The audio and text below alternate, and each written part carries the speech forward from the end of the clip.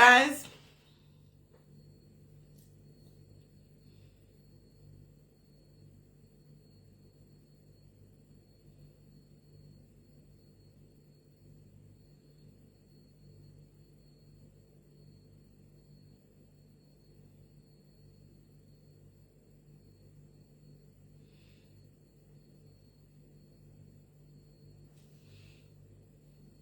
Like guys, but I don't.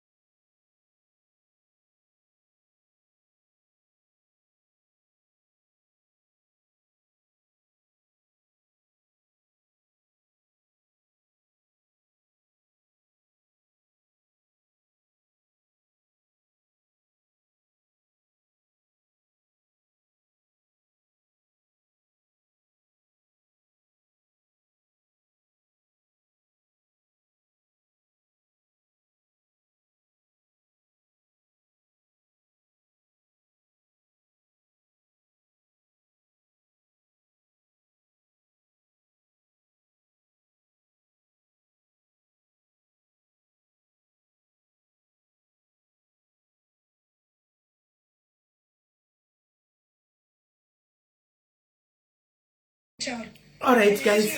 And this akuna munafona. Hi Femi. Akuna munafona guys. Ma audio and tuone iko zvino saka ndikuterera ma audio. Anyway, miraitinzwe. Masquera say guys, Masquera say guys, are you good? Muri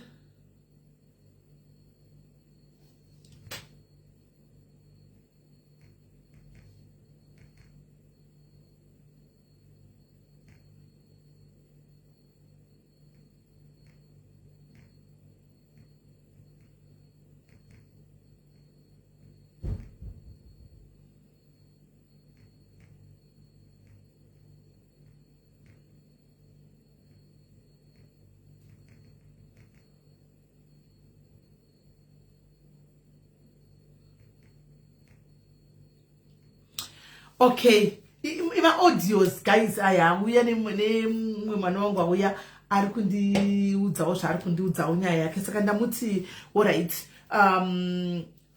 angachinditsanangurira zvaari kunditsanangurira nemwe audio anenge arikuda ari kutochema or something saka ndamuti rega ndigomufonera right ndisati ndataura panyaya yake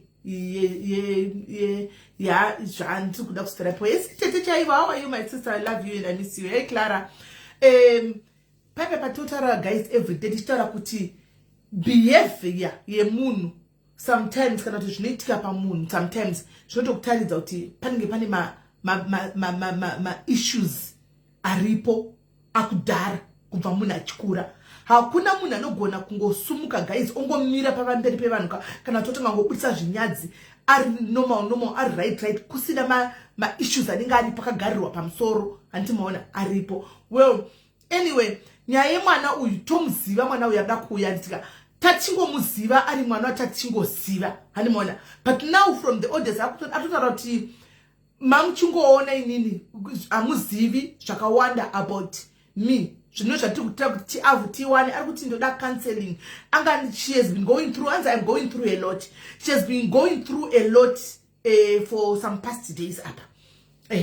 Achita through a lot. Saka isusu tachingoonao zvatisingatozivi guys kuti up until akutaura ma-audios right now hanimona. Saka todzokera back pamene zvatachingokudza guys akuna munhu enda zvinhu zvokupenga asina ma-issues inema. Munhu ukaona mukatondiona ndakukurira hembe guys ndichibudisa pamberi pangu apa kana kuti ndichienda ndakapfeka bhurugwa kana penti guys hakuna musoro mangu mune zvinenge zvitoitika. Hazvisi hakuna munhu anongofuma mangwana zvinhu zvese ungori right ungori bo wongosimuka kudai wongomira wongoti murandi right gumbo nyangu kana kuti zvinyadzi hakuna. Unenge uchitodhila nema inside issues kumunhu iyeye amunenge musingatozivi. Imi munongoona munhu ari kungotaura, munhu ari kungokunakidzai anotori broken munhu iyeye. The person is broken inside hanimona. Anyway, saka I'm going to call her antika tonzwa hedu tobatsirana naye mwana kuti chingave chino tatora. Let me not narrate zvinhu zvataura iye ozotaura chi ega hanimona kuti chiri kuitika. Asi tikuda kucontinue Hydre, tikuda kucontinue guys nenyaya yedu. Yes Louisa, nenyaya yedu iya yataitaura kusira nesuro. Trauma response iriko masivanda kandi kungoti pa social media ti understand a lot of people are moving ne trauma response iyoyi. A lot of people tiri kuvaomberera maoko, tiri kunakigwa, tiri kuvapa masters, tiri kuvapa mari ne trauma response. We are feeding the disease that is in them. It's a disease iri mavari. Iwo uri munhu akati gwakagara ipapa guys andimona akagara ipapapo mukada kutanga kutsvaga kuti munhu chiri kuitika pamunhu handisika mukati memunhu chiri kuitika mukati make chii handimona. Munowana mine zvinhu zvakawanda zvinenge zviripo, zvinhu zvakawandisa zvinenge zvirimo zvisina kudhiliwa nazvo handimona. Kazhinji kacho zvinotangira pasi ari mwana hazvingozotangiwa kura. Ari pasari mwana akatsinkira umwe anenge akabatwa nachibharo akadzi achitaurwe zvikagarirwa pamusoro akatsikirigwa family ikatsikirira kuti hazvitaurwe handika mwana yabhati remember paunokura unotriga zvinhu zvakauri padiki uri mwana mudiki zvinhu zvaiitika kudhara zvinodzoka back handimaona zvichidzoka back kudaro zvinokutriga iwewe zvakutriga iwewe manje hazvitaurika hazvina kutaurwa panguva iyoyo zvinotokuaffecta ende zvinokura zvichitongokuita zvazvinoita. The same applies even tokutaura zvepasocial media because ndopatenge tichingori handika zvakawanda handisika zvinhu zvakawandisa zvinototiga trauma iyoyi yekukura nayo zvakawanda zvinenge zvichiitika. Kune vamwe vanenge vachifamba chitokwenyedzera chekukwenyedzera kukukwenyedzera kuti vanhu uyu vanhu ava ngavatukane vanhu ava ngavarovane urikandidaiso ukatsvaga hakuna drama. Trauma unayo trauma, you've got trauma, trauma. Go and search inside. You are not fool handimaona right. The same applies even kunonzi utsinye munhu wese apa anoita utsinye. At some point takaitaura utsinye munhu wese akaita utsinye handimaona. At some point pane pamwe pokutoti whether spotlight or not handiona. Kazhinji kacho zvimwe zvokuti tiri kunakirwa kana kuti tiri kudai, but kune zvimwe zvotungasasana kuti no childhood trauma. Zvikuru sei vana vakanenge vakakura baba namai vasi pamwe chete handimaona. Pane trauma inenge yakakura zvikuru sei inenge iripo. Kwenda zvokuti mumwe munhu akakura maybe mai vaivepo but mai vaingosiya vana vachienda kwavanoenda, pane trauma iripo. Kana kuti vana vakakura chiregwa nababa handimaona. Mai vasipo papa ne void ramai handimaona. Papa ne void ramai pane zvone trauma inenge itoripo hanimona kana kuti pane zvakaitika kuma-issues mwandari mudiki vabereki vese varipo hanimona asi vakati ngazvitaurwe zvakadai so zvinotoningirira zvinotokwanisa kuti zviite paite problem ipapo handi mazviona saka zvinhu zvakawanda zvinoita kuti trauma iyi ikwanise chidini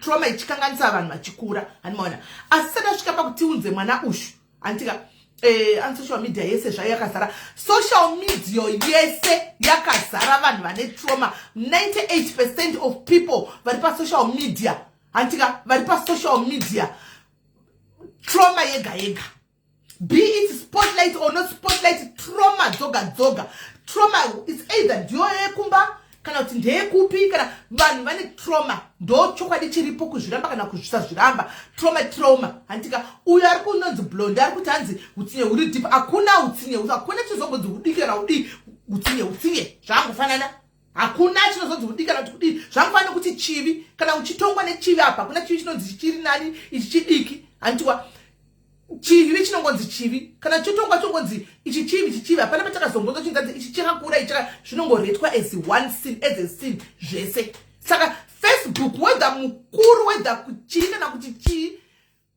trauma vanhu vazhinji vakazara netrauma kutaura chokwadi kungoti malevhu ekupenga ndo anozosiyana malevels ekupenga anozosiyana but trauma munhu wese anenge hanzi inonzi mental snap okay tikudzidzawo kuna anzi naAngela inonzi mental snap hatizozivi hedu hanzi saka ngativheke pamedia pacho well you can go iwewe yako protect your own trauma enda isu tombosara nedzedu kana tazofungawo kuda kuendawo tozoteverawo tichinda takadaro handisika right hanzi unoona mucomment section munhu akungotukirira ndo trauma dzacho ukangounderstanda kuti unodila munhu besides hanzi mental snap is not medical, it's very dangerous. Rigatimbonzwa Angela. It seems as if she's going to teach us. I was just researching about it. She's research her own, she's research Nesura Chishtan Saka, the kind shocking things. And then I know that Saka someone come on, don't want to put him on because it's a lot. I'm gonna Google because hello, my dear. Hello, Smelly and Sudan Google Gar. Don't go see me, but trauma. So I think Pamwanos maybe not going to Kangan but inons mental snap. Mental snap, I see illness. Yakasiana neji depression nijime. But iyo iri more harmful. Unogona kutenda kuma doctors, uno test one brain, everything. Unotoonekwa medical. Uri right. So mental snap mashandira inoita ndeyekuti zvamuri kutaura izvozvo zvetrauma. So mental snap inenge iri like patrauma paipa izvinhu zvinenge zvakasangana newe ndo zvaunenge uchitya. Kana munhu ane inonzi mental snap anenge ari always protective, anoda kuzviprotecta, anoda kuzvidzivirira mukurwadziswa kana mukurwadziwa, haadi chinhu chinomuaffecta. And the more yaanoona munhu akamurwadzisa, the more she gets more traumatized or he gets more traumatized. So ndo vanhu vaya vari very harmful bekuti anozosvika paextend yekuti vari threat kuzviuraya, masuicidal, kuuraya even vanhu vari around ivo because munhu anenge ane trauma. So kana munhu ane mental snap, chinhu chese chinoitika paari ari quickly kuda kuattack because why? That trauma ndinenge chishanda maari. Saka munhu anorapwa nemapiritsi atori much better pane ane mental snap because mental snap also haipere nemapiritsi. Inopera with love and care and surrounded by people vanenge vachikupa good vibes, love, protection. Saka that's what I wanted also to add on that. Kuti mental snap itori more dangerous than mapiritsi anonwiwa nevanhu. Because with mental snap inotokuita kuti ufunge kuzviuraya. Unenge uchingofila kuti ndindega life iyi haisikuita. Saka chinhu chinoitika nemental snap ndeye yamunoona yekuti munhu anenge ane hasha all the times. Ndakada kungonzi Angela chakati ndiri easily to defend myself because ndozvinenge zvichiitika pauri munhu. Saka vanhu ngavacherechedze, haisi nyaya chete yekuti munhu ari kupenga. Inyaya yekutoti trauma iyoyo inokonzera that mental snap iyoyo, ene ndo yachona inofanira kuongororwa nevazhinji. I think ndo yatakatakura vanhu vazhinji than madepression mamwe ese atinozotaura. Unozopinda mudepression and all that, but kana uri mustage yemental snap utori very dangerous, uri more very dangerous to anyone ari around you, as long uchizoshaya rudo uchitadza kubatsirwa from the trauma yakuita kuti uve mumental snap imomo, you'll be very dangerous. Saka izvozvo I think also people they have to... munhu anenge asingade vanhu unozowana love yei, because wati munhu anoda kuwana love anoda kunga unozopuwa love yacho stay iwo when you are uri munhu asingade vanhu. Okay, so zvinoitika zviye sisimele handiti once I'm on mental snap handitika problem ilipo ndekuti vanhu vari around nini vanenge vachifunga kuti ndiri munhu akavenga vanhu because of that condition iyoyo. Unenge utori munhu ari mutrauma yekuti haukwanise kuzivikanwa paumire because of that situation. Munzwisisa. Saka it's very difficult kuti munhu iyeye umupe rudo kana kuti umuti anopiwa sei rudo, because iyewo anenge atori nefear iri maari. What works more in the person, it's fear iri maari. Then vanhu vaive vanofanira kunga achida vachimuda achivadzosera rudo, maybe some of the people ndo vakatocontributor in trauma. Saka zvinogona kuti izvezvi ndiri kuita zvinhu zvekuti sisimeli ndiri kuita kunge ndisiri kuda vanhu, then people they'll start to question kuti uyu ari kuzvifambisa sei. Mukubvunza imomo some people they even question nenzira inotrigger again to the situation. Saka munozati chisisimeli ka ndosaka pepepa chingonzi always be good, nekuve uri pavanhu vanokupa ma-good vibes. Always try kuve nevanhu vanomotivata in the positive way. That will help much to reduce whatever zvinenge zviri pamunhu, because no one can tell kuti mental snap, because a lot of people we don't know much about all those things. Unless wazonzwisisa ma situation yekuti people they've got some trauma avanoita go through it. Ndosandiri kuti pepe zvakafanana nemunhu wekuti munoona munhu anoti ndoda kuzviuraya, ndoda commit suicide, ndatambura, anochema 24/7, munenge muchitadza kunzwisisa kuti ari sei. Vanobva vamanyira kuti kutopenga uyu madrugs aya. No, ane trauma iri kutoita kuti ave nefear yekuti even sisimeli, if I think about my past, ndinototya kuudza even munhu because ndichajajwa, ndakajajwa futi ndane imwe fear more. So zvinoramba zvichingokwira kuti the more yaunoda kutrya kuassociata even nevamwe vanhu, the fear keeps growing, inokwira more and more, because unenge uchishaya vanhu varivo vanokwanisa kukubudisa mazviri.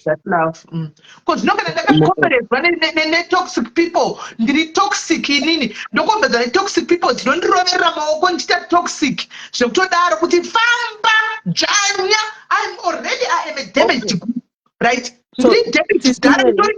Chigunduru condemn antika pati zvangu trauma rangu dzihombe, and then the people that are surrounding me vane matraumas avo, they are finding pleasure and entertainment and joy in what I'm doing, and then they'll come and famba ndizvo.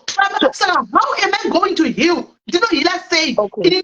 So Sisimeli, this is the thing now. I think chinozotirasa vanhu vazhinji, when you're in a situation we become overwhelmed. Murukunzwisisa. The moment yauno overwhelmed, the moment yauno overwhelmed in a situation, you lose control. Murukuzviona. So first thing, I understand we need people. But mukada kuzvicherechedza, even mukaenda kuchipatara kune vanhu vazhinji vanorapwa mental health chaiyo, which I even also was part of it. Ivo madoctors chaivo, when I even depressed uchipiwa mapirisi aya, they will actually explain to you kuti, you know what, we are just trying kukupa supplements, but the biggest supplement, it's you. So zvinhu zvese it's in the mind, your emotions. We have ma problems mahombe ndeyekuti tinoshandisa ma-emotions in most of the thing. We don't think, we don't calm. Hatizvipe nguva yekufunga, you know. And hatizvipe nguva yekuti chinhu chinouya chinogona kupera kana kuti chinodzoka kana kuti chinobuda muupenyu. We are easily to be emotional in every situation. Saka the moment yaunotove overwhelmed Sismeli, you will not think straight. Wakutanga kufunga futi unodzokera ku that same mental snap here yekuti unoona sewako attackwa. When you become more overwhelmed, you feel like you are being attacked. Wafila kuti being attacked, you lose control. When you lose control, wapushwa that button now yekuti wakuita say ndopa wakubesta pai uri kuda kuretaliate kana kudavira to justify yourself. Saka there is danger in everything. Justifying yourself, retaliate, kupindura, dangerous. Kupindura is dangerous. It's all harmful to you. Saka ndozvinhu zvatisingazive. I think vanhu isusu we need to learn also more on meditating on things that benefits us. Ndo chinhu chihombe. If you don't meditate on the good things, nezvinhu zviri positive in life, you always have that a downfall. Inotouya. So some of the things we contribute.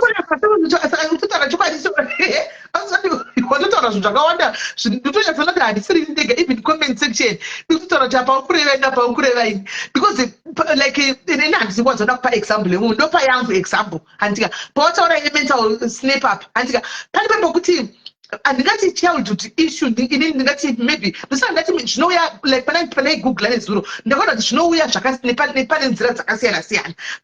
when I Google trigger and things like that. Like imagine in patch up and melt breakdown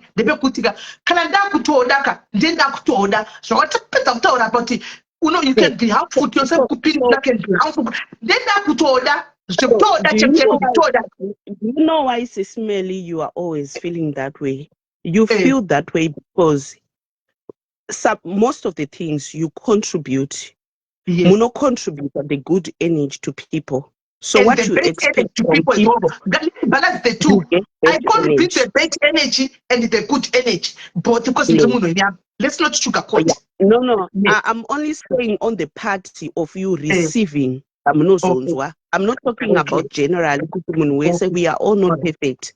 I'm talking why that snap and the trauma and comes back again.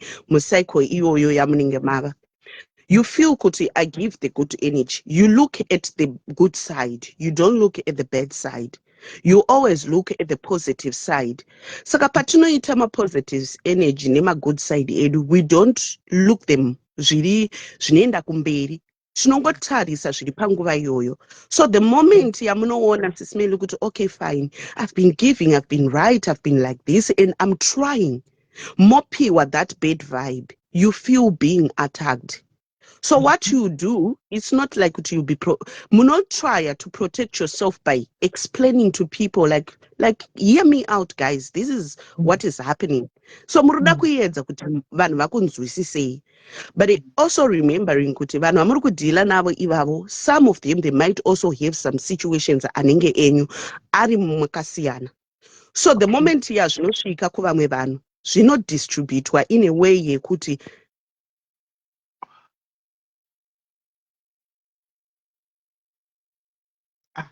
Adona, tatikudzidza naini guys. Kuyazosvika kutopic sei ndaibisire nyaya yedu. Kutopic yaenda kusei naini.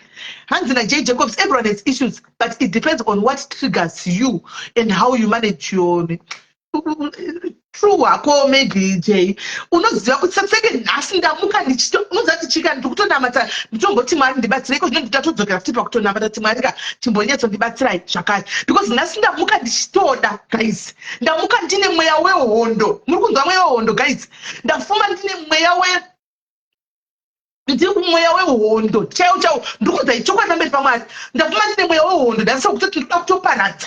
Ndanditone mweya wehondo ndatanga zvudza kuti I'm not breaking down, guys. To put an eye for an eye, and to put my pen because all the time, no, nyarara, did the pega say nyarara for the sake of this, for the what am I going to say? What am I going to say? What's about nyarara and one? But when the book to subscribe, you know what? The total lesson, literally fighting mood. Can I do one? Marcus, the Macha, but literally gear of Totica, super Kutongo fee, what can I pass to go up and go and one. And in a light way, hapana. Guys, that day, hapana. That way, hapana. In my mind, I'm going to start the particular one. I'm going to jaira. So, Musuma mangu, Sarandega, Kona Zoka, Angela Zoka. Kunambo jairi kwa kunambo vanhu kunambo zvitakapfeka kunambo nokuti vanhu zvisikana tina penzi saka just because takanyarara tigoni kutaura ka it has to come back.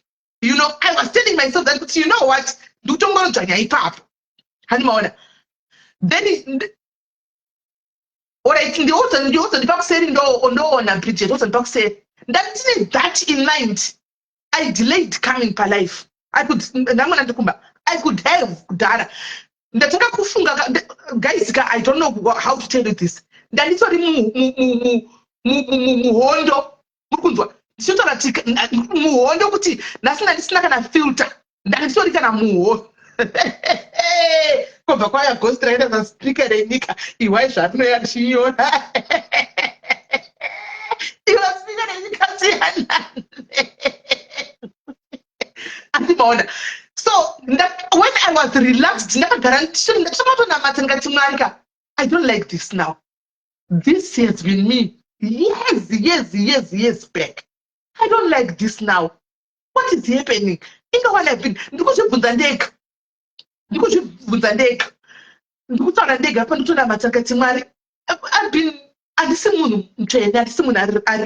perfect.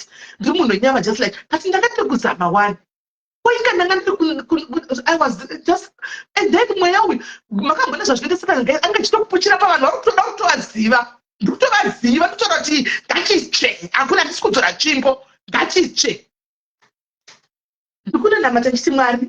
was on the verge of Matachi. Mukoma wangu alitara naye so hapa anongotora sense dzakachinidzora so I was on the verge mira city mira ndiswe vandoda kusvika I was on the verge of calling him ndikati but inguva iko ari kwezvinezvi ndisasati empire tine guest readers tikungotaura nyaya zvazviri we just talking saka ndiri kuda ndobva ndaita audio from Norway guys an audio came apana chandanzwa ndikumuka guys mukunzwa pandutaura kuti ndikuagreea napola apana chandanzwa apana chandaona handambota kana pafacebook ndofani maona kuti first post yangu ndaposta ndatoposta very late hanimaona ndeye basi zvangobuda zviri mupfungwa mangu hanimaona ndabva ndasaka kunetsana ndoga nepfungwa dzangu chiti Mwari no God no ndini uchu then from somewhere guys from Norway pabva pauya I understand. No, I'm just narrator, guys. I'm just narrating you. Zvaitika. Ani ndongo ndichikudzai ndoga. Hani ndongo ndichikudzai ndoga, guys. Saka ndiri kuda kuti ndichingokudzai zvinenge zvangoyi zvaitika ipapo zvandafuma ndiri zvese varanhasi. Ndira nditsvage audio iri kupi.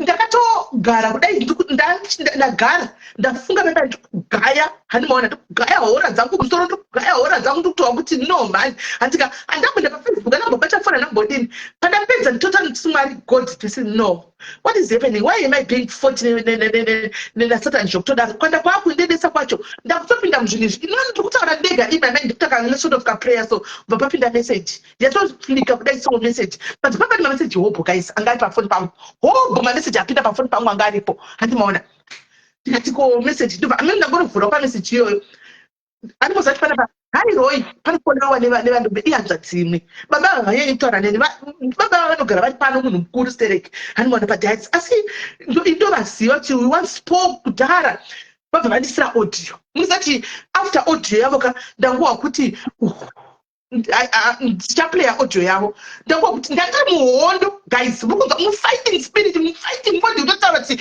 you know what apana zvakatongofanana this time ka let's see kutosvika kupi baba yabva angouya ndiri muhonda pa ndikuti apa ndoga ndikuti gochitafira mwari kuti but God I don't want this man ndozvandakatiza mwari I'm trying one pfungwa idzi dziri kubva kupi because chii chiri kuitika what is going on ndikuti ndega paya baba vayabva vauya havo vandisira voice note guys vapedza kusa voice note ramboza ndangoti mwari ka maita henyu mwari makanaka ngaitaura chokwadi ndanga ndiri kungouya nehondo handisiri kuziva kuti ndei kutaura chokwadi handisiri kuziva ndei chii handinamboenda pasocial media handisina ndadini zvinotozvivatira ed kuti nditi zvinhu zvavo zviri kubva nekupika I don't know so zvekutaurwa zvitogwa naangela ka kutaura chokwadi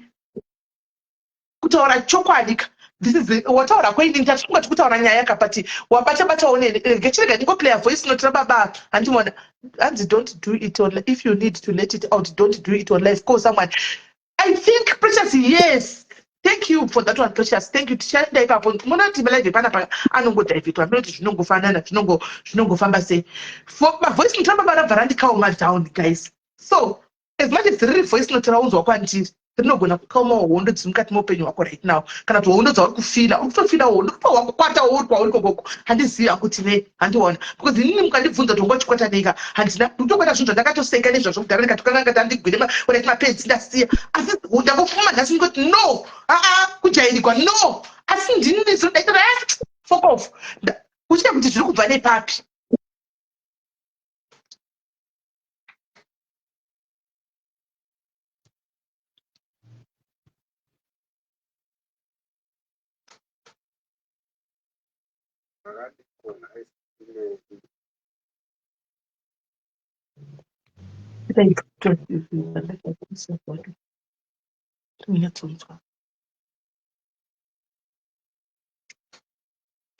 ndakatobatikana izvozvi so kuzosvika pakumboti ndimbotaurawo nemi ndini mudharawo yawo kumboti ndokwenda kuEast London wati ndichikumbira kuti pana angandibatsirawo here kuita zvenyuchi zvikapfuura hazvo izvozvo right nyaya yandinayo ndeye vanhu ava vamuri kunetsana navavo muri munhu anozikanwa imimi vaya vanhu havatombozikanwa vanotozikanwa pano pamasocial media apa ini maakuzikanwa zvokuti dai muri mumwe munhu mambozama kubudana nevanhu ivavo zvamuchose hwani chechi2 ndaikumbirisa kuti mumboadhiresa kuvanhu kuti veduwe anzwa chandichirehwa anzwa ndichiitwa sei usataure nezvazvo kwandiri gara nazvo zvaunenge wanzwa izvozvo munhu nekuti apa ndichiteerera nyaya yenyu kuti nyaya makatoenzwa makarara nenguva dzacho dzanga dzisaiti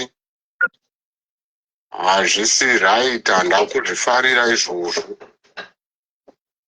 dzidzisai vanhu venyu ivavo vakakuudzai kuti sisimeri muri kurehwa kwakati kuti vakanzwa chavanzwa ngavasiye zvakadaro nokuti vanhu vamuri kudhila navava tikatarisa kuti mbiri yavo ndeyei imbiri yekushaudha imi muri munhu anozivikanwa kuZimbabwe nyangwe nemapurisa vakuru vemapurisa chaivo vanotokuzivai munogara muchifonerana navo tichitozvinzwa munoita zvinhu zvakasiyana pamwe chete napete tiudha tinotokuverengai kuti muri hiro remuZimbabwe mimi mbiri yenyu kana musingazvizivi kuti motone mbiri muZimbabwe kuti muri munhu anobatsira saka chandaikumbirisa imbosiyanai zvokuti nyangwe mukashaudwa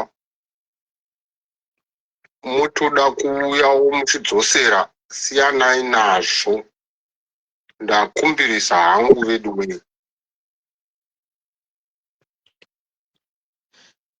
apa ndikukudzai kuti guys ndamuka ndine hondo ndandosaka ndangofila kuti let me just share with you ndine hondo chete muzati madziva pfuura apa vanhu vakazara kuseri kwangu kuka I think manga muchiuya kuseri female please ndoti all right 2 minutes mona ndakanda chira handimaona muti mamatotadza kuti modini mamatoshaya kuti mondita sei vakawanda vachinji mamuzere kuseriko nditonomona baba futi vakandifone vana baba vari muno mu UK vakandifonera muno mu UK vakandifonera kanimona but then amona ndangotenda Mwari so ndopona ndakagara chiti ndandotonetseka ndikati Mwari but what is going on man what is ndikunamata zvishoma ndatobuda kaini mukunamata like pangotanga zvinhu ndangoedzwa sekutamba sekuseka ndikatoerera handina kana kutobva kunamata yapapapapa nekuti ndakatova kuti ndatobuda ndatodai kanimona apa ndakuka ndine musindo guys ndine musindo ndega like I was like you know what these people ndikutovada zvokutodaro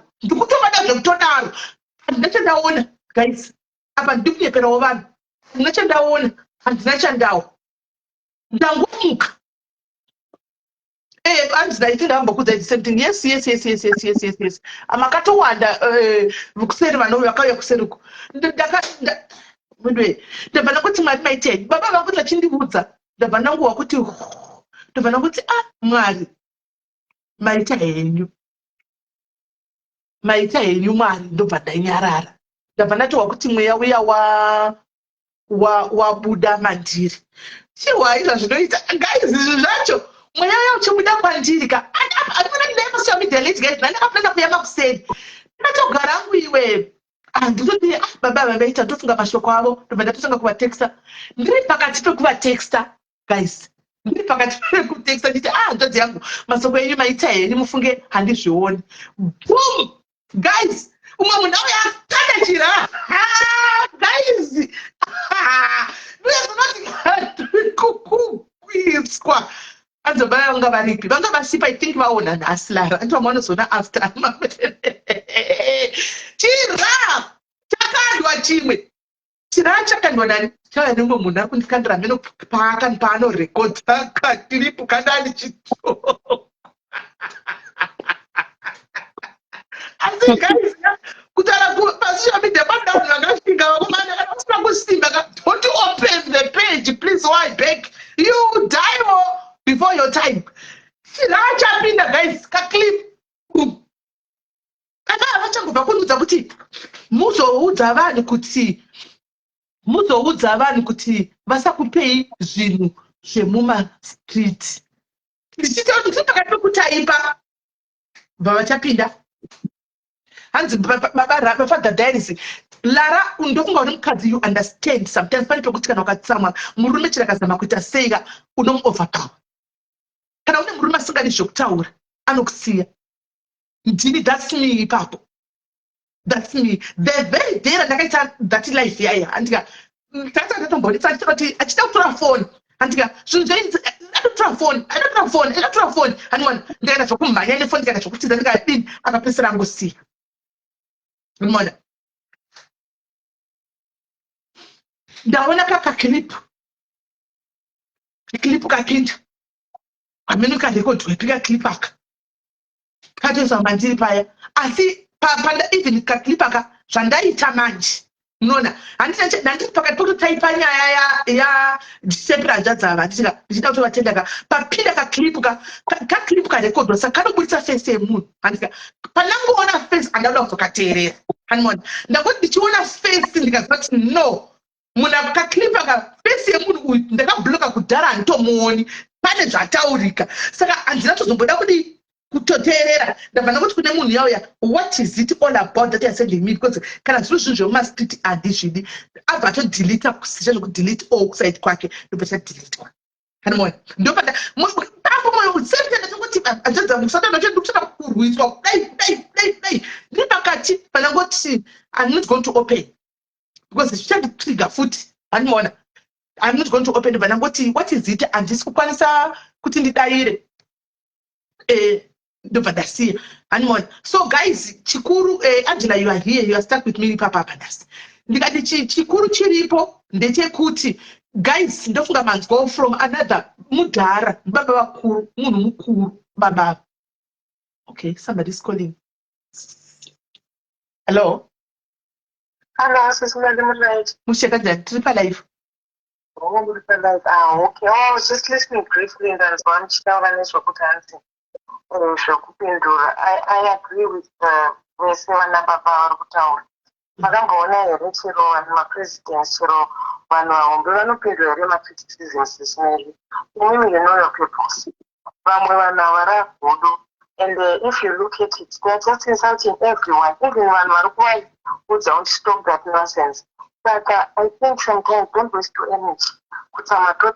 Yes, we are 300%. Focus. Nyoza muno anotsamwa akasapindurwa. Ndozvo acho izvozvo. So please, do your purpose. Nemazvo, shine. Don't worry. Chichi chavanotara kushata yekwavo. Kuzazvara yekwavo. Mwari ndewekutese. You have your purpose. You have your family and your children and your husband that loves you. You may say is not drama. And look at those people, they are miserable, coming from broken families. My childhood trauma, but don't pay attention whatsoever. Thank you. Right. Thank you very much, Kola. Thank you very much. Right. Saka ndabandango non-stop feeding. Ndabandango andaona face yemunhu ndikati munhu ndakamublock. Munhu obviously chingauya kwandiri chingabuda kumunhu uyu. Hapana.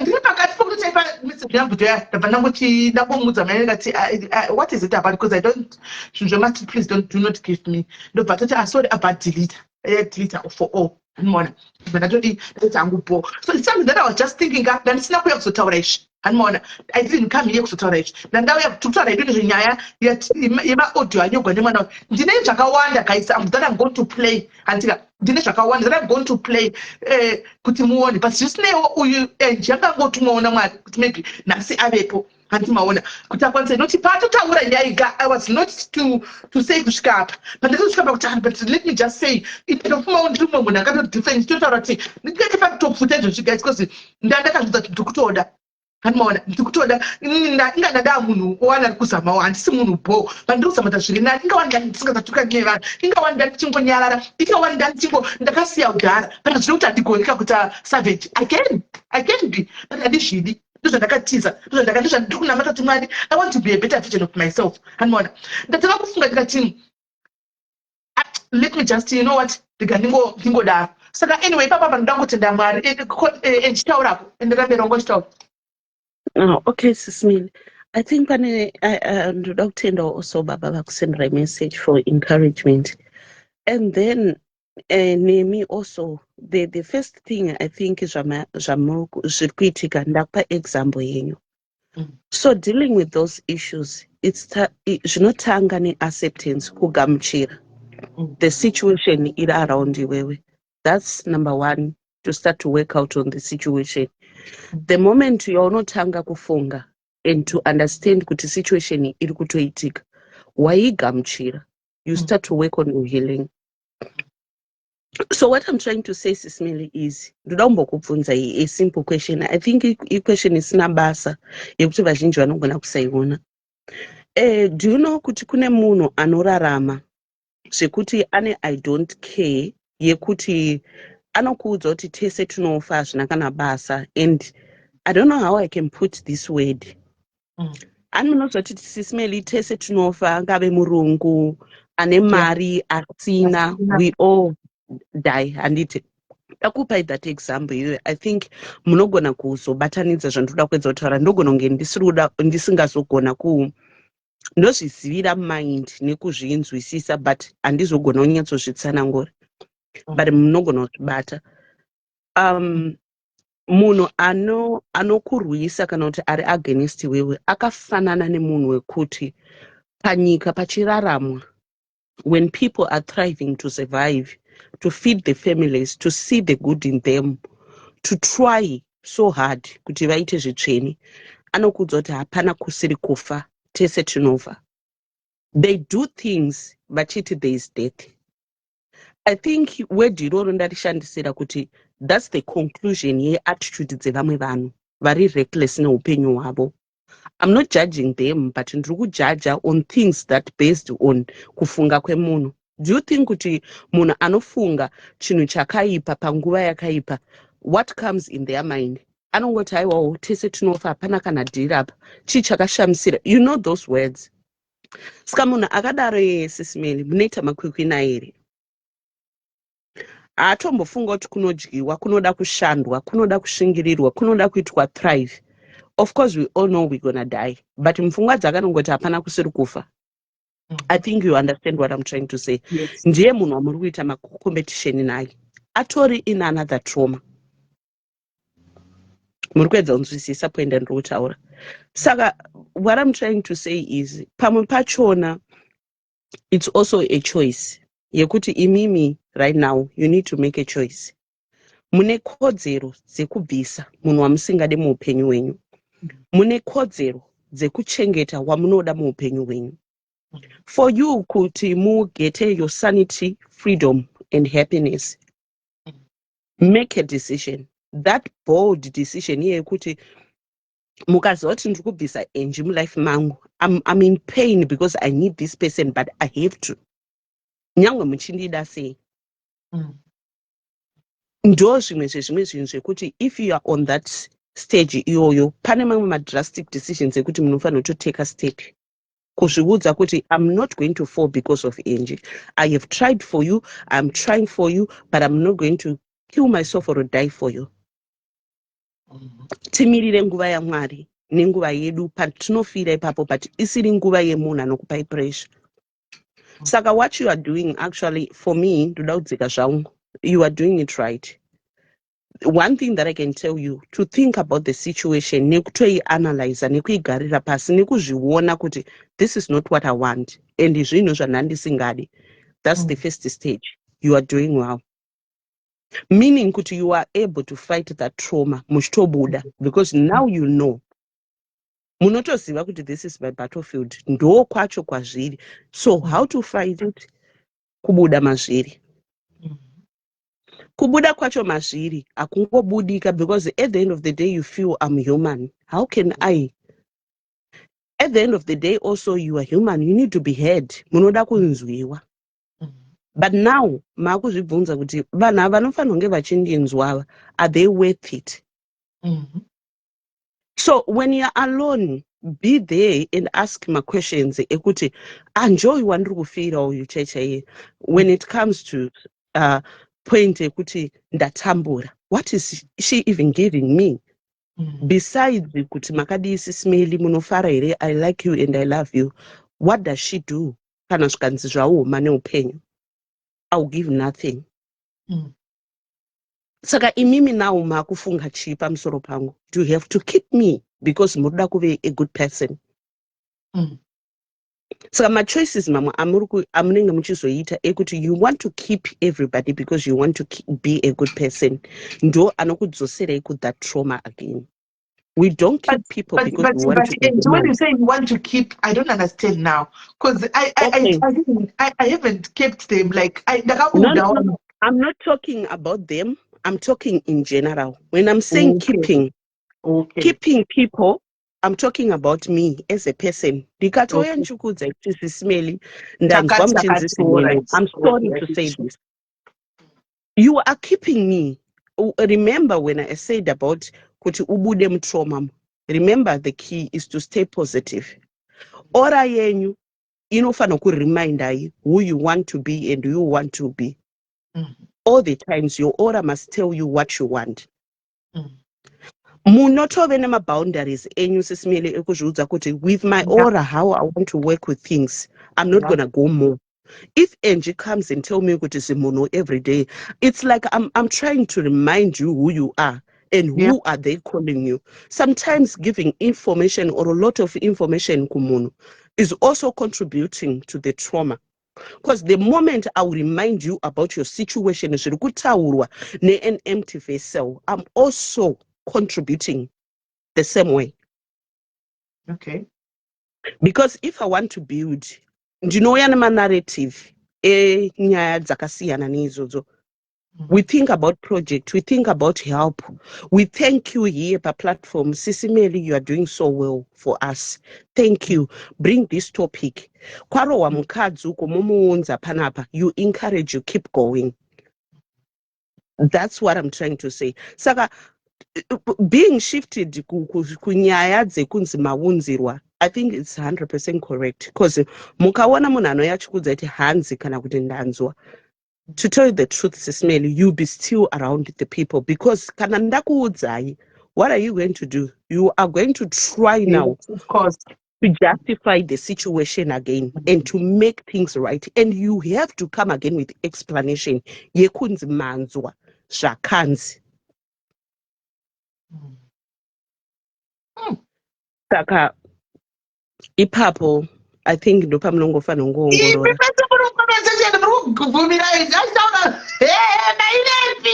Guys.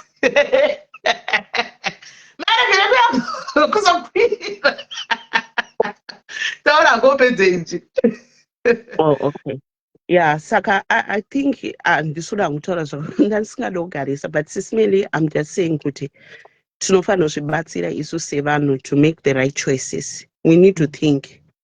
Muzvese zvatinoita, ingave ma-public relationships atinawo, mungave mudzimba, anything, kubatanidzira nezvese zvinongoitwa pamusoro peupenyu hwemunhu. Ngati analyze kufunga kuona kuti chii chinotibatsira ende chinotikoshera muupenyu hwatinorarama. Handisi kuti vanhu havana kukosha. Mangwana ini munogona kundida futi. But ndiri kuedza kutaura kuti munhu anenge akangoipa anongooneka. Whether mangwana uchamuda, you won't be alone. One thing that you need to know is mukabuditsa munhu anokupai negative energy Sismeli, there are better people kumberi uko. Ndo fear yakazara matiri yekuti tinenge tichiona kunge vanhu vakatibatsira padiki vai vakatitira zvihombe, but ndo vanotobloka vanhu vari kumberi kwedu kune zvihombe zvakatimirira. The moment yamunotanga kunzwa hana ichirova muchidumbirwa zvichiwanda musoro nemupfungwa nemundangariro, that's the moment you need to know kuti no. This is the time that I need to be me. This is my time now. Because kana utori right, Sismeli, your mind will be free. Your heart will be free. Even your steps, ma steps ako nano dzako chaidzo. Dzinokuudza kuti nano dzangu idzi dzine utano. But the moment yamunonzwa gotsi richirema, even pasina ari kufamba pamuri, the moment yamunonzwa imba yamuri ine maungira, even musina munhu, musina chinoitisa maungira makazara zvinhu mumba, you need to check kuti no, it's not okay. Sismeli, I can give you even my example in Chidzika. We are only two in my family. With my sister, most people, they know my story. I've cut the ties. Not because I don't love her. I love her from a distance, but I've cut the ties for peace. Ndine my cousins angu inini. I'll give you an example. I think one of my cousins, anofarira Facebook, anogona kutondinzwa because anondiziva. I've been on her back all the times. A lot of things, right, come life make. She's one of the person who anouya achingokuudza kuti every day umuudze kuti makorokoto. There was a time yandaive musituation. I went to her. Akatanga kundi explainera zvanisina kunzwisisa. Sismeli, I didn't feel bad, but one thing that I said to myself, ndakazviudza ndikati no. Do you know what she make me kuti ndive to tend to? Ndakatanga kufila kunge I was a witch. Ndakave neruchiva. And the people that were around me, ndakavaudza kuti, you know what? This cousin of mine have made me a witch, and I'm really feeling like I'm a witch because ndatove muroyi. Kusafarira zvakanaka zvake kwaisave kuti ndaisafarira, but ndandave munhu wekuti ndanda kubatikana aindipa pressure yekuti ndakatanga kuve neruchiva godo kuyemura zvakanaka zvake sezvinonzi kuipa kwezvangu ane zvaari kucontribute. Munhu akadaro, I don't need them mulife mangu. I cut off. I cut off because I didn't want to hurt that person because I was gonna hate her. Saka only process yakadaro Sismeli kana kunganga unoenda kubatirwa mushonga unobatirwa. Some people they send us to do things. Saka situation yakaitika recently mulife mangu iwe. I felt bad Sismeli ndaisarara. To those maybe vaisanzwisisa nyaya yangu vakatadza kuzvinzwisisa kuti why I was saying that, and I even explained to them until vazondiudza kuti I'll give you one example yenyaya yake. akakweretesa mari kusaidi rekwandaivi, then akuda mari yake. Musi wepayday rangu akandifonera akanditi nditumire mari exactly the amount yanga akakweretesa kuvamwe vanhu yaiti vazomupa. Then ndobva ndamuti handina mari, zvikanzi ndisire mari mako, inini manje ndozonokolekta yezvikwereti zvake. That's how maisiro akandiita mulife make. Maybe munogona kusainzwisisa matauriro andaiita, but ndo pakabva pandiudza kuti no, this is not what I want. And at that day Sisimeli ndakazviona kuti now ndamuroi, because ndakasara ndakabatikana kuti salary yangu ndoyo ndokupa kureplace chikwereti chako, nyangwe zvikanzi ndinozoipiwa. Haana kundifungira upenyu hwangu, akafungira kusaidi rake, of which tine zvimwe zvaaita kumashure. I'm not saying kuti also ndaimutadzira. So sometimes vanhu vari surrounded nesu Sisimeli vanogona kuti betseredza to be toxic as well. If you don't watch closely vanhu vari around newe, unogona kungoona nguva dzese semunhu anokanganisa, seanotadza, nekuti nguva dzako dzizhinji unenge wapa kuda kuexplaina, pakuda kuti unzwisiswe, pakuda kuti vanhu vakuone side rako reuipi nerekunaka kwako. So which will become that thing yoyo. And kana wasvizopinda panazokudza ipepe kuti unozosvika pa-mental snap, isiri iyo yekuti uri kurwara. Mental snap aito kuchipatara vanotokudza kuti you are very fine, but uri munhu anenge achitotyisa, because pfungwa dzako dzese dzinenge dziri pfungwa dzekuti chese chandaitwa naAngela I'm ready to attack. Yeah. So ipapo manje inyaya yekuti tinocontributirwa zvimwe zvinhu. That's why mama muchizobvunza kuti ndinozviona sei kuti munhu handidi. Zvinooneka Sisimeli, but we ignore. We turn a blind eye because tinenge tichida kuti tisaputse relationships. What we believe as human is to create relationships and to keep people. Sevanhu tinobelieve kuti tinoda kuumba ukama. But it's not everybody anoda kuumba ukama. Saka tikangonzwisisa izvozvo, we all maybe going to be okay. But one thing that I can tell you Sisimeli, musatamba nechinhu chinonzi mental snap. You can, munhu anogona kutofunga kuzviuraya, kuuraya ari panext pake. Mumwe chaiye ari kana ungatove ticha chaiyo unogona kana kutotora tsono ukabaya vana vese ukavaisa ropa rako ukavanwisa. You know all those stupid things that you see people will be talking about kuti aizonwisa mwana ropa, aizotora pedi rake achibika. Those are mental snap. Saka zvinhu izvozvo zvinoitika but vanhu hatizviongorori. Saka I think naiwawo Sisimeli rega ndikusiye ndinonotenga mvura kusati kwavharwa mashores. Thank you very much. You don't know how helpful you were. Look at the comments. You didn't only speak to me. You spoke to so many people in the comment section. We also took through the comments. Thank you very much. God bless you. Thank you very much. Thank you so much. Guys, amen. Guys, taudzwa. But anyway, amen. Taudzwa, guys. Still, zvema mental snapish. Kuti unodosnepa namwari usingatozivi kuti zviri kufamba sei, kana kuti zvesitatenda, kana kuti zviri kudii, uchitofunga kuti nditori in the right and what not. But chikuru hangu ini kusaidi kwangu chikuru chandangodzidza ndechekuti mazvihwira pavoice note apa guys, vanenge vaona mastreet zvinhu zvavanenge vaona, please do not bring them to me, don't bring them to my WhatsApp. Anditika endai munonakigwa nendatement ndikongonakigwa stereki morega kuti ndizoona, nokuti ndo matrigger mamwe achiwaya, nokuti kana uchinyatsofanira guys, you don't want me to ndizodzoka nditange kuita benzi, hanimona nditange kunyatsoita benzi kuti ndatoibenzika, ndatoisasika munhu asina kukwana, tichatongofanana. Handivaona guys, you wouldn't want that, hanimona. And the two chimwe chinhu guys, anoda kuedza kukusekesai guys. Munoziva kuti all along apa I underestimated myself. Kwemi guys, munoita muchindiudza, I underestimated myself. Kwemi ndaingoona munoziva kuti but even the past 2 days tika hameno pane rimwe ghost ranoziva rakandivenga zvisingaiti regai ngotaura nezita rinonzi jitau so ghost iroro ndoziva ghost iroro rakatondivenga zvisingatoiti ghost hameno koko ghost iroro nezvirutakudhumana but now riblocker for some reasons akanoti takariblocker kupage handinozati vanhu vakwanda vakablocker kupage homboko kupage diki saka unozoziva ndiani unozongoona wakufunga kuti wogara munhu uyu kana uchiblocker waudii just in a blind assessment. Yeah. Also, what you can tasangana comment section. Tasangana comment section.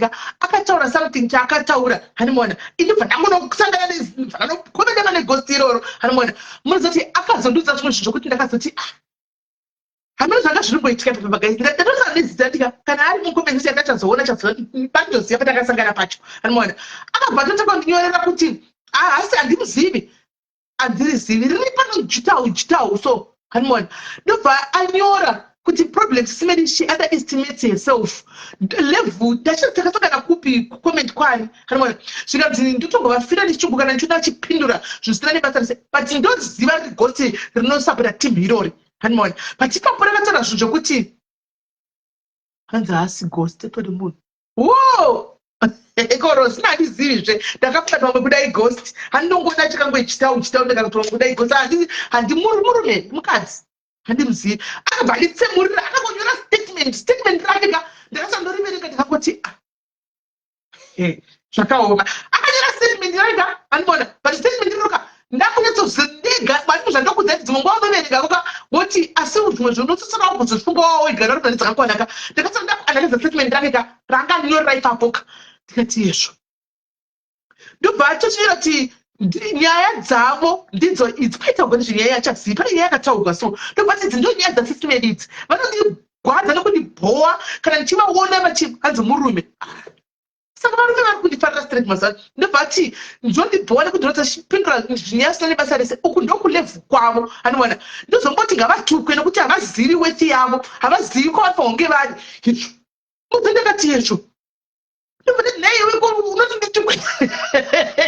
iwe siyana neni hanimona ndobva toti matouya ho handimuzivi zvendokufunga tii ghost izvi hanimona ndobva tozoti chiregai ndichokuudzai hamuzivi handika munofanira kudai masti ndobva tava kunditsemurira aipapo kajitauka ndakazosvika ndikazomuti waita hako ndakazopindura ndakazodaverekaka ndobva ndati yanzi yave nyaya yali here blessing wakaiona nyaya I think so ndobva ndati waita hako ufunge ndatisingadi ndandambozvitora nenzira iyoyo ndasingatombozivi kuti hanzi I saw his comments ndasingatombozivi kuti ndo panevhu racho guys problem akoros ini ndombotora kuti takangofanana naomi vedu ava masocialite tongotamba zvakafanana takangoyamba nokuzongofara tichingotaura nyaya tichingodii I've had this life. I do apologize. I don't know, message I do apologize. Okay, I'll check. So I think so. They just did it, but you wrote that out time so in the party. Sorry, sorry, guys. I'd like to apologize today. Guys,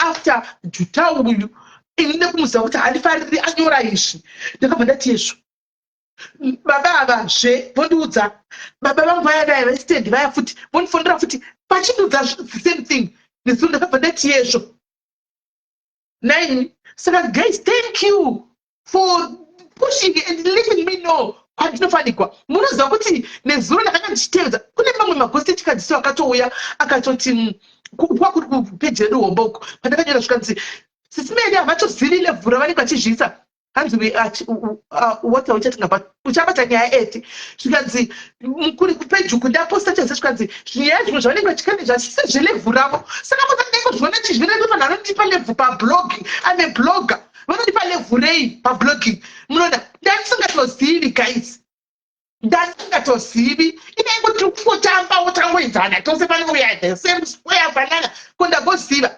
handakuziva hani mazviona Zvikati zvinyaya zvinhu zvandinoti ini handidi chingoti zviri kutenderawo nyaya kupeji rombo kuti vanhu vanaseke vava engagement ndokutorawo kwandenda zvoona ndokukandawo chakadaro ano machiona kufacebook kwese hamuna kukomplaina chazouya masimeni makomplaini sisimeni mimava muposta zvinhu zvakadai saka zvaitondinesa pfungwa makuti kuda kundijairira here kuti nini handina kuposta zvinhu izvo tatenderera kwese kwenini mamwe ndini nabanasti kuchiposta mondirambisa kuposta ndasingatozivi guys kuti level harichabvumiri kungononga zvose guys uchingoposta kondaanambozviziva here naye asikana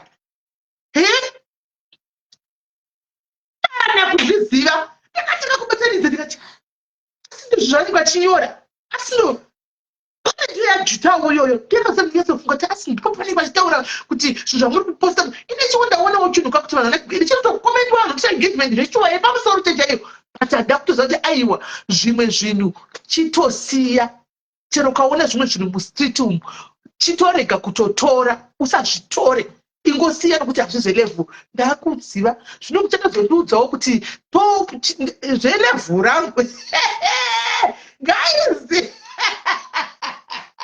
kuti zvino zvenevhu rangu ndezvipi zvinopostwa ndezvipi zvisingapostwi takutoshanda pamwe chete guys nokuti ndingatodzokorodza vamistakes mototora kuzviitisa nokuti nditoneneconfusion guys nandinongodzora dzakafanana tiri mabloga ndosandechidifenda guys ave bloga ini ndoutirandidza kuposta mwachiposta takachangofanana handinoona ngoziva here guys kuti hatina kufanana ndaigoziva handina anazoziva nhasi guys kuti ndiri munotitiudhaini ndandiziva asi guys kutaura chokwadi you have made my day ndiri munotitiuda ndikutodzidza nati saka I have to stop zvimwe zvinhu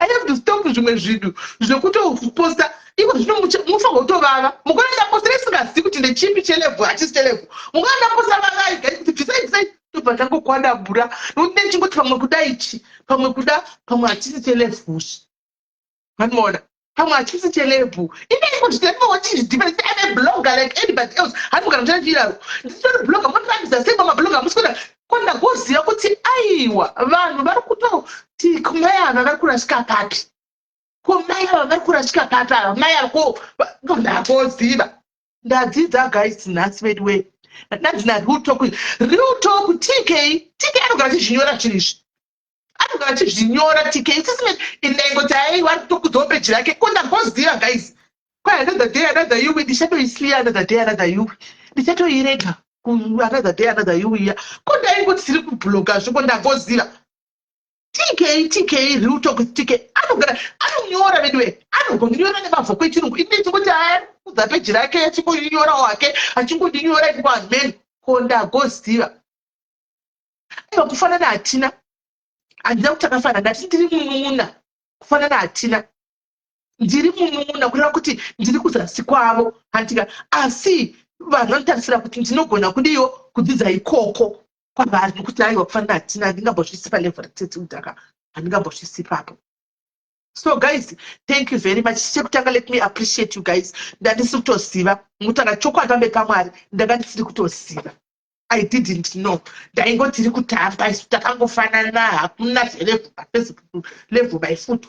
Ndandisingatozivi kuti vanhu vamwe kune vazhinji including varume vakuru kwandiri vanamai vakuru vanototarisira kwandiri vanotogwadziwa vanotoona ndipane ndinodai kuti ko vari kuita sei handa kunge ndazviziva indaingoti vari kuya pano tikuya kufara isu vanimwe tichitamba tobatsirana todzana toinda handa kuziva kuti ndo pandiri. Saka let me appreciate you guys kubva nhasi andzidzisa ndai kuti aiwa mazvita henyu aiwa mamune kodzi ndaisingazivi kai ko ndaigoziva ndaigoziva ndandisi kutomboziva ini hanimaona kana kuziva sinda kuziva saka ndichange ndoitawo zvishoma guys mabreak mukona ndarasvika zvingova comment section ndinongona kuti kuvava kweagreement yatakaita ndongoya ndokwadabura hanimaona ndongoya ndokwadabura handimazviona ndandichitasira tani tamandai ondaigo ndaitove kule vikoko renyu mabloga tose hameno ndagoziva kuti ndikabata chinhu kana ndikataura chichienda mutsindo wakadaro ndandisingazvifungiri ndasingazvizivi. Hands finally relate. Diana Taracho, Namai Vagudai, pamberi pamwari. I didn't. That muza pose mnayekota mebe zvo Facebook zvokuti munotangupa level indainozviti blog afana chigara chitaura kuti ine ime blog ndainonyora kuti ime blog kubva ndasingazati handisisiri blog handisi blog kwaye nezvisikana zvenyu zviya zvakashamarisi level renyu zvisikana zvipi futi zviya zvisikana zvokushama. Oh, aiwa kuti adhibane nekanda udai ndizunguisa kuti akanda yasi ndadosiya ndatoita mabata basa shoma. You are shaping the brand. Mufunge maita basa mufunge mara kuite zvakanaka guys. I really appreciate. Thank you very much mufunge. Ndaitongupuma wakanaka ndaitorasika zvokutoda ndisingatozivi chingoti tiri kutamba as long as mari chingopinda. But now not everything's about money, but now when you have people that looks up to you andika vanhu vachikuchemera vanhu vachiconfida mauri, then it's not about money anymore.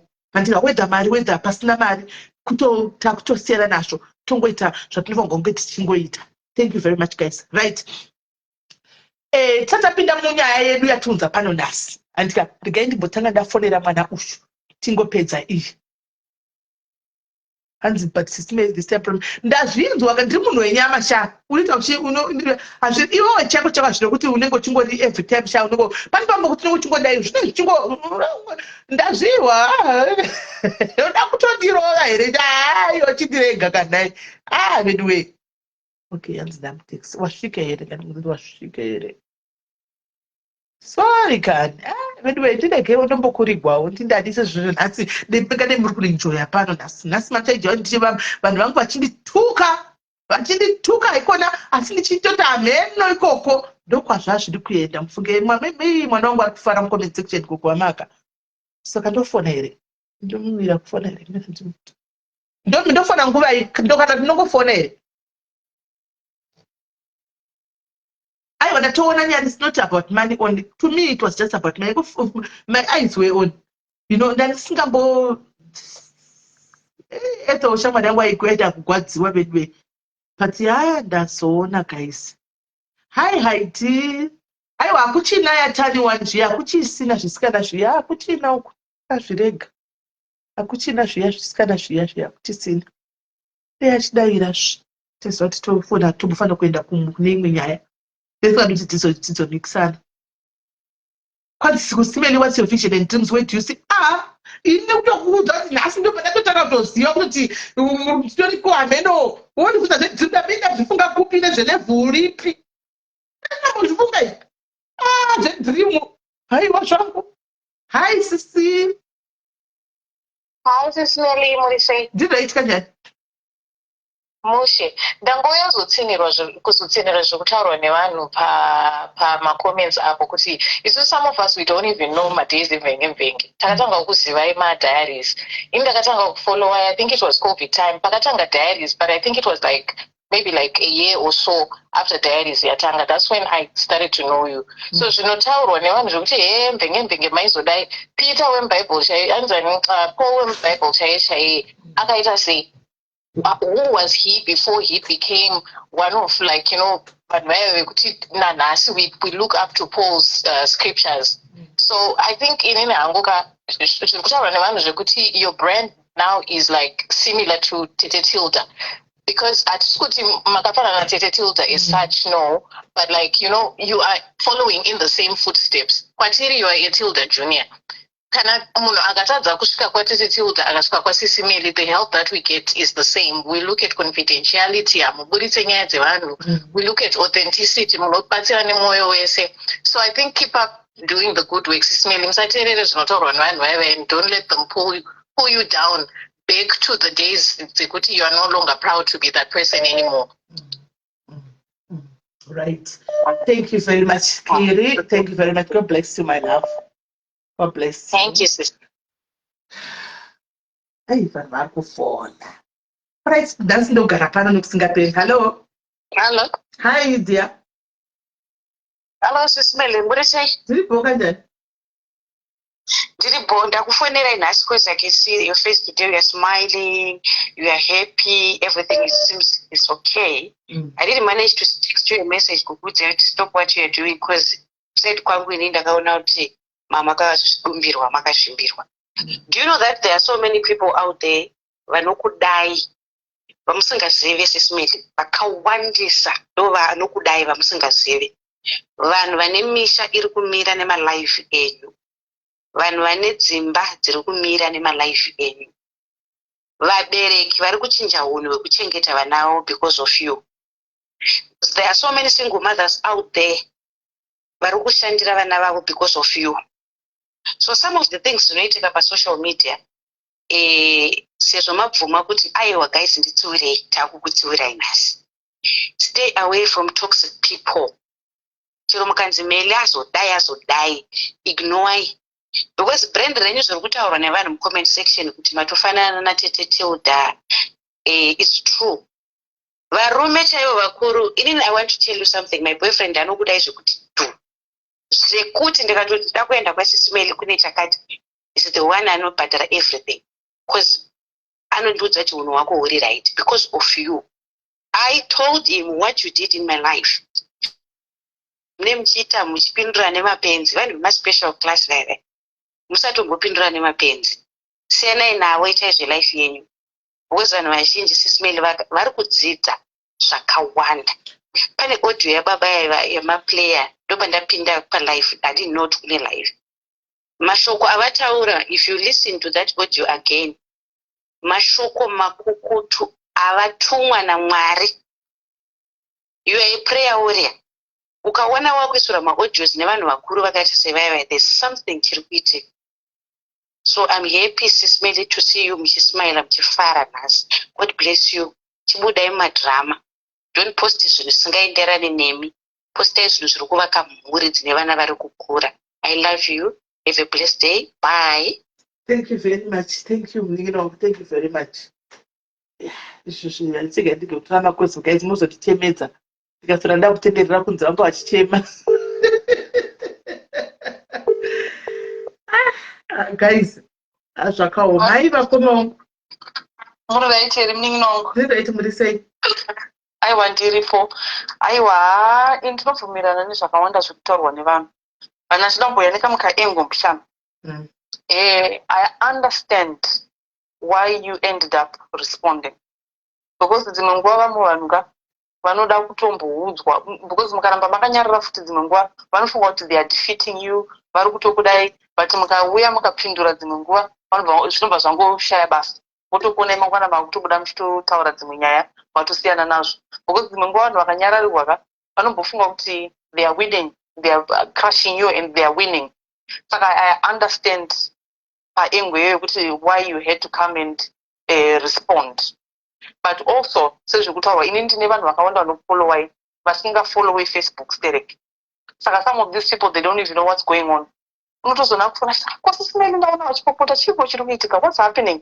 Kwavari vanhu vaya vanenge vakamirira malive enyu iwayo ekugadzirisa mhuri ekuita sei amunoita.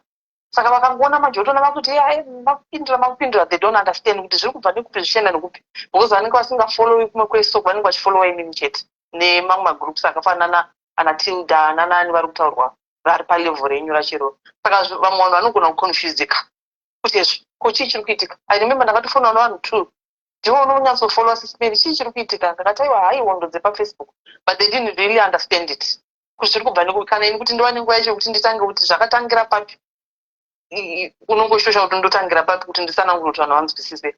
Saka some people they actually just purely follow you as you are, vachifollowa content yenyu iri clean iri right. Ava vawawa ndivamuvava, but sometimes vanomboda kupindurwawo futi kuti vazive hani makaona papo makapindura ipapo vakabva vanyarara, vakabva vatoshaya kuti zvakabva zvangoshayawo futi basa because they could see now kuti they can't crush you, they are not crushing you. So that's my contribution, Sismet. Thank you very much, my sister. Thank you very much. Thank you. Guys, the life in Makunti, thank you. Honestly speaking, I underestimated myself. I really I didn't know. Muzautara chukwa pambe pamwe dai kupika kudai so na mai vangu vakafa kudai. I didn't know. Ina ingoti I'm just a blogger tukungonyora. Zvevanhu vanouya vachibatsirwa tukungobatsira handimaona. Panoda kubatsirwa. And this is me. Panoda kubatsirwa ndongobatsira arikuyawo vanhu pona nochema. This is me. Chingori calling. Ndachingostora se calling handimaona. Ndangostora se calling mufunge. I didn't know. Up until varume vakuru vana baba vatanga kuyaitira kuti we are disappointed. Levhura muri amusku. I'm like, ndopandatanga neghost. What are they talking about? Ndakatanga kuzotanga ndotanga kujoinidza manje so that okay, ndosaka vachiti pambazi pazotaurwa naAngela nepazotanga kutaurwa nevanhu. I'm now seeing kuti okay, ndokwatiri. I didn't know. Handisi kuziva kuti handitombozivi guys, ndikatongobatsira munhu ndatobatsira nekuenda ndotokanganwa. Handizivi. Hanzi ndafara nhasi ini mukwasha wenyu kana akandifonera ari kubasa asati adonedza foni nonzwa achiteerera mai wenyu umwe musi ndakazovati asiva relive here zvikanzi handiti ndoziva kuti unogara uriko obva aseka. So varume venyu ndoda kukutendai kana vachiti kutenderai kuya pano vanenge vachiziva kuti ati hedu hatizonyengera zvakaipa hatitauri izvozvo zvakadaro daro hatidini handimazviona. So ndatisingazivi guys. Idea Maristia, musha. Ini muchato chema because I think came a very long way you. Like nothing I'm gonna like I'm watching your life because I'm subas. I just wanna tell you quickly, my mother, you are a very anointed person. And it's munoyo kauti pimakandona paya tangandisirimu anoratidika. But when you came back again now, I have changed. My family members follows you. I'm watching to come update in my life and you can get some own. And I always say to them, can I punish Chaganaga Chaiti? I'm going to open you on. She's like a mother to me. You have done a tremendously well job in my life. I don't want to die. And me. But sometimes with me, if I never meet you in my life, how I was going to be back in the days. And looking at myself now, I said, God, wow. What she just said it. I don't want to say thank you so much for the work that you have done and for the person that you have made me to be today. Thank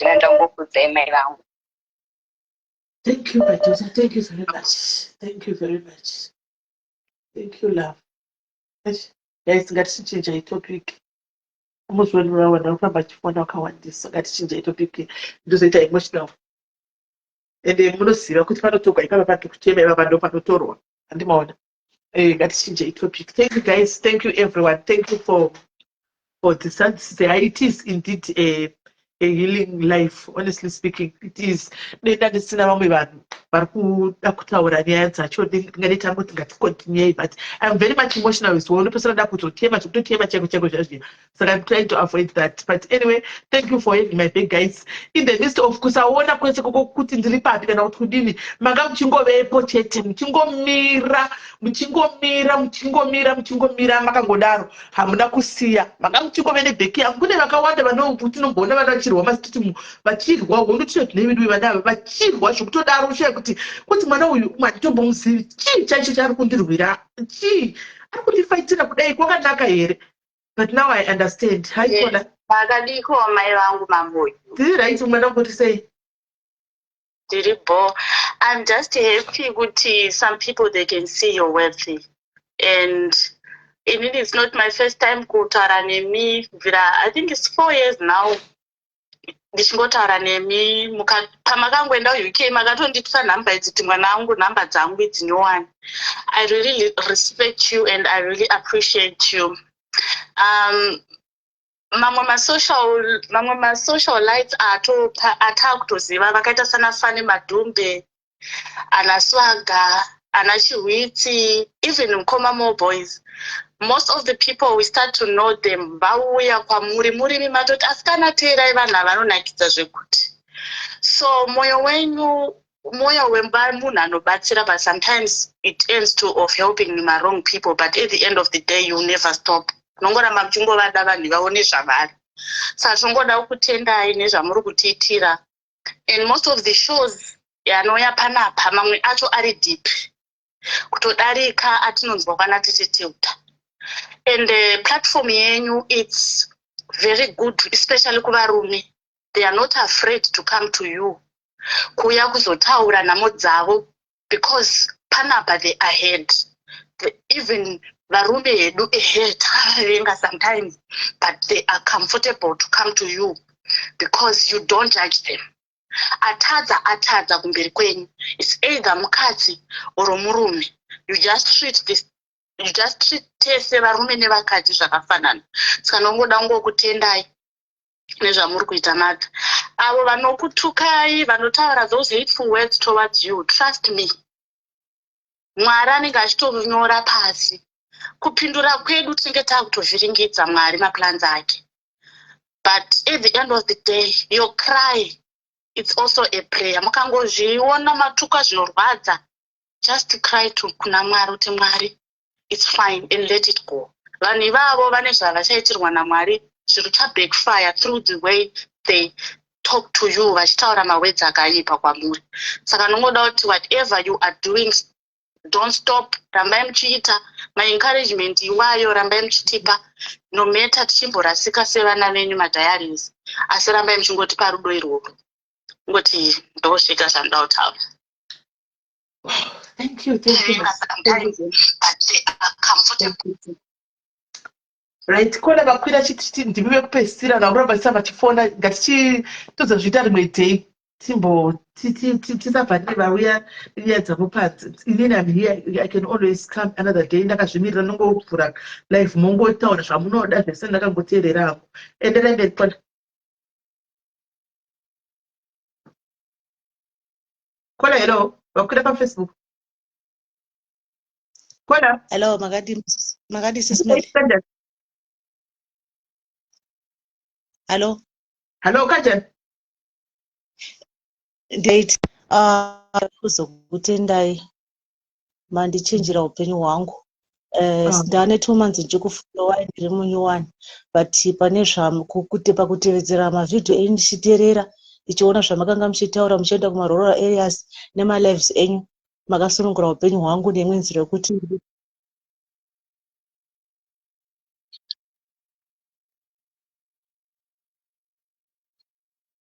Hello, Kola. Hello. Yes, Mianga Mbukati. Hello. Hello, taura tukunzwa. All right, nanichiti ndane 2 months ndikufollowa Sismel. Ndichitevedzera video enyu. Ndakaona kuti makachinja upenyu hwangu. Ndiri munhu akazvarwa then ndini ndega ndira baba wangu akandiri kusikona. Saka ndakanga ndichimbaziva musabate makabata speakerphone, musabate speakerphone. Yeah, taura musabata speakerphone yanga ichitaka kubutreka so.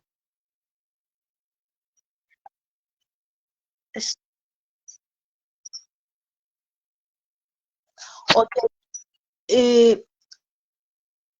Hameno phone yangu iri kustika, but ndachida kukuudzai kuti ndakanga ndisingazivi baba wangu mai vangu asingandiudzi chokwadi, but nekuda kwakaramba ndichingokushinga kuita semashingira amaita muchindishingisa ka ndakazosvika pachikamu chekuziviswa baba wangu kuti zvakafamba so chero ndisingazivi hangu kwavari noona, asi vakanga vasingadundudza chokwadi chinhu chandaiti ndikabvunza vaite nhau dzekusada kuwirira nei.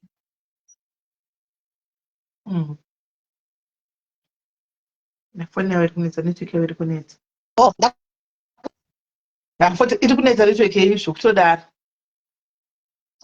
Alright, nanchiti kutevedzera makwandaita mavhidhios enyu ndichiteerera kushingisa kwamanga munenge muchitiita ka kwaita kuti upenyu hwangu handizivi baba wangu inini.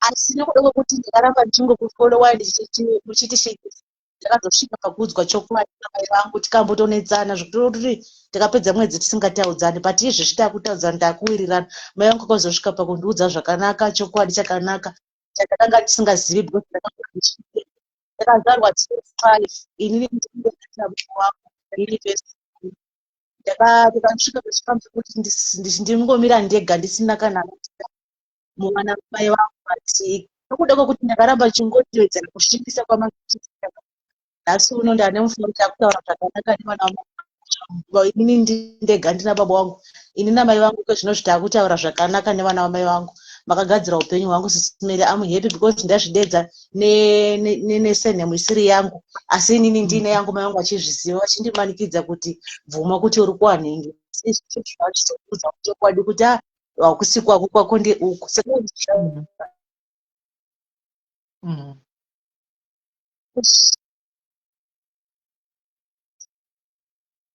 network yavo iri kunetsa.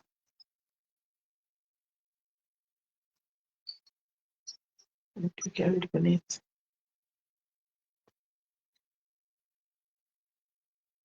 Network yavo iri kunetsa zvisingaiti. Iri kunetsa network iri kunetsa. Right. Uyu mwana uyu anenge atinzi muteksi kuenda kumba anditika. Saka tichimirira iye kuti asvike kumba. Regai ndifana kupidza imwe nyaya mudariro. Anditika ndine munin'ina wedu tine mumwe wedu tongoti munin'ina wedu ari mucomment section umu anditika last time patakauya paipai takauya tichitaura nezvenyaya yekuti varume pane mumwe wedu akakwira panapa akachema musi wauya palife achitaura kuti ndanetswa negirlfriend yemurume handisimeni please this is an opportunity for the growth stay a bit. Okay guys, vari kuti ndirambe ndichimboentertaina nyaya idzi saka ndodii guys votai hanzi siyai dzimwe 30 minutes vanhu vataure zvavanoda kutaura saka ndodii apa guys ndodii. Hi Leah, love you too Leah but Leah soja rangu Leah ukamona ari kuhondo kurodhi uko unoperegwa soja iri Leah. Hey maita mutenda enji Smelly, Smelly, and Rukuda Mundidoneze, I just want to ask you for something, please grant me this. No kumbiraoka, just your few minutes. Let everybody to talk. This is a growth area Yamusurukuona on the other vision. The more people will pour their heart, it's going straight to your heart. It will also operate into your mind. Zvino batsira for you to overcome that battle. Saka please, imbogarai. I know kuti mune nyaya dziri important and dzakakosha, but just let these people speak the positive. This is what you really want right now. Imimi wachona, before my feeder isusu trukuku appreciate hai, you need to feed the inner you, which is us giving you this testimony. You need it now. Ndidonetse. Okay. Just right. Fona ivanofona kana mapedza we move. Fona ivanofona all right. Hanzi ndine team Smelly for life. Oh, team for life. Roy team Smelly for life. Aiwa Roy ukatofa tisitinofa ngototenga coffee. Tisinenge ndichitomira ipapo. Kanza atofa atofira kupi tisitoti ari papi pacho. Aiwa. Right. And kana pasina tubata continue. Anzoda appreciate day pasina dzimwe nyaya. Anditi pari kunzi panodiwa day pasina dzimwe nyaya dzinotivhirika guys. Amunoti muripaona sei?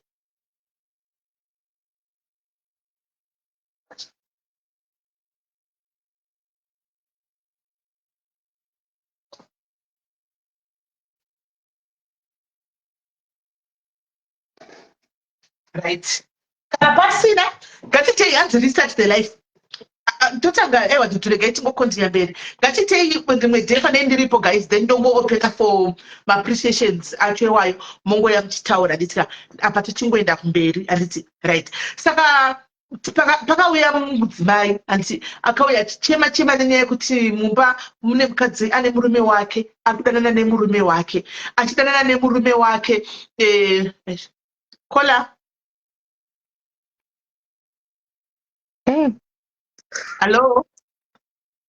hello muri seko Sismeli, how are you?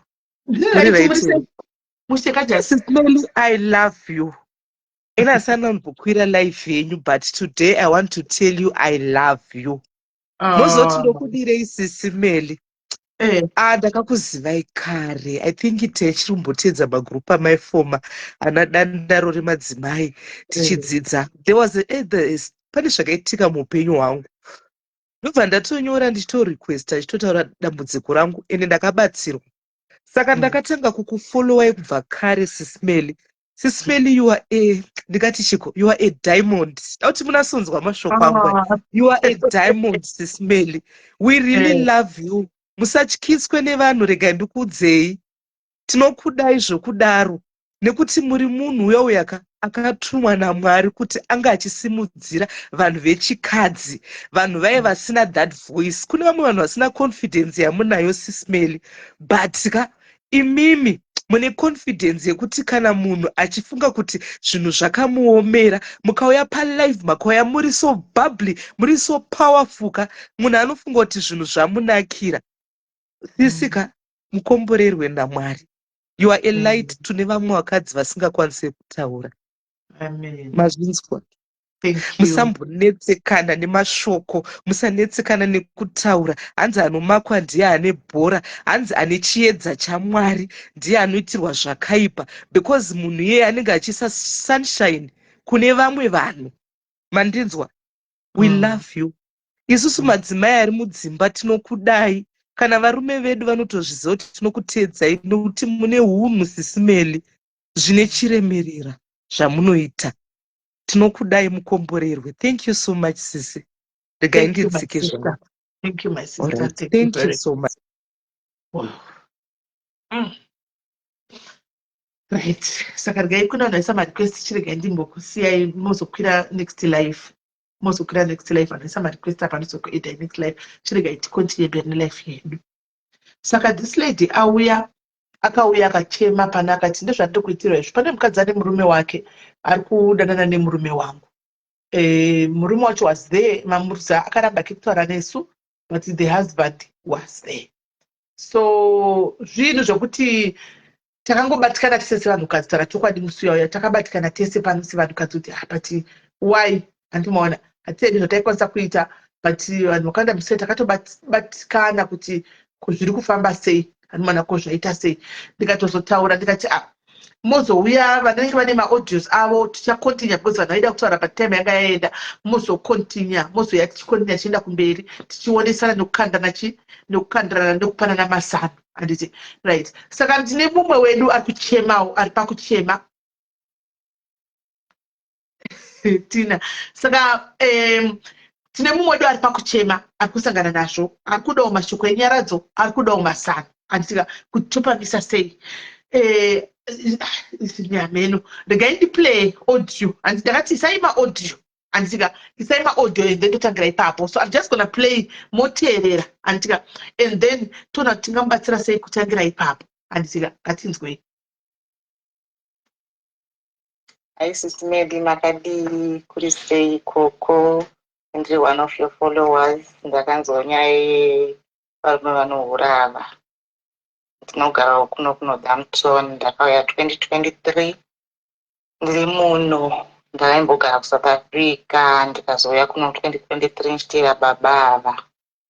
Ndange ndichiti kutouya kwangu chaiko ndichivateera havana kuratidza kufara.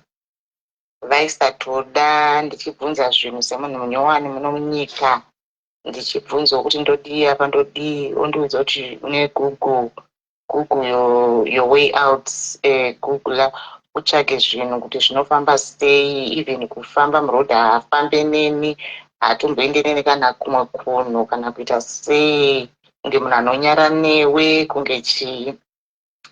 Ndombodzoka kumashure mbichana tiri kuSouth Africa, baba vaihureva zvinotyisa zvinorura. Ayo taiva nemota imwe yacho tiisa kuUber. achishanda, asi handirangariri musi wakambotikwidzawo achiendawo nesu kana Samuel nevana vangu 2 vasikana.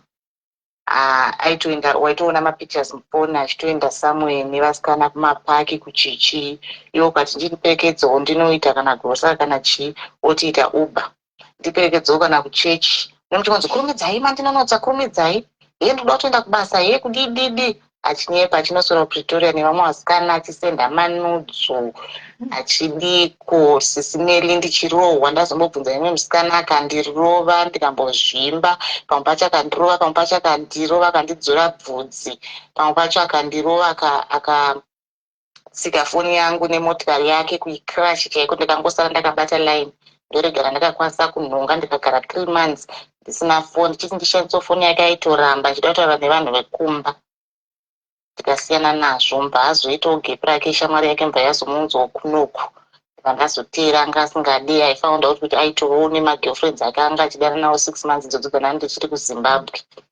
Munhu uyo wekuti anohura zvinosemesa. Ipapo recently muna May akaenda out kuKent, out nevasikana, inakanyepera kuti boys outing, akaenda nemusikana wake. Ndikatozozviona paTikTok, handakuzviona mufoni make because anga achinga password.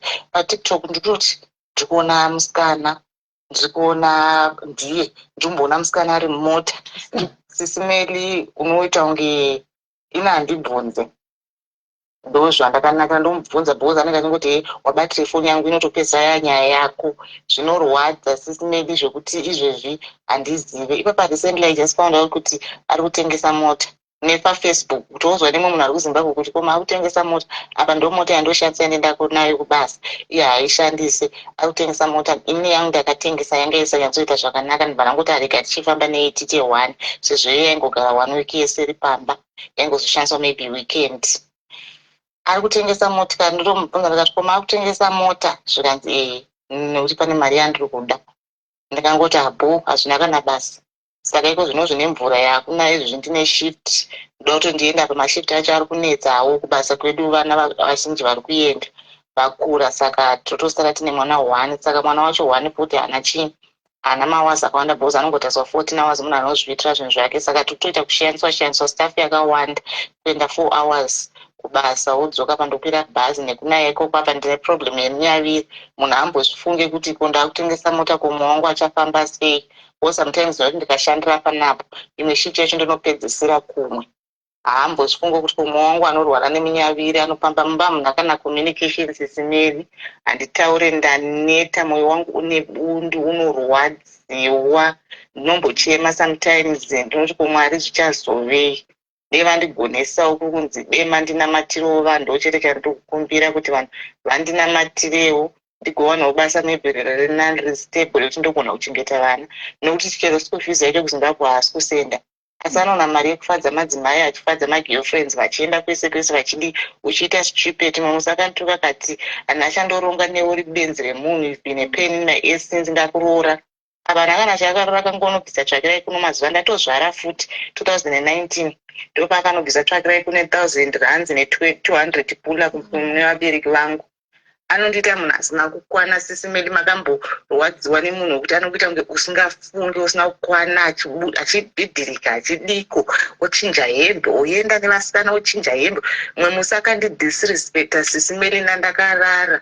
Akuuya ndofunga anga akadhakwa, kwakupinza munhu mutoilet, musikana akapinda mutoilet, ndakarara, ndakaramba ndakarara. Ndikangoti Mwari ndibetserei. Munhu akapinda mutoilet ndibva vatobuda mbva vaenda.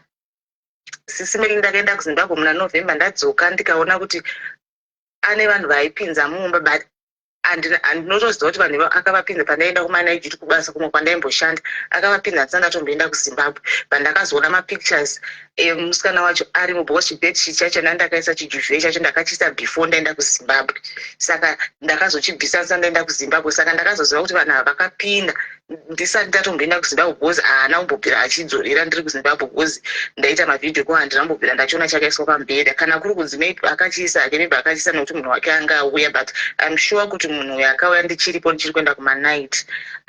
Vakatokisana vari pamubhedha, vatorwa mapicture. Anoenda kubasa nemusikana iyeye, ndeuno ndotomuziva. anofunga kuti handimuziva, ndotomuziva musikana iyeye anotoenda kubasa anotomboperekedzwa kuoza anoita zvemabhana anotomboperekedzwa kubasa nemusikana iyeye vachienda vachitengerana vachiita sei mapono manudzo ari mufoni make sisimeli ndinawo andakatora arimo achisenda nevasikana vakawanda agoti ari rafu haana kana chaanoda kutaura. Munoziva vanhu vaiva vari rafu vanhu vaiva vari stubborn sisimeli vasingade kuudzwa kana kubvunzwa chuna nokuri zvadaita ndizvozvo. Akasada kutenga grocery ndiye mabhiuzi evana ekuzimbabwe kunogara vana vangu ndinosenda haana kana chaanoziva. Akaita 2 good months asingatauri nevana kana kufona. Anokuzovafonera vati pandichauya muda kuti tiende kupa achingovabhabhadzira zvisina basa. Zvino ndafunga plan yekuti munhu ari kugara nevana isister yangu ndangomudza kuti ati baba Stacy ndiri kuona kunge muri kuuya mutore vana venyu. Handizivi kuti ndoitawo sei sisi nekuti haana zvaari kuita sababa haana kana chaane sisi 9 years ndine munhu handina chandinacho sisi Mary nemunhu iyena baba ivavo akamboita kuSouth Africa uko akatenga imwe mota atengeswa nasekuru vake akandiri WhatsApp akasiya ndiro vandakanamata munamato ndikati Mwarika ini baba ava handizivi kuti muchavaranga sei. Musiwo sisi Mary akaita accident nemota ikabva yaitwa write off haana kuzombopiwa mari bhosi anga asati apedzerana madhiri yeinsurance haana kana kuzombopiwa akagara 3 months ari mudepression asingaendi kubasa. Ndaiva nemari yandaisungira sisi Mary ndo yakatiraramisa renti tikaita 3 months sina kubhadhara indakati handibhadhari renti ndaiva nayo kusvika azowana basa ndopakazobhadhara mari 3 months renti tikazobva pataigara ipapo. Sisi Mary ndatambura nemunhu kuti uti anenge akanyara akada kuridza kana music yake hamuna kana chamunonga hamuna communication mumba. Ini ndine zvandinoita ini ndinongorega sometimes handitovati naye ndokunoita kana mwedzi chaiwo wokusatokada naye kana kubika kana ndichida ndibike kana ndisingada handibike ndoita zvandinoda nenguva yandinoda because munhu anonetsa chaiko kuti unopererwa iko zvino handina kana feeling I'm feeling nambiya yekuti hauna kana chauchanzwa kana kuti asei ndichingonamata kuti dai Mwari vandipedzero vandibvisewo munhingi yakati exit plan ndikutoirongoyo kuti ndibude pandikushaye kuti ndikabuda ndinozvikwanisa here zvekuzoti ndochengeta vana dai ndaona basa rinani ndinombobuda bo ndakatombobuda muna July last year ndakatombomusiya akazonditeera akandinyengerera ndakatombomusiya. Saka sisi Mary zvevarume ava hayi ndaneta sometimes handina wandinoudza because chero vana sisi vangu handitaure ndinongonyarara mai vangu vakafa kuti udzowo baba vanenge vane nhamo dzavo kuZimbabwe unenge uchiita kunge munhu akutonetsa kunge unoyema kunge unoita sei asi zvakaoma. Asi depression is real sisi Mary. Functional depression yekuti unotomuka uchienda kubasa uchimuka uchibika uchimuka uchiwaridza mubhedha but uri depressed usingazive kuti ndodii moyo une bundu unobvinza ropa chairo sisi Mary rekuti sometimes chero uchida kunamata unoshaya mashoko kuti woti Mwari ndadzoka futi ndini unotanga wakunetsa futi Mwari unoshaya kuti ndodiko nemunhu akadai anongoronga zvinhu zvake ipa pandava kutotengesa mota haana kutongobhadhara insurance kunzwa kuti tichibhadhara kuinsurance ndoita sei woshandisa motikari haaite izvozvo ofuchi ndaitongobhadhara paakandiita second driver ndaingomupa mari yeinsurance. Saka ndoshaya kuti sisi Mary handizive kuti ndodiko ndoita sei sisi Mary.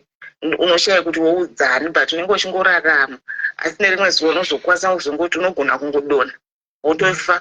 Ini mai vangu vakangoenda kuchipatara vari right vachizvifambira havana kuzongodzoka vakanzi yakakweshuta BP vaenda kwakutama hospital vakafa 2008 ndo mafira akaita mai vangu ndo handiri kutoona kuti pamwe neniwo ndichazongodona nerimwe ramazuva unozongonzwa adonha kana ari mubhazi kana kuti adonha bhazi kana kuti angofira mumba.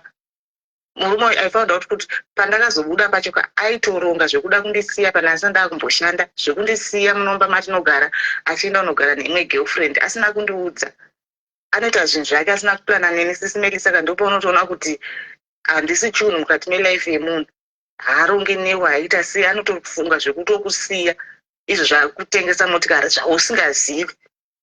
Saka sisi Mary ameno andongokumbira minamato zvo handiri kukumbira handidi mari handidi chii kutongotsvaga minamato kune vanhu kuti maybe minamato emamadzimai pamwe inganzwika naMwari pamwe yangu haisi kunyatsosvika zvakanaka inganzwika naMwari kuti vandisunungurewo because ndiri mujoko chaimo mekuti ndinoenda hangu kubasa ndinotaura nevana but nezuro chaivo vaida kutaura neni ndikati I'm not okay ndozotaura nemangwana moyo uchirwadza sisi Mary ndichinyatsoti ndikachema ndichitaura navo zvinobetserei sisi Mary. zvinotofanira kuti ndive ndiri strong, ndive ndiri strong for vana vangu, ndagona kuwana basa riri stable rekuti ndinoenda ndichiziva kuti pakapera mwedzi chasendera vana vangu mari yakati, ndibude mukati meinoimba ndiende ndinozvigarira ndega sezvandakamboita.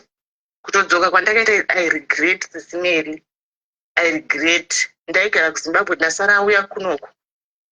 Aiudzwa nyaya namai vake. Kunze kwokuti abvunze chii chaitika, akandi ataka Sisimeri nanhasi handina remuromo. Akandi ataka, ye muri kumbogara sei kumba ikoko, uri kubika nguvai, mama vari kuti kuzobika nguva dzawanda, uri kurara, hama dzako dzinouya dzichidai, hama dzinenge dzichirehwa mutwini wangu nehanzvadzi yangu ndo zvairehwa. Sisimeri handisi chinhu mukati melife yemurume uyu, saka anogota kuhura kwati ari pamberi. Foni ko zvakachinjwa pasi kuti handichabati, iye wakamboti tiri kuSouth Africa tibatira nemafoni, saka ndizvozvo achiziva hake madhiri ake. Ndaneta Sisimeri, asi Mwari ndofunga anotitoo zvakanaka pamberi apo, ndo chishuwo changu chete. Zvakaoma. Audio first ndandisina kurinzwa rese, ndandisanga ndakatiteerera attentively because ndasina kurinzwa, ndinangorinzwa pekutanga but ndadakareba, saka ndakwanisa kurinzwa ndakondozonzwawo nevamwe. Guys, ndo situation ine umwe wedu ishi yari kusangana naye muno muUK, muno kwai kuNorthampton, ndizvo kuNorthampton kwaizo ati Northampton ati kupi kwari uko.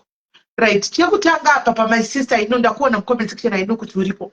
Chekutanga guys apa mukuti buda muri kukangama kuzoti uyu munhu akauya independent yemurume uyu. Saka chekutanga iye kutotanga atowana zvokuti akuzvikwanisiro zvokuti akwanisa kubuda, because right now akangobuda achiti kubuda ndikuenda apo pa next door apo awana basa kumwa kuenda mapepa yake murume anokwanisa kungomubvisa pamapepa. Hanimaona who knows kana kuti akurenewa orga kungoedha mukadzi handi mashona omutsiya. Saka ati Northampton ati chivo guys, ati ndikupi ataura mani asizokumbura kuti WhatsApp takatozvitaura kusora nezuro. Funge we were talking about it actually yesterday, kusora nezuro nasisiva prayer sister wedu vari kunze uku nchitaura kuti I think because numbers yevanhu vanouya chiti kuda maprayers awandisa. Saka I think pachimboitwa riri group perege kuitwa conference ko I think zvitori nani antiwani. So kona ataura kuti ndikuudza atichi guys Northampton atichi murume ati COS but iye independent. Saka kuti abude right now just like that Northampton ka ati ndiri kuNorthampton antimaona Nottingham. Hai man, ati Nottingham here anenge ati chiko amene kwataura pane kwataura nzi ati chiko hanzi akamubvisa vadhipoto vese here Northampton. No, tinoitika tsitsiri chekuti I think makesi dzekuhome office zvinongosiyana kuti maybe nyaya yako yabatwa nani zvandikufunga. I think so because vamwe vari kuti ukaisa izvezvo vari kunzisa vari kubva vadziserwa vese, but you never know. Pamwe anogona kuti unodai mapepa yake kana especially pakurenewa pepa handisi yangu kuti pakurenewa processes yacho inofamba sei, but pakurenewa maybe anogona kungorenewa iye ega akanyima mukadzi inonzi madetails anenge achidiwa kuti mukadzi arenewe, that means mukadzi anenge asisina right to work, anenge asisina, anenge ataura kuti Northampton hanzi Northampton ataura zvokuti Northampton guys if I'm not mistaken. Ria I think ataura kuti Northampton. Saka chekutanga apa pakutoti akawana basa guys, akawana rake COS rakazvimirira sezvaari munomu anogona kuriwana waziti aiwa no haisikend ati Northampton akawana basa chekutanga akawana COS anokwanisa kumuvha manje, anorarama atari one, anotsvaga one room guys, anotsvaga one room obuda, because right now there is no way of her getting her own sales advance. Don't first step itoripo kuti awane COS rakazvimiririra. Andimaona ndozviziva kuti vanhu ava vanokwanisa if not Nottingham can get in touch, I can help. Thank you Jordan. I think right now haasi kuchuza zvekuti achachuza anochuza chii uchiya muUK hauna kuuya kuzogara panzvimbo 1 handika izvo zvinasi tikaita bvisiwa ukamba nditadzindai kuScotland handitongoinda.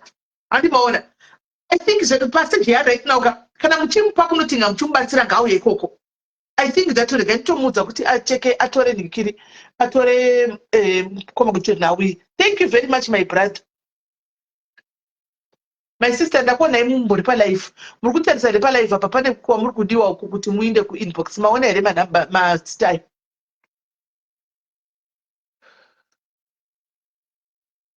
Ngachingo atobuda nditoraita ite kukwakacho ku Nottingham koko oenda ikoko. Size nesawa yo.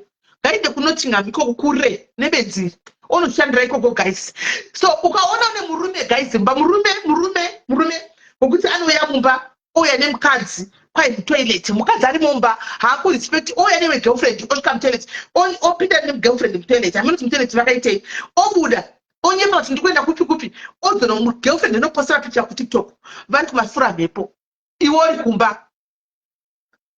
uri kumba unotoposera pictures ari kumafura mhepo uko kana dhimiwo guys.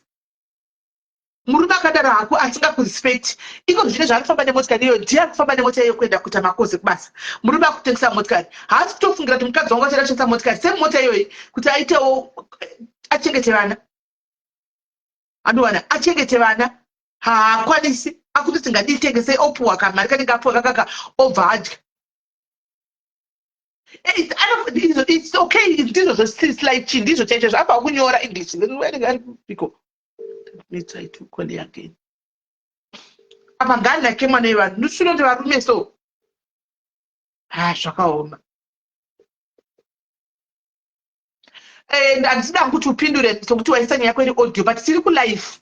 Watarisira here ku live ndambokuona uri mu comment section. Uri kuona ku live. Uri kuona here ku live.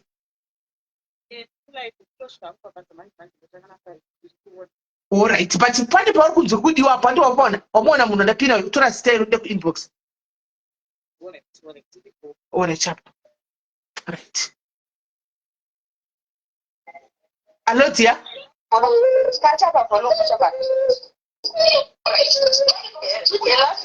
Hello. Hello. Ndaswera sei. Naswera magofo na live. Oh. Ndogona kufonera pasenda pedzanyaya tutaura. Mati? Ndogona kufonera pedzanyaya tumbotaura ipo. Ine noise foni yako. Kutonakiri noise amene pali pane noise tachatonzwi. Right. Anokwanisa kuwa independent anokwanisa kuwa nabasa anyway guys but problem remember anokwanisa kuwa nabasa kumwe kokana murume akazoramba akasazorinyuwa mapepa ake zvinonangotsvaga COS anyore English yakaoma yanzi yave koi kwaane chirungu chakaoma onyora English iyoyi handimaona akangoidzidza akangoiverenga anopasa onyora English yake owana COS rake mukoma Jordan vari kutoti ngamatoni ava vanogona kutomubatsira ikoko.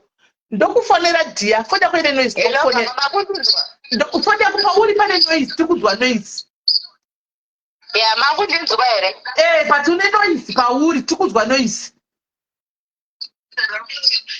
Alright, ndisuduruke.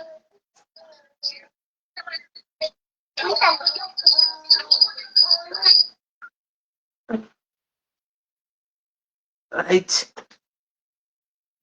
Saka chekutotanga apa chaiva zvine kuti after kuti anyore ndikiri anyore English ati anonyora here English guys kana ndasai anongotoka switch anonyora here English ozvimiririra ongotsvaga ndikiri yake akanyarara atimaona ongowana kana ngowana ongobuda vari kutomona rigona kubatsira mukoma Jordan vari mukoma Jordan vari kunotingama vanogona kubatsira anomaona vanogona kutomubatsira oenda ikoko. Saka varume vakadzi vakawanda munenge makagara museka nezvinhu zvakadai so mudzimba imomo isebe hatingazokuudzi kuti buda because mukozoti ndakanyengerwa nasisimere kuti ndibude asi vanhu vanenge vachima unokuzokuverenga makomment section angokuudza chokwadi makomment section will tell you the truth. Anomaona hamene kuti chiri kumbonyatsa kuitika chii I don't know but kuti respect vakadzi vachona kunozonyanyawo anyway munhu ngarespectewo kana muchiita zvinhu zvechirespekteya kuti kune vakadzi zvino kana ukarega uchibudisa pachena uchibudisa zvinhu kudai so pachena zvinhu zvakadai so hazvizonyatso kubuda. Anonyora pamela handioni problem anongonyora English anonyora Handislight yanonyora. Anonyora English otoregister kuManchester koregister kumwende kuti kuLondon. Kwanonyora masentence akunyogwa onyora English yake. Ya mama ndabva ndapamudega. Okay. Ndotaura hangu. Yes. Alright, nachiti mama nachikumbira rubatsiro ndipa problem isiri kutomboita. Pamba pandinogara landlord nasi 2 months rumba mari yake ndichimbotaura naye.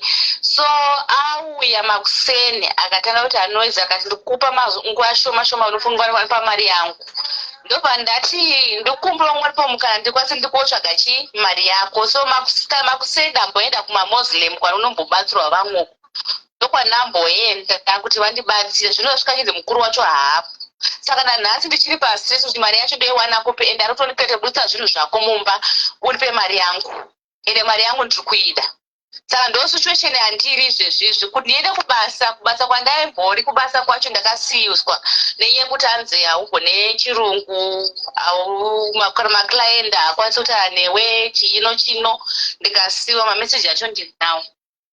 Saka ndakumba manje handina kana pekutangira izvezvi lendoda kuti budisa zvinhu zvako. Iwe wagona chirugwe. So manje apa ndisandimisa pamatirizotaura nemi paya abva kusera message sisi tili wena. Saka nanhasi ndakangomira ndakati ndikuzvizisa ndikugadzirisa. Saka nanhasi ndakangomirira kuti ndoshirusa ndozvifambisa sei. Iwe wagona chirugwe chacho here? Kuchikoro chaiko sisimira ndunyepa handina kuenda. Saka ndine mamwe mawedzi andinonzwa asi handine mamwe mawedzi andimanise handimagoni kumataura. So ngoshanda pari? Ndaishanda zvekuma ushku kunonzi mumaresto asi marestaurant infact anda zvekubika machips but muri mutown matekaway official matekaway. Yeah. Saka let's say iwe unobhadhara mari gorenti yako? Ndobhadhara 1.5. Saka ini ndachida kuti ndakabhadhara mwedzi uno handichamubhadhara mari last month ndakakwanisa kungomukumbe nomubhadhara mwari mwedzi uno then ndobuda inini ndonotsvaga nawoki. Ndo maplans andakufunga inini kuti ndichiramba ndakagara panapa bosi mari yake yakaita sei yakawanda ndotsvaga nawoki yange 600 ndogara. Okay. Saka iwewe manje let's say ndakumubvunza wangu wobva wati iwe zvauri kuti haushandi wowana komuna akubhadharira 1.5 iyoyi kunext month uchadi? Nachitokumbira rubatsiro kuti kana pane anokwanisa rubatsiro nemari yekuti ndikwanise kuhodha kana hembe hembe dzinotengwa zvimaflisi zvinogona kutengwa ndohodha kana hembe dzangu ndopinda paroti ndendakuchitengesera kumalocation because chikosa ndinochigona kuchitaura. Kumba wakamira sei? Kunani? Kumba kunani? Kumba ndogara ndega ne but kumba mama kuZimbabwe mkwaigara mama ndikwaigara mama izvezvi mama vakauya vakugara kuLimpopo kwacho vanongochema kuti murungu hame zvaari kungovaita saka vana vakasara nagogo kuZimbabwe kuti vakashaya I think 2 months back. Wabusha muna wenyu? Kwakuna gogo ndovakasara nevana. Handisi mufungo wangu handisi kungokuonesa munyina wangu apa nokuti uda kutanga kuita business rekuti utengesa uri kuCape Town une permit? Handina, kunoku hangu zvemapemiti hazviwanzondina zvazvo zvinowanza kuJoburg. Saka hakunoku zvemapemiti Okay, because ndachoga yangu funga kuti maybe hazvisi kuitiri nyore here kuti ukawanako munhu ada kubatisa unotanga business rako uri kumba. Asi izi kuZimbabwe because hausisina renti hauna kuchitengesa mucha hauna stress unenge unogera una mbuyawo muchitoenda kumunda muchitobika muchitodya uchika muri wenyu zvino zvemanje mvura inenge kunaya miriwo inenge yazara vana muboora nanyevha nachi hauna stress hauna munhu anenge ari kwako apa uchiita business rako rikatosimukawo wototsvagawo pako pastendi kumusha kotokuti uvakewo chako 2 rooms kane ndinatobatsirwa zvisingatoiti because kuti inini manje nditi mama waitoti wada kutodzokerawo futi kumusheko because murungu wavo vari kwanisa ndinawo mameseji avo vaitochemawo saka nabvoti ndimboenda kwavari kusaidi zvaka akuitoendiki because murungu wavo vanonetsa saka kutoenda kana kuzimbabwe koko futi zvinhu zvini zvakaita sei zvinenge zvakangondinakirawo saidi kwangu inini because chandiri kuita kunongwa chandida chandiri kuona ini right saka unogara kupocho Cape Town ini ndogara kukailicha zvokuti kune vanhu vanogona kunyatso kutouya kuzonyatsokuona kuti uri kugara zveshuwa mumba mako pakadira sei vachitana landlord zviriko ndizvozvo vanogona kuuya ko basa repromotera kutsvaga here stay in ndo pandiri kutaura kuti kana utsvaga zvinana stay in zvacho kuti uzokomuniketa kuti ane munhu wacho anenge akudzi anoda munhu anyatsotaura chirungu ichi hande muri kuzviona shungu ini ndotoshanda zvokutoshanda zvoti handi munhu acomplain but pari kunetsa ndepoti pacommunication nevanhu nemurungu kana vawana basa zvekushanda na problem saka ipa kutengesa fanira chirungu unotengesa sei usina chirungu aiwa kuno kulocation kunotorwa chemunomu unochikuona alright right nyaya iri pachirungu guys nyaya yake iri pachirungu kuti hatigoni kutaura chienglish saka ndikatsvaga basa kustay in ndotaura sei nevarungu ndisingagoni business pabusiness pari 2 futi zvatagona nemumwe mwana wangu mucompetition wakamboita business before I think kudhara ndaimbotengesa zvinana madhuku pane madhuku aevhevet so aita anenge anopfekwa chiheti then wozochimonera pamusoro apo aitengwa nemafilisiwa ayaya kudhara ndo zvandakambotanga ndichiita ndichitotengesa ndichitowana mari nekutengesa huku dzedze dzinonzi muletwa dziya ndo zvinhu zvandakawanzoita inini zvaifaya ndo zvandakawanzoita inini okay because business rimwe unogona kuridzama futi kudai soro ramba kaodi haizvozvo zvonana muletwa huku ndinohodha kumapurazi huku ndotoziva kuenda kwekuenda kunohodha kumapurazi huku ndotoenda kuno kundodzihundura ndoisa mvura yangu panze ndobwesa mvura yangu ndodzihundura ndototengesa dzaitofamba huku okay saka guys vanhu ari kutsvaga rubatsiro mwana uyu ari kuti ndibatsirewo veduwe handina zvinhu zvandiomera ndiri kudzingwa apa ndida kutsvaga bhizinesi yekuti ndiwanewo kuti ndizviraramisewo saka iwo pauri kuti uda kutsvaga bhizinesi uda kutengesei ndachifunga kuti ndodotanga nehembe kana kuti pakati pehembe nehuku zvinhu zvozvo zvinogona kundisimudza saka zvozvo zvingada mari because huku I think ndakabata 2000 inenge iri mari right 2000 rands yeah right saka tine umwe mwana kutsvaga 2000 rands pano guys anzoda kutangawo business zvina zvinomirira mushi kwari kugara landlord wakutomuti chimuda ane chuma asingabhadhari saka kuti at least ndakawana 2000 kana kuti nerent iyoyo ndowanawo kuti ndiwane kutanga kutengesa madhuku iwayo nezvimwe zvanoda kutengesawo achiita hanzi agone kuruka here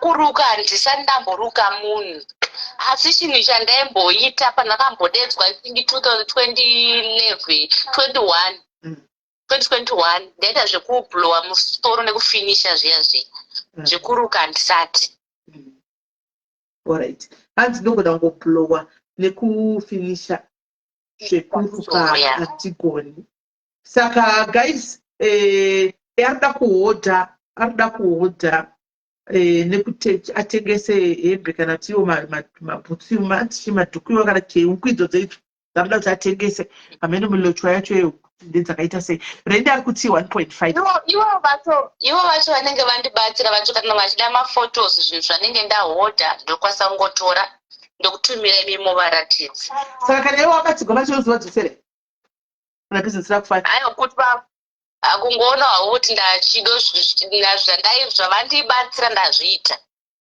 but iwo unozovadzosera here mari yacho kana vakubatsira kana mwana akandikombora zvakanaka ndinodzosera right mwana ari kutsvaga rubatsiro uyo guys ari kutsvaga rubatsiro pakaipa tipe nhamba dzako tinyore mucomment section tinoti kudi alright mirai nditarise uku mirai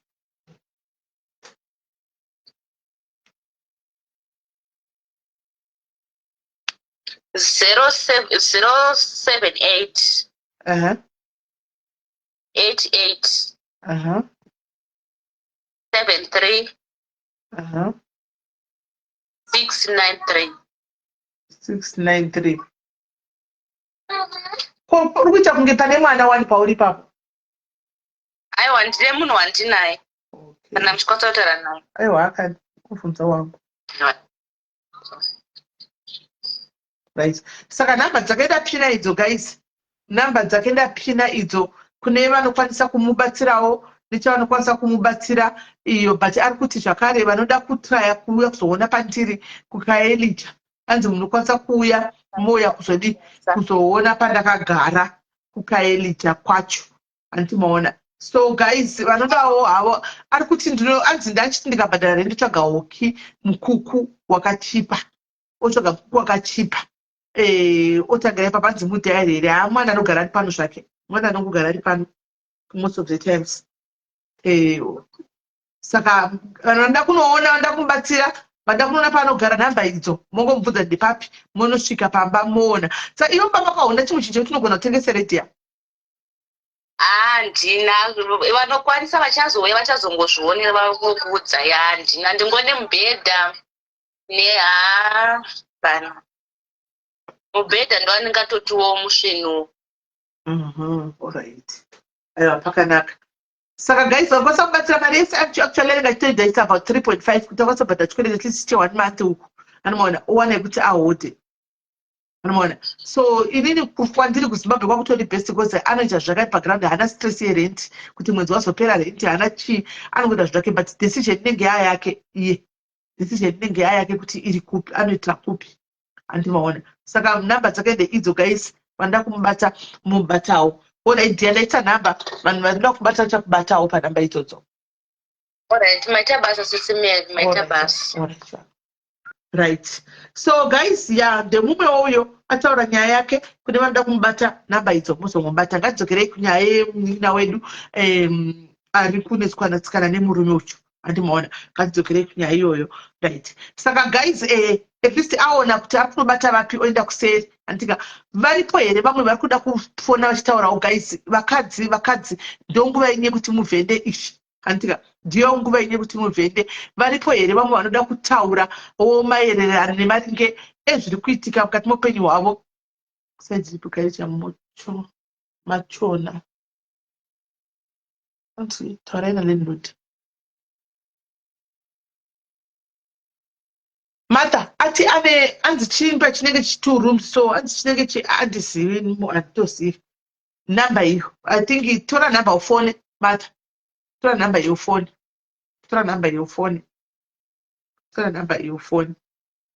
so guys ari pari mwada kukwira guys tionesane panyaya yemunin'ina wedu uyu kuti opafambisa sei uyu ane murume ari kumunetsa uyu ari kuhura stereki uyu kuri kunzi murume akatungamira mukadzi pa6 months before mukadzi auya murume anga autohura kudhara naimi pa6 months saka vanhu vachekurana vangati vawanepi pa6 months anga otohura kudhara 6 months auye bodo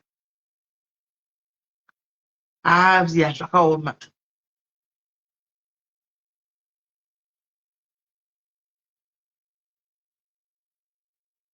Right, may I look edit ladies? Let me add you.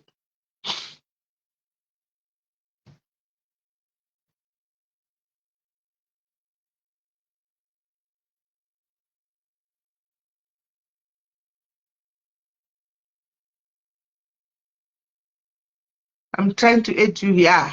Hi dear. Sit.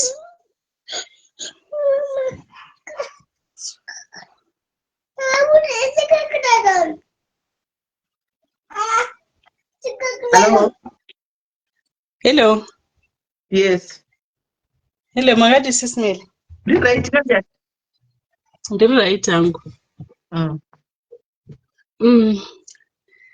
Inini ndachida hangu kungo kana pana anokwanisawo kundibatsira. Ndakamboisa nyaya yangu ipopo but hapana kambobatsirawo.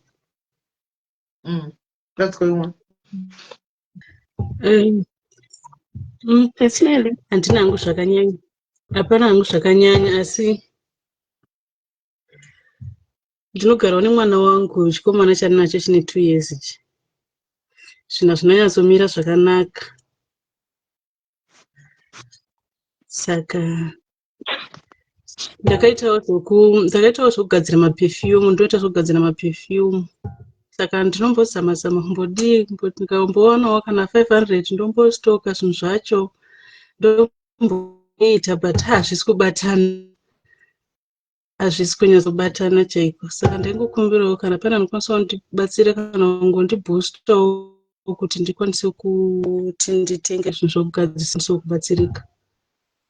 Kubabera nomwana varipi? Varumba kwavo. Vane mukadzi wavo? Varumba kwavo. Vane mukadzi wavo?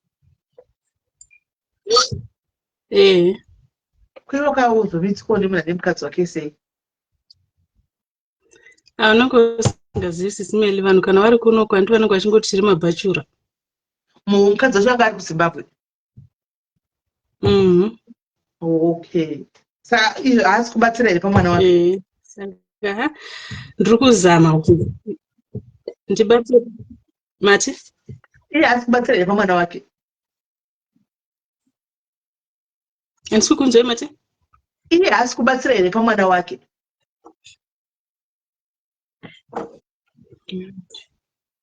Hamene network yangu zvairi kuita. Iye baba vemwana havasi kubatsira here mwana wavo? Havaripo havo, vanenge vachingotoka unzawo ka 400 zvingodaro. Saka manje ini ndichiremegwa kuti renti, mwana kukreshi. Apa ndisi kushanda, ndiri kushanda 1 Waimboshanda iwe? Ndaishanda kwandaigadzira maperfume, saka murungu wangu akazoenda kuUK. Akaenda rini? Akaenda last year. Une mapepa ekugara kwese? Handina. Saka uri kupacho Cape Town futi? Aiwa, ndiri kuJoburg. Okay, saka murume uyu ukamudza ndipo mari bhizi kuti udi? Zvinonetsa sisimeli, munhu wacho anopopotesa, saka ndichingoda kungopisi because takambopindana nedzakawanda kusvikira pakutondisungisa achinditisa mapeace order, saka zvinenge zvichindinetsa. Handibviri hangu kutofungawo hangu nokuti hazvisina nekuenda kumberi. Kana kutoti ugadzira perfume iyo titengese maperfume panapa, hazvisina. Ukauya ona, ugadzira perfume ako kana 50. Simeni ndagadzira perfume angu apa 50. Nyaya yangu yakamira kadai. Please my sister, ndibatsirewo kutengesa. Do you know kuti you are going to support because wauya nesomething chero ndisingaidi ndichatongoitenga because ndichida kuti ndisupport kuti waita kuti izvozvo ndinokwanisa, asi manje pari zvino handina kana 1, handina kana chekuti ndigadzire nacho. Ora tingatiite so kuni tisabika maperfume iwo unomuchaja mari. Zvinenge zvida tambotaura tichitaurirana sisimeli. Kutaurirana ka? Handizozama kuti semweya wokupema. Handiona. You have to work. So you want to look at what it is. She didn't renew. I was going to come with confidence. But the read away. All right, check out the panap. Paita coach Karen.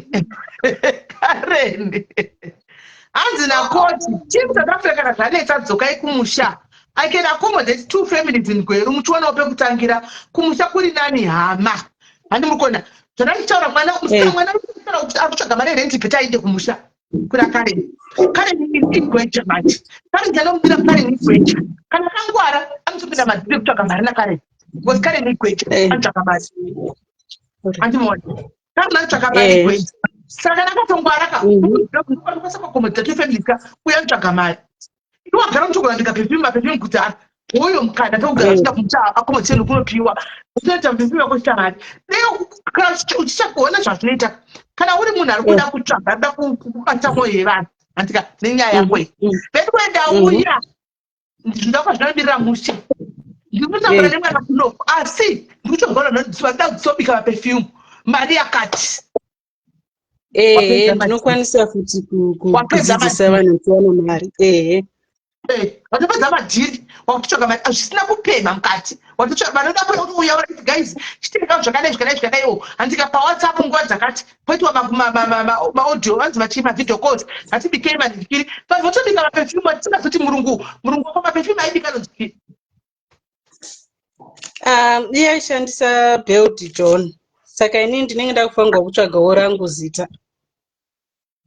zvimastai nyangwe ndinotsvagawo rangu hazvinetsi zvinogona ngoiti zita rako indongoitawo yangu mero pamena oto yake pembu hameno perfumes hameno kana chii hameno zvichinda zvakadaro woya pandiri kusabika magaidzi and I want to teach you kubika mafuta maperfume ndoda vanhu 5 mugrupu umwe nemwetsaga rake watopedza waona 5000 yako wakuta wabika mafuta ako hazvisina Ndizvozvo kana watouyawo kune vamwe ndopaunowanawo maidea. Ndinoda kuti ndizame kubatsira pakuti pane kuti ungoti bedway ndiri kutsvagawo rubatsiro that way vanhu vari kutoda kusobika maperfume vanoita saka iwewo ndiwaibika maperfume aya ndindaibika. watisara chiro kunzi kudii Build John. Moriziva here guys Build John perfume idzo kune perfume idzo tidzidzise kubika chibhadhari tinogotitsawabika mafuta titozvidai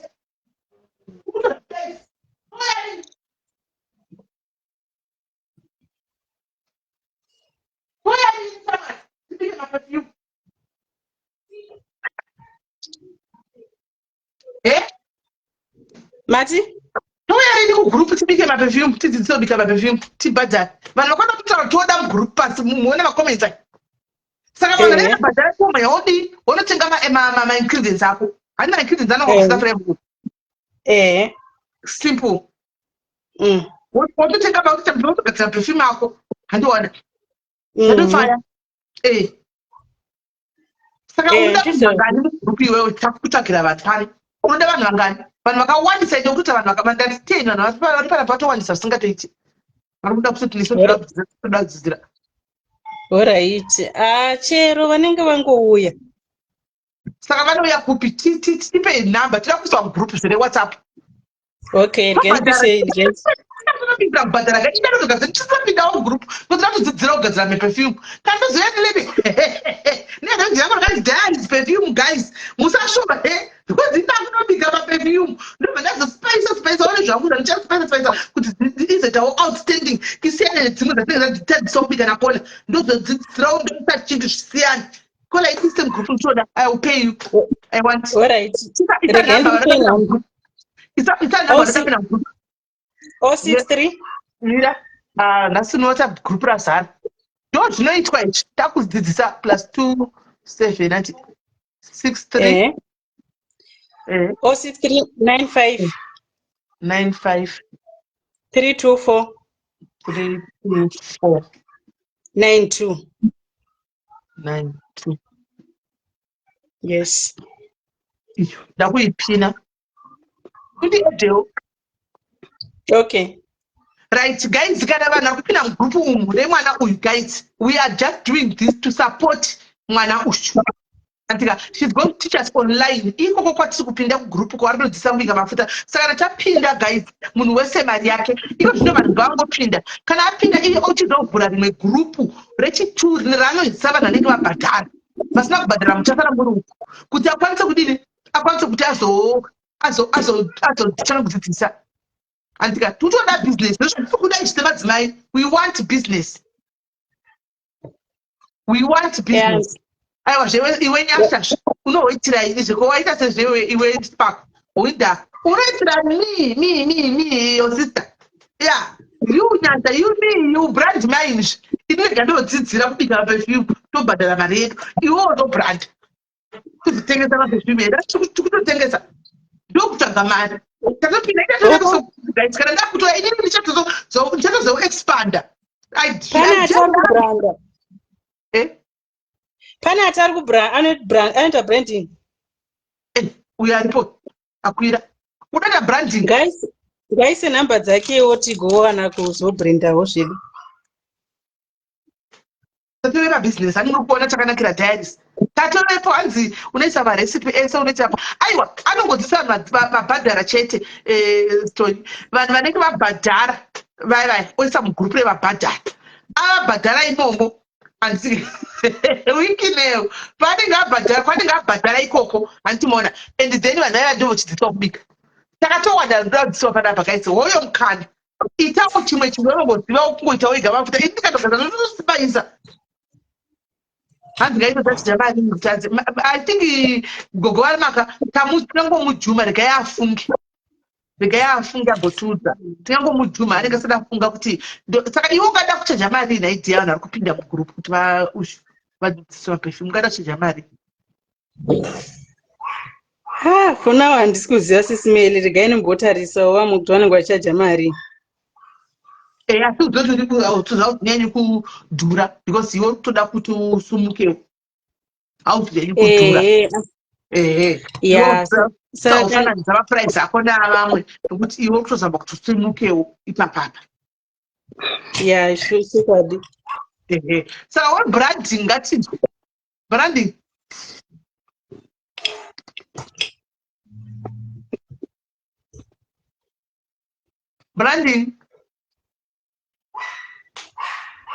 guys ndikazvimwa kutobhura kashopu kangu guys kugweru kakona kangu kanenge kagozara akatosiyana ndiri kuzva chitongomatengesa chiprice $5 achitotengwa fast simple isa mari yako utoenda kutengesera mfatsa pabachinhuwa siya mapefumi acharight zvekuti smell anonhuhwira zvekuti saka todzidziswa bika mangani chero une marecipe akawanda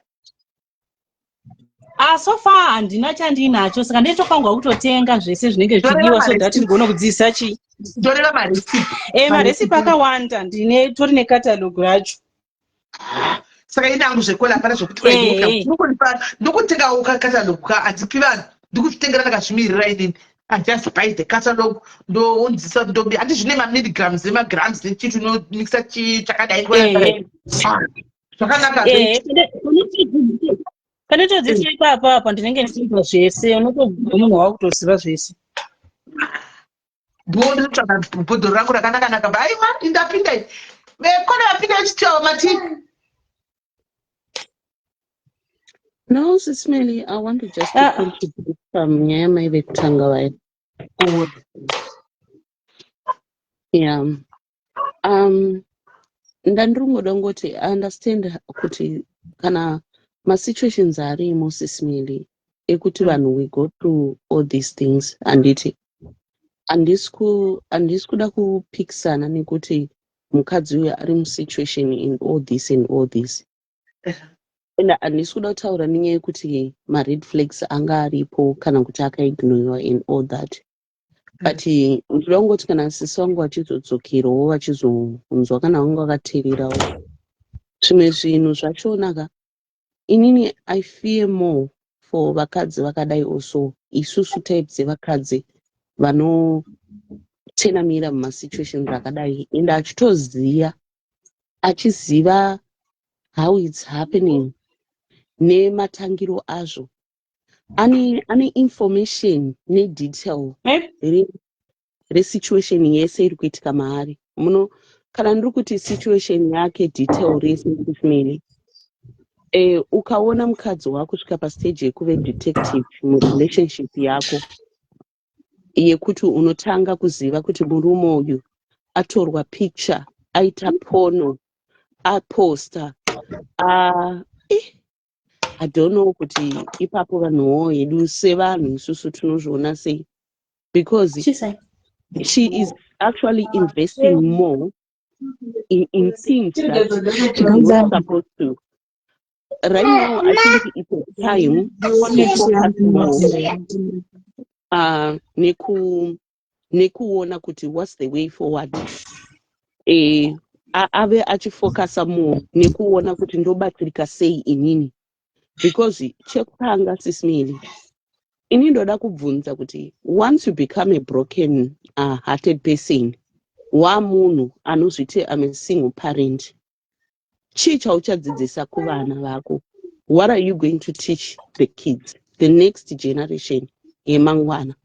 What are you going to tell the kids about marriage? Because sisimeli ukaona wabonyewa moyo kusvika pakuti wakuziva kuti mamwire foni, munhu apinda mubathroom, munhu adai. I'm not saying izvi zvaakuitika izvezvi, but kumwe kwesho kudhito rese anga ainaro rekuti akatanga kubhadharwa matekula erora akapinda musituation dzakadai. Mira kola ndikubatsire 2 minutes. Do you have a perfume? Do you have a perfume? No, do you number? Do you have number ndakapinda? Do you have number? Ndiyo nditoona message ku WhatsApp kwarutopinda.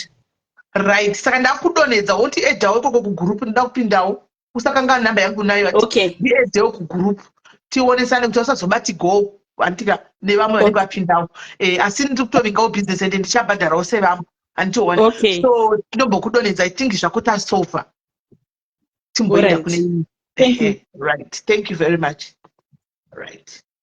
Kola, the platform is now yours. Okay. Saka chananchida kuedza kuti tionesane sesimele is kutaura chokwadi.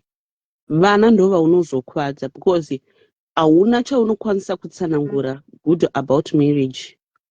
Hapana chaunokwanisa kudzidzisa a girl child or a boy child kuti unozvidzivirira sei muabuse. Hapana chaunokwanisa kuzove uchikwanisa kumiririra kuona kuti mwana waugere naye mumba kana mwana wauri kukurisa wauri kutarisira kuti azove remangwana muupenyu anokwanisa kuzvirwira sei. Ndo matrauma achona. So when we talk about developing of trauma, ndo matangiro azvo aya. Already this woman, she's in a trauma. She's in a toxic relationship. Not relationship, situationship.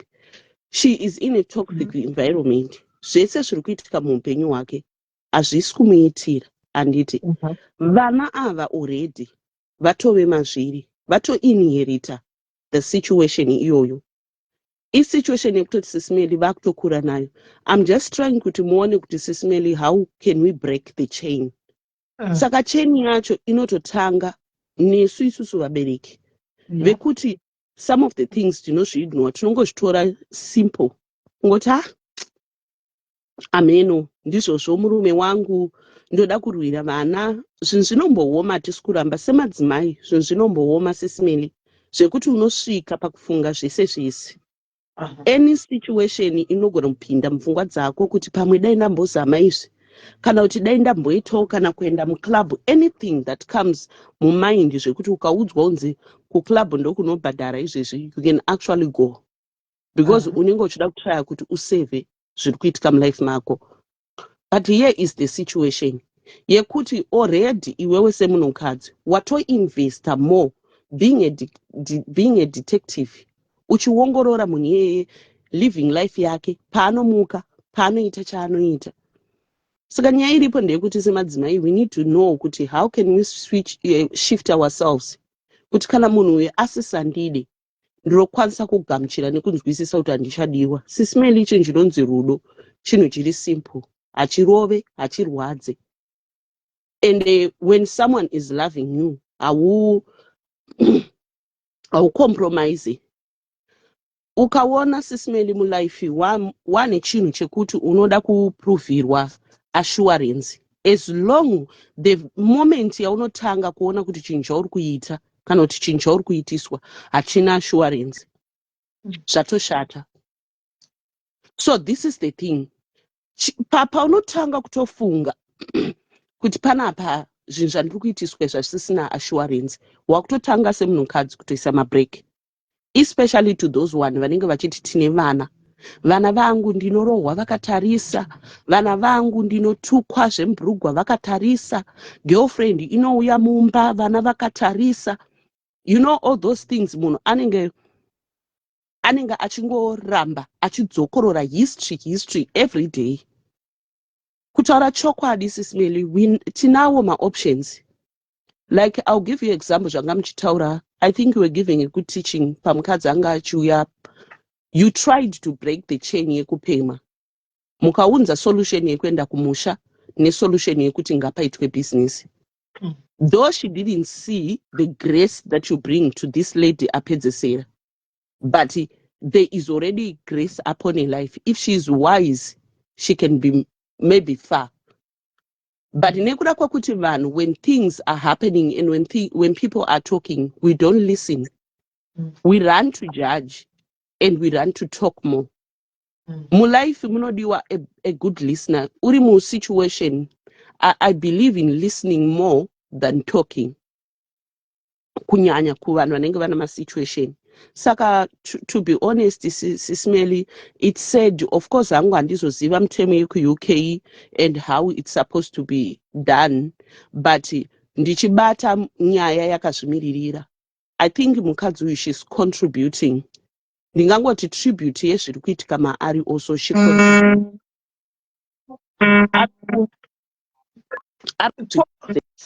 Paula, anti munoziva kuti when you are talking to an abused someone, munhu akaabuswa, animals that it's not easy kubudisa munhu abusive relationships. Animals Ndikuchinzwisisa Sismeli, but zvakafanana nemwana wamunoudza kuti stofino kupisai kana musati mambomusiya akabata stofu akatsva anenge achida kutongopa bata kuti anzoti chokwadi inopisa here. So but as it is right now, ndikuona sokuti kutotaura kwaita mukadzi kawo sezvo mazochivanza chero hama dzangu handinadzanachiudza itori first step yaita, because tinotoziva kuti vanhu ava vanoabhiswa havabudi zvekumhanya. Uchimuudza kuti buda tongo uchamurova nebaba, anozoti mangwana ndamuregerera, buda kandi mangwana ndamuregerera, buda kandi ndazonyengeregwa. Handimaona it's hard kana wapinda. Sometimes tinofunga kuti kuzviitisa usiku unless and until vasvika decision. It's sochona vakaona nobuda vari mubody bag asvika padecision yekuti you know what, ndarwadziwa ega atora bold step yekuda kusimuka havasimuki. Saka instead of us maybe probably kuti right now advice yenyu yakanaka stereki, but panguva yaari right now, and I think tikazomupa advice abuda kuitirawo vamwe vanenge vachizouyawo kana akazoda kunonyengerero, nokuti right now she's already down. So tikisa kukava munhu ari pasi kudhara. I don't know kuti muri padzisei. No, I understand what you're saying, Sismeli, but what I'm trying also for you to see ni, amuri kuona saizvezvi as she's down, and ndinoti muzvicherechedze. Mozauti zvakafanana nekuti ukarova mwana kana kuti Sismeli ndikakutukai kana ndikakupopoterai izvezvi ndine hasha, handiti ndopandinoona kushanda kwechinhu. I'll see the whole impact. Ndazoregedza zvinenge zvisina value. Murikuedza kunzwisisa? Okay. Kazhinji kana uchida kuona turn up situation panguva yazvinenge zvichitoitika ipapo, because the moment yaunoita breakdown Sismeli, zvakafanana nekuti if the damage is going to happen, damage yatovepo, there is no turning back. That's the truth, and that's the truth. Ndochokwadi chisingadi kuti tinzwe isusu vanhu vazhinji, because why? Tinoda kuti tipapadzirani mumarwadzo nemuzvakanaka nemuzvakaipa. Why? Because tenchiita kunge tiri kutsimbirira ronda. The only thing is she's in pain, but I'm not trying kumutsimbirira ronda. Ndikuda kungoti ive aone, because the damage yapo haisi yekuti abude. Because I think she requested for a prayer. She actually knows. Yes, that's what I'm saying now. Sismeli, let me tell you the truth. I've been in abuse, I know.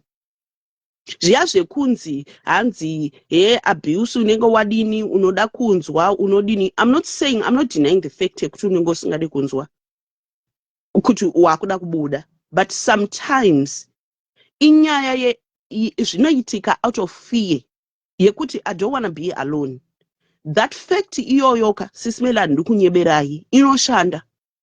You start to think kuti saka mabuse andaita hafafa. I can tell you ndichitanga ini kugara nemurume andaigara naye, when I was thinking anga asingabhadhare ndasingaite sei, but aitenga 5 kg yenyama ikwa Shoprite fish ne chicken box remushop yainzi Go.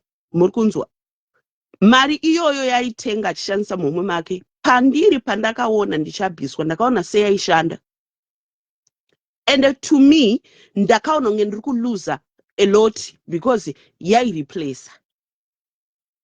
Muri kunzwisisa? But not knowing kuti I was damaging more. It's because I didn't want to be alone. Not even kufunga zvekuti judgmental people, what would they say? Already iye atobuda pachena atotanga kuudza vanhu kuti vedu ndatsva, which is okay. But chandiri kuedza kutaura ndechekuti iwewe pachako iwewe kana usati watoona the damage iripo, because right now Sisimeli ndiri kutomuti damage itoripo yatove hombe. Vana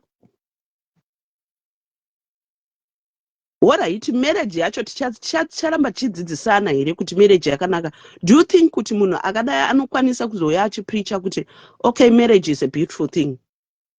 Sisimeli inini, I walk out when things they were hard. But today I can tell you, mwana wangu, she's turning 17. I always say kuti zvibate mwana wangu, marriage is a beautiful thing. Because why? Ndine zvandakacontributa murelationship imomo. He was toxic, but I added up. Pazvese zvaiitika, he's not the only person who was toxic. I also become toxic. Not kwaari iye, for my own self. Because zvinhu zvese zvandaiita Sisimeli, I was damaging my mind, myself, my thinking. Saka iye paaizoona sendiri kumuchallenger, because when one person is seeing you as toxic, Sisimeli, it's because they feel kuti you are challenging them. Ukaona murume akukurova, achikutuka, achikudamage, achikupopotera, it's because anenge akuona kunge iwe uri kumuchallenger. Saka apa, if I can ask you, Kola, what is your advice to her? No, that's why ndati inini hangu on the party yekuti kubuda yanga muchitaura, I think that's the best advice for now. Kuzoti abuda manje, she needs now to work out on herself and her mental health, kuti abatsirike even iye nevana, azive kuti marriage is a beautiful thing. Kune vanozorora even vachada kuzorora vana vake, asafunga kuti zviri kuitwa nemunhu uyu ari ignorant neasingakoshese zviripo zvinoitika kumunhu wese. Chiri kuitika apa Kola ndechekuti kubuda ka anogona kutoda kubuda, asi ngatigei kukanganwa kuti haana zvikwanisiro zvokuti taigona kumuti buda mangwana chachaibuda, but zvikwanisiro haana, saka odini apa? Ndochandoti Sisimeli, to be honest, ngatingongorerei kunzoko. Hakuna munhu anoti variko vanoti inini I'm living the perfect life. Kune vamwe vari kuti isusu upenyu hwedu uri kuitira, but majority chaiyo kunze kuri kurema Sisimeli. Mabasa akaoma, upenyu hwakaoma. Mari hadzisi kukwana and hadzisi kukwanira munhu wese. Zvekuti izvezvi Sisimeli tikatarisa vazhinji chaivo munhu wese izvezvi ndikauya ndichiti ndiri kushanda, ndinogona kunge nditori nezviri kushota, nezvandisati ndatoachievha, nezvisiri kuitika. Ndogona kunge ndiine basa Sisimeli, but mari yacho haisi kukwana kutenga kana kuita zvinhu zvekutiwo ndione kuti mari iri kushanda. Chiri kurwadza sometimes hakusi kuti une basa. Chiri kutorwadza ndechekuti mari yachona waiwana, but haisi kushanda zvauri kuda kuti zviwe uinazvo.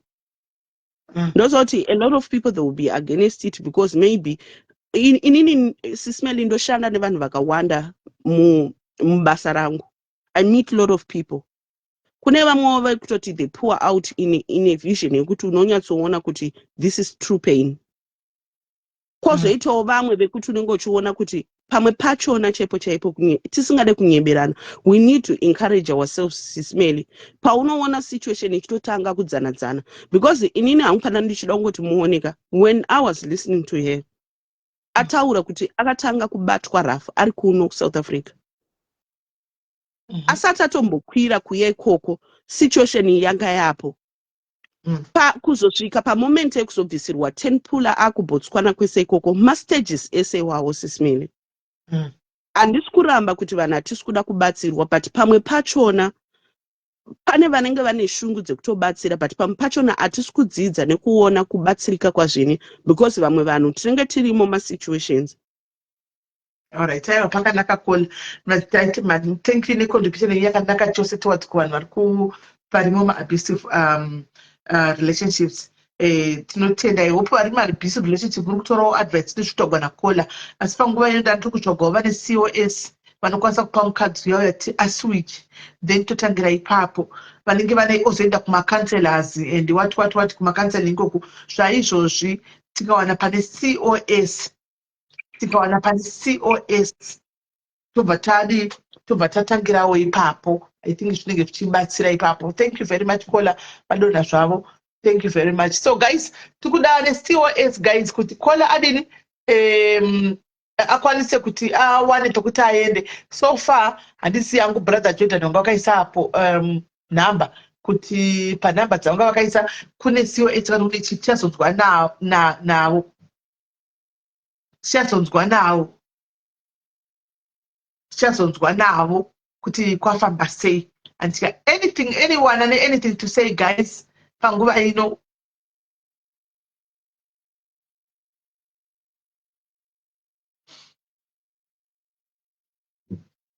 Anyone ane chekuita arimo mbudzi trabambalas. Alright. Mbudzi trabambalas, I'm adding you.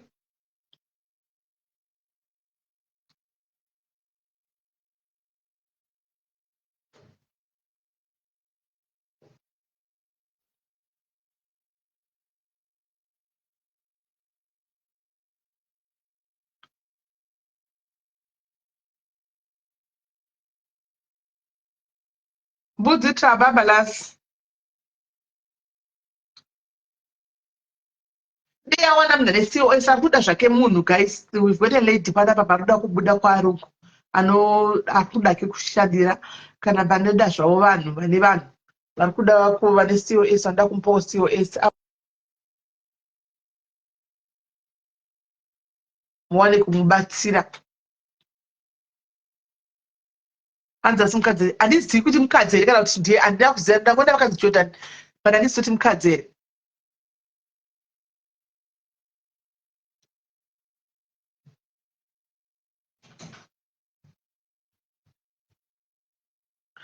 Mbenera hanzi ari ku Northampton. Northampton.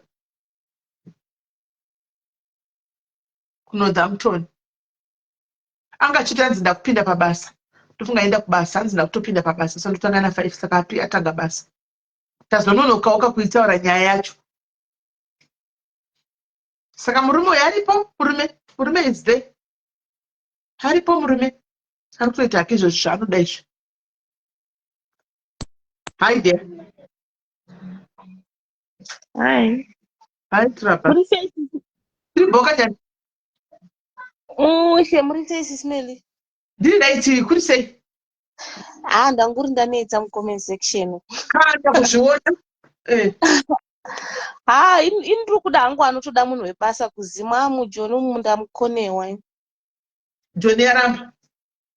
Yaramba apa ndine mhuri ndakwaya nemhuri ikauya ikawedzera kunoko zvaramba izvi. Wakashoka zvara umwe mana?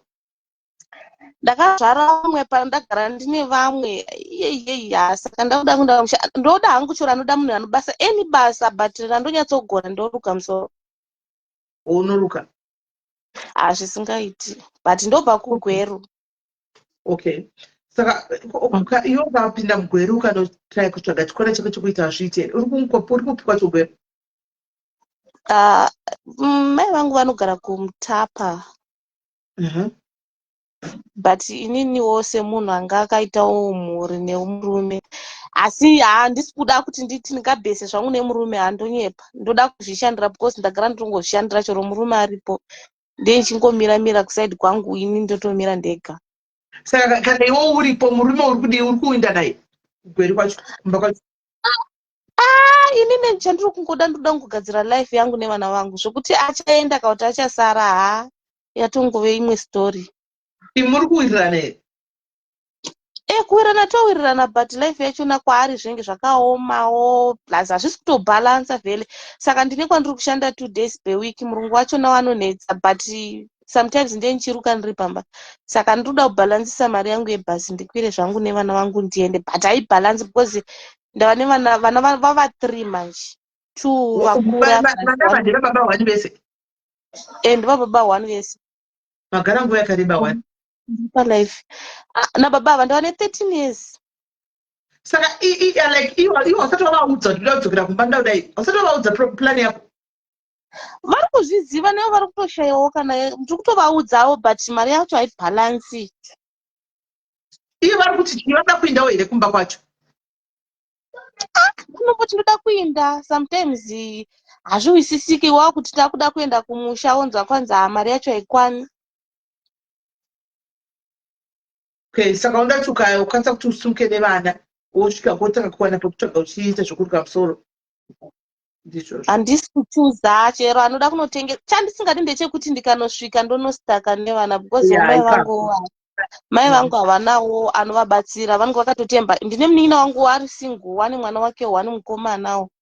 Saka ndesingadi kunopa mama wangu mutoro, saka ndekungoti kana kune anoziva kunodiwa munhu webasa ndongonoshanda ndichitsvaga rume yangu chore $30 chero 40, asi ndichingoenda kubasa kuti vana vangu vararame, because ndikatasika tova ne2 months vasiri kuenda chikoro. Apa vari kuSouth Africa uko? Vari kuno kuSouth Africa. Pakaipa. Chikoro majafa kuti vaende vana. Vane makore mukuru wachakora sei? Hatisime ndikakudzai kumusha ikoko kuna mai vangu kundotori neumwe ane 14 years, but akatonyora grade 7 akadzokorodza, akanyora grade 7 ari pamuunga paya anoda kutoenda form 1. Apa rudedzera kuti ndoda kuenda kuAscot, but handina mari paAscot panodedzera. And then kunoku itori beta kuzanifamba netsoka ka. Kumamba handisi kuziva kuti imari, but yanga achiti kuAscot. Aiwa mwana akaenda chikoro kosi paAscot panofamba netsoka. Panofambika netsoka. Handikangowana zvokuita ndinoshingirira Sisimeli, asi kuti kunoku ndokuda mari naikola. Ascot inombosvedza mari. Aisi 120, inenge 120. Mwana achitanga chikoro. Apa kutanga ndopandisi asati ndatokonfirma zvese, saka ndachitombozama kuti ndikawanawo zvemabhuku nei mari kupera kwemwedzi unoyu ndogona kuti kwandoshanda madhesi ndogona kuwana 1000. Sometimes murungu wacho akaona kuti washanda madhesi akawanda anombokudza kuti uya 2 days per week, ombokudza kuti imbomira ndipo. Zvakawandawo zvesvinetsa. Apa vari kunoku kadiki kandinako, ndine mwana wandine mudiki ane 8 months, saka ndotomusiya navo ndisiri kuindisa chikoro ane 12 years. Ndiye anditosara nemwana pandoshanda 2 days idzodzi ndichienda kubasa. Saka pega saka vana vese all in all une 4 kaiwe. Ndine 4. Same baba kati mkuru na baba wake. Mkuru uyu ana baba vake ane 14 years, but 3 ava vana baba 1. Okay. Hey, but mwana ngaende kuchikoro andikola handiziviwo asinewo munin'ina wangu sei kuri kuchamisa sei. Uringazona kuti kumba kwakamira zvakaipa mwana wechikoro namai. Wowedzera futi kuongo zvangu wasitasunga ukama 1 nemurume ukaita vamwe vana 2 wako chitiriwi wakavawe. Akatouya mujadhe uyu Sisimeli. Asi kunoku kwandiramba. Izvo December ndo time yekuti kuitwe mari. Pandogara pacho paarea kwakaita like location paarea pandotogara pane vanotoruka musoro 3. Manext door angu anoruka musoro, saka zvatova zviya zvekungoti chero wawana kutenga hupfu ongochipisa zvecompetition. Sure. Right, akuna ere guys nari kugweru kwatanga noshanda musaluni. December asvika. Kana pane munhu ari kugwera kana achienda kusaluni guys, pane nari kuda basa. Saluni.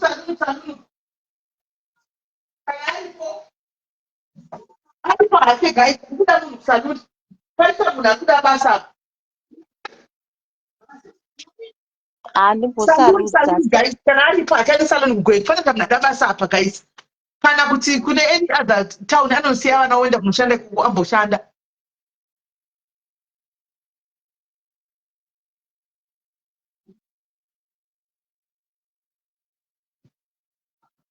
Arikuda kuenda kumba nzvimbo mwana wechikoro chamatsvagira mwana nzvimbo kwandakatoiwana kuAscot kuri gainde kuAscot ikoko.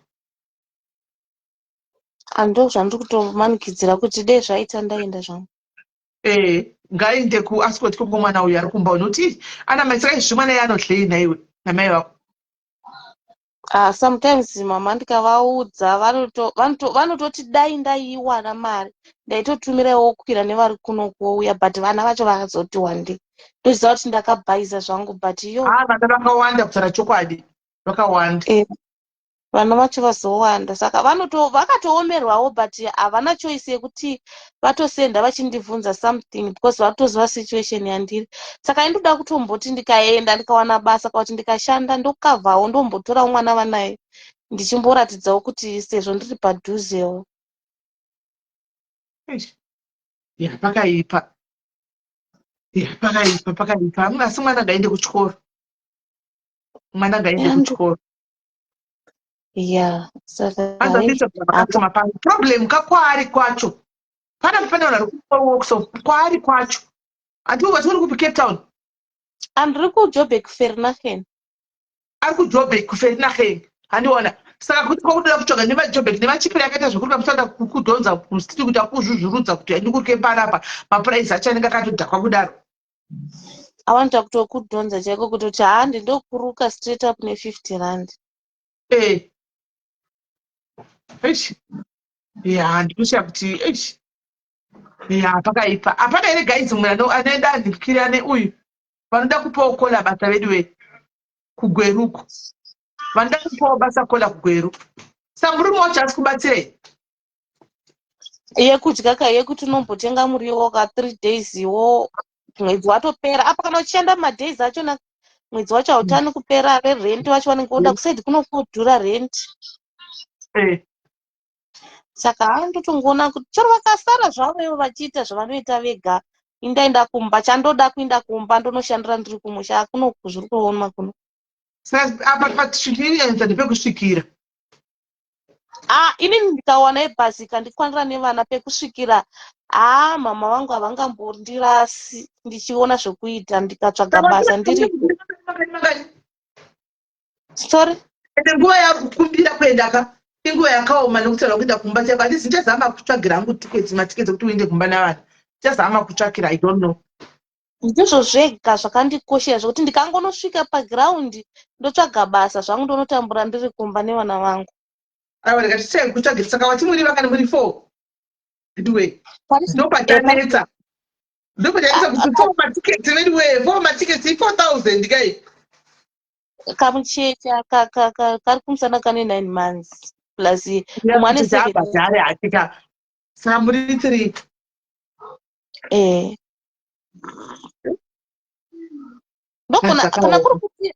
Ndogona kungotsvagawo nesaidiwo ye1 sezvo ndichimboruka mawanisa tsvaga hako. Tsvagawo nesaidi.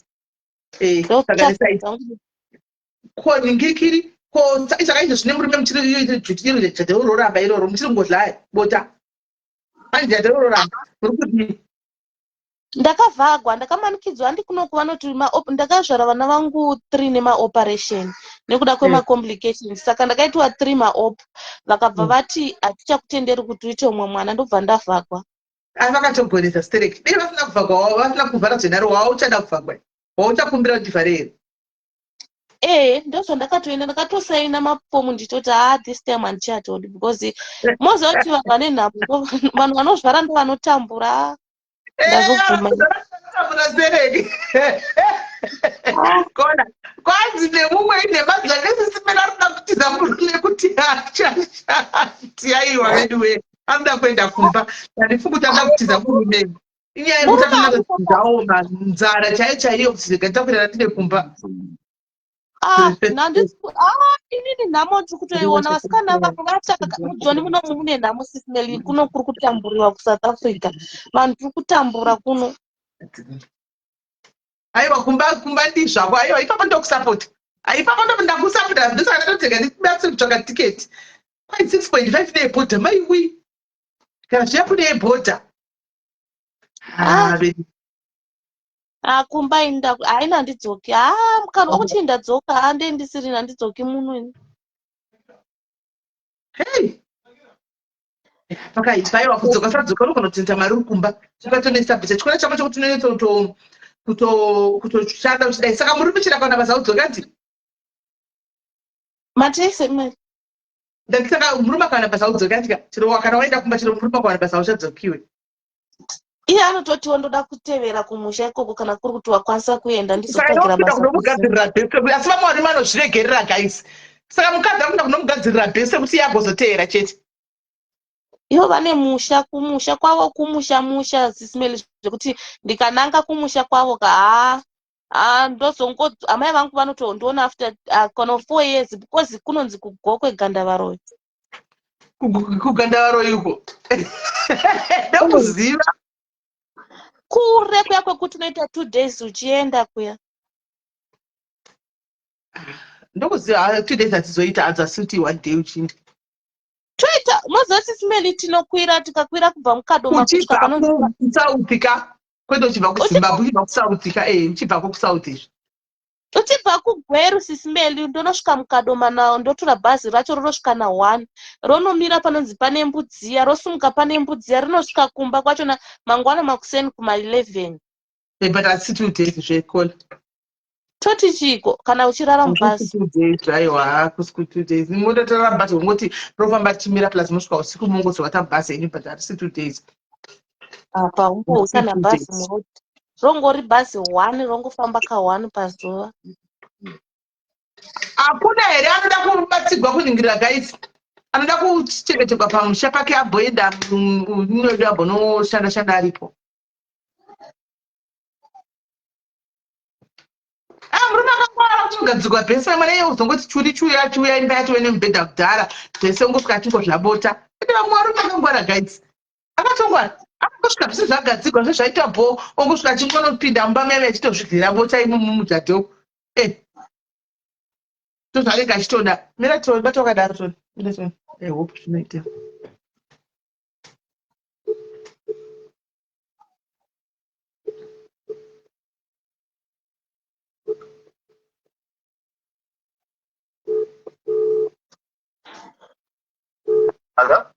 munhu wangu uri sei hello uri sei Musha zviri sei? Zviri bho kuri seiwo Hakuna kuri bho. Bata Mari? right mira bata wakadaro Edi Edi Hello? kuri sei ku areas kuri sei ku areas bho sha ndikuda ukafevha wangu ndikuda ukafevha wangu sha pane vamwe vanhu handivatambura zvisingatomboiti zvototi patosvika pakuipa zvototi vangu aida kutozviuraya wena hapana kumira mushe saka ava hazvinatombomira mushe mukadzi mai vava nevanhu vari kungodzembereka havana kana pekugara musititi kana kuti nachikumbira tongondikandirawo kumba vanotori maine apa nangwetira vana vanotori maine zvana zviviri chitatu chiri kumusana izvo zvakatomumapirisa da kuzviuraya vakanukira kuchipatara saka kuti zvinani vaende havo kumba because still chero vakanzi patikira something koko idambudziko rinongudzoka bheki kwatiri sezimbabwe community saka ukangonditakurirawo hako ukangoni handizi ungonovakandawo kana mugweri muyami yavo ngozoonawo kuti vanoenda sei kumberi gokwe unenge wandigonera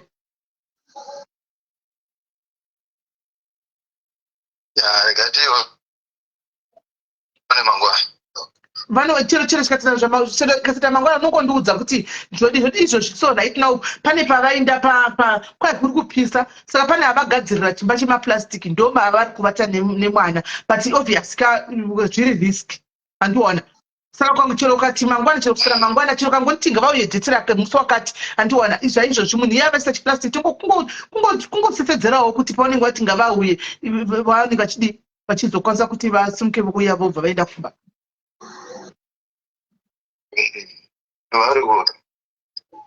kwai kupi kunzvimbo yacho nanise but kusaiti kuma-outskirts kwejoburg ikokuko kuma-outskirts kwejoburg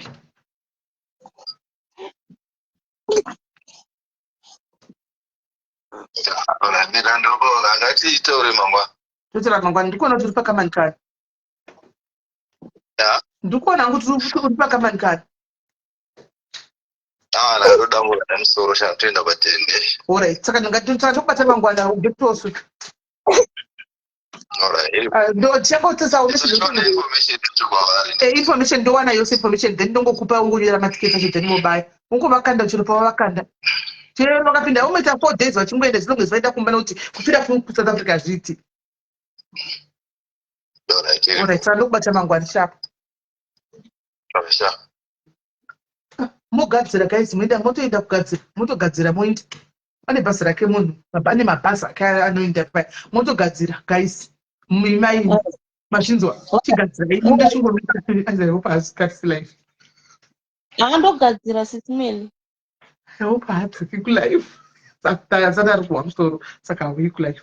Saka ini chitai kuti mugadzira muchigara makagadzira da muchiya WhatsApp kwangu monti bata WhatsApp tinotaufa. Motongostika on story ndatoona para motongostika tangoita tuende kumba. Alright sitimeli. Mema ndigonera singaiti. Takuita kuti muchingofamba muende kudeni ndozvatakutongoitira panapa. Alright sitimeli maita basi. Alright iripo. Alright. Guys, guys. Pamwe pacho unongoita uchireva nhema kuti zviite. Hanimaona. Unongoita uchireva nhema kuti zviite guys kuti munhu akwanise kuinda. Hanimaona. Izvo zvari anonyengeregwa ati ari kuwa musoro saka ambooni life. Unonyengeregwa koko unonyengeregwa kune murume nhasi unonyengeregwa imomo unopadiwa. Unosinda kumba futi wane mimba. Chimbomira. Aiwa, kwakare ndikufunga kuti atanga kuya uya atanga captain wehockey. Dei achinda kwakare zvanga zvichiita. Hope zvinobva zvatoita. Atanga kuya kwakare niyaya anogona kuenda atanga kuya weni kiwe ngashindoda kubuda mumba anogona kuenda kwakare. Otogona kuenda kwakare zvinogona kubuda. Thank you bebewa kune masters. Anyway, atani handisi kuti tichibatsirana chigamana kuti munaini. Gamana kuti munainde gaizvo tikati taya munhu atone murume wake anoramba kuti sikuda kuti ndinhingirire ndi uyu. Vangu azviiti. Kunyisa kuti munhu ane murume wazvigora ane mabhizinesi ane mabhazi ane mabhizinesi azvibudi. Andisika otoinda. Yes, Roman, how are you? I'm in for business. Vanoinda vachanosangana ndarogara mugweru uyu anogara mugweru kare nari mugweru. Kana angwara kutoka kare nuko kare ndigida gori kare nomdira kuti gweja. Kare ni gweja. Kana chigara mugweru chako uri mudhiarisi haungambotadza ukatadza kuita mari yekuti uzviraramisa unenge uchitopenga because kana asvika kumba. Anyway, waita hako mununa kune ari kudiaspora senda message apa. Zvikanzi mukadzi uyu kana achinge asvika kumba wevana mundiudze mutengere girosari. Message yapinda izvozvi. Hani muri kuona. Saka uyu ari kuenda kumba uyu kwanzi kana achinge asvika kumba anotengerwa grocery nemumwe wedu ari kudiaspora. Thank you dear. Thank you my sister. Thank you my love. Thank you. Thank you. Nditira screenshot ndo kanga motsi ndiye nakadaro. Nditira screenshot. Go kanga mo.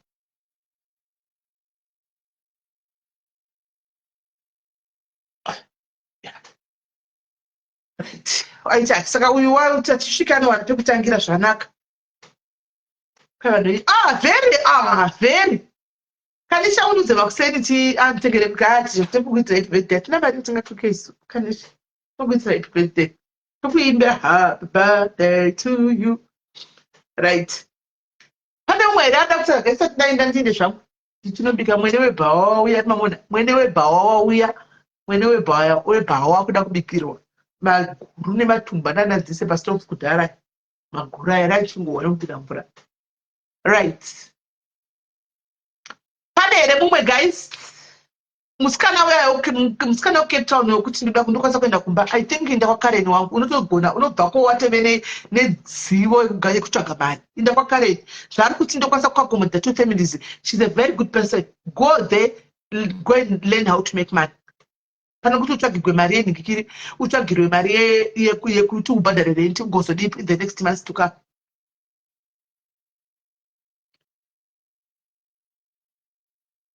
hanzi naGetrude maybe nitsvakire naiwe Getrude iwe unoyaonyera mucomment section nokuti waona vanhu vabatsigwa asi sisimene vacho wanga uchivaona nguva yese wanga andi munhu ari serious ane dambudziko rake ri serious kudhara ukasouya ndokumbirawo kuti ipinde palife sisimene ndiyo nditaurewo nyaya yangu handifungi kuti ichokwadi kuti wakabatwa stage 3 cancer because haumbomiriri kuti utenge waona kuti paita munhu abatsira kuti uzonyora mucomment section my sister haumbodaro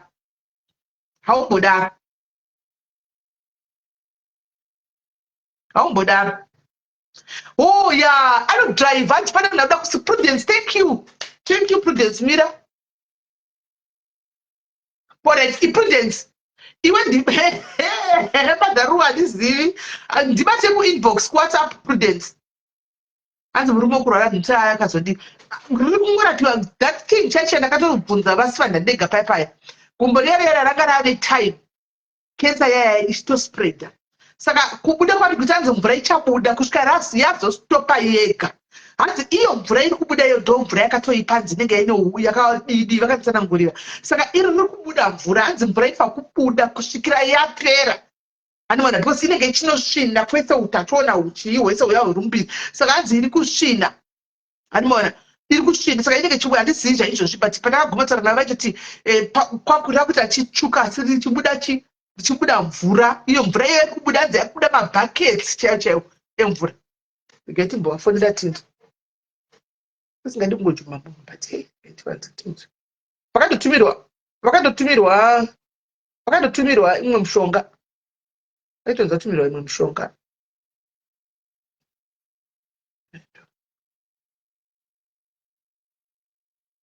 shakira ustuke uri mashisha please hey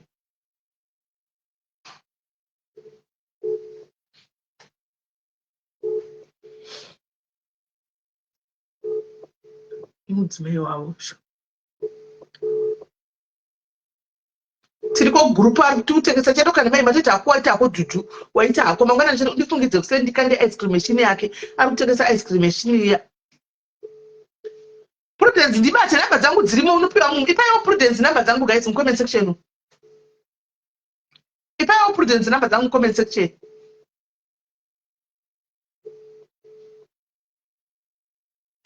atotora namba dzako ndotodzitora simuira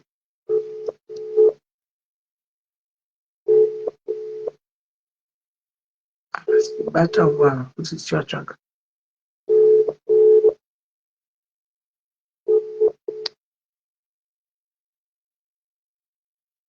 right havasi kubata munhu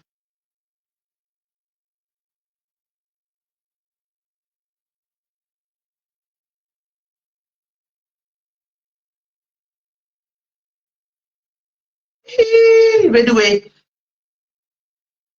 Prudence kwanzi pane munhu auyanzi ndaona kiriya Prudence kundinasisi vangu guys ngatimbomira mukadzi uyu atanga abatsigwa first guys ngatitenge kuita mwoyo wakadaro guys mwoyo wekuti kuri kuda kubatsigwa umwe munhu kwanzi kuda kubatsigwa umwe munhu tobva tatanga kuunza umwe vanhu vari pamabasa kudhara and I understand kuti chazotsvaga vanhu vane maswitch guys chena dhele kuti munyore mucomment section vanhu vodivoita but for now tiri kutsvagira mukadzi auya pano nenyaya yake hatingati basa ranzi ndere mukadzi uya pari kudiwa munhu totora topa umwe munhu guys it's not fair it's not proper hatingadi kudaro hatingaiti izvozvo totanga tati mukadzi aya auya nenyaya yake awane kuwana basa first totangira ipapo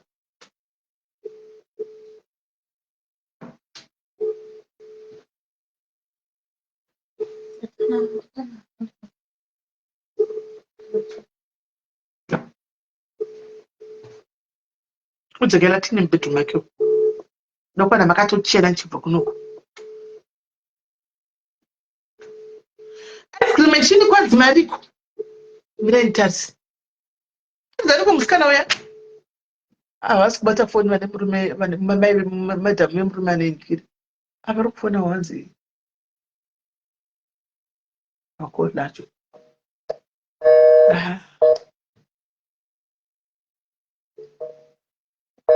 ende pavafoni parigari motsvaga ice cream machine abzari komusikana uya guys sesi abzari seku abzari komusikana uya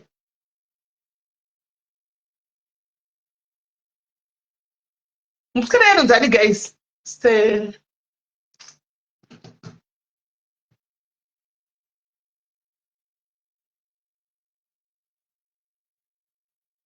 Anzani kumsikana uya. Anzani msikana uya guys. Samu.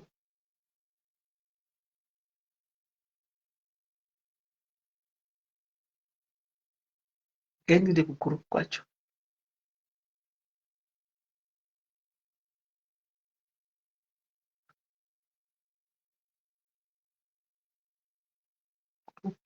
Group. Where is the group?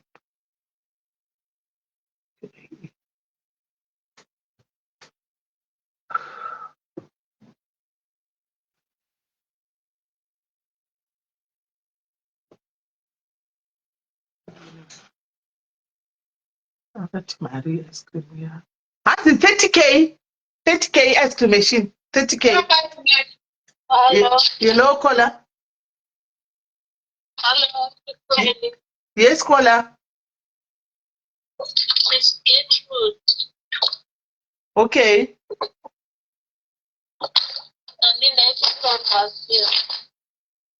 Order material. There way, my dear. Mari chaiwo tikwanisa kuenda kuchipatara kunorapwa. Wabwana ne. Ndakazvireceive cancer muna April stage 3. Ku South Africa. Ndiri kuSouth Africa but handina kukwanisa kurapwa nenyaya kuchipatara vakava kuti vatirapi maforena, so I had to come kuuya kuZimbabwe. Ndiri kuZimbabwe ndokwandiri. Saka kuchipatara kwacho tsetse vanoda kunorapa cancer vanobvisa chibereko ka ise ndilo cancer ndechibereko kai. Pandakauya kuno ndakamboenda kwachiremba kwagaini kwamutaro akati hanzi achikwanisi kuchibvisa pastage achava pastage 3 iye achikwanisi kubvisika ndozvaakataura. Saka asati kubvisa vada kudi hanzi newakuitwa radiation. But umwe anga akati hanzi ukaona dhokta aniwe hanzi anobvisa here but mari yeconsultation yekutoendako zvayo hapana. ko makaenda kuchipatara here kure nakaranda kana kupi kupi. Ipapo kukaranda handina kuenda. Makaenda kuchipatara kupi mimi? Ndiri kuChipinge. Makaenda kuChipinge hospital. Ndakaenda kuChipinge hospital, then kuChipinge hospital vakati hakuna magynecologists vakuti paMutare ndokwaari, then ndokwandakaenda paMutare. Saka uri kunzwa sei? Uri kudii? How tiri kuitika? Uri kunzwa sei? Uri kudii? Uri kubleeda? Uri kuita sei? Ndiri kubleeda nekuzarirwa, asi gumbo rekuleft ndo rinorwadza futi. Gumbo rekuleft zarirwa nekubleeda. Because kukaranda vanoitama for free. Sheroli anonoka nguva isidi yakataura kudhara zvokuti zvakadai so zvakamira zvakadai dai takatoka totomurifeya kuna baba yakata kumwa mishonga yacho ichibhoiwe. Handina kuziva, mia usingazivi. Because hauna kuziva because hausi follower yepano Getu. Hausi follower yepano. Kutoti utozouya pano pane akakurayira kuti enda kwaSisimeni nokuti kune munhu anoziva kuti kwaSisimeni kunobatsirwa. Iwe unga uri follower yepano ungadei wakazviziva kudhara. Ndinofollowa asi kuti nyaya yedhata sometimes ndo challenge. Aiwa kubva April Getu. Kubva April inga wanga uripo 1 nhasi. Saka kana kufollowa takatora direct tichaura ungadei wakatoziva. Aiwa kufollowa zvira hazvina kuipa Getu. Kana chimwe kubatsira whether inofollow chafollow. Follow wako haufollow ndo chokwadi. Because vanotofollowa pano they know. Vanenge vachitoziva. Instead information chirakasapinda nhasi after 2 weeks anoiona information iyoyo. Anoiona. Chokwadi. Follow wako haufollow wangu wakaita zvokutongoudzwa kunzi enda kwaSisimeni. Shame. Pane ari kunyora comments chete wakamboenda kwachidhamudhamu. Hauna kubatsirikana. Mari yakanga dzinodiwa kubvisa chibereko yacho haina kukwana. Ndiani akatanga kubvisa chibereko? Anti wati doti akati abvisa. Ari kuda akati anobvisa ndiani? Pana umwe doctor ndakarifeiwa but consultation yavo $100 kuvaona doctor wacho ivavo. Saka ndoisina kukwana $100. Yakakwana asi mari yematransport kubva kunoku yakangokwana $100 ndoyandakapihwa, asi mari yematransport kubva kunoku kuenda kuenda kwakutara kwacho because even kugara kwakutirwadza pamusana apa kuti ugare long distance. Saka pane pachida kuti tiite zvekutorara kuti last time pandabva kwamutare kwacho ndandakatiita zvekutorara pazvimota zvinotravela izvi ndakatobhadhara 26 kubva kunoku kuenda kwamutare.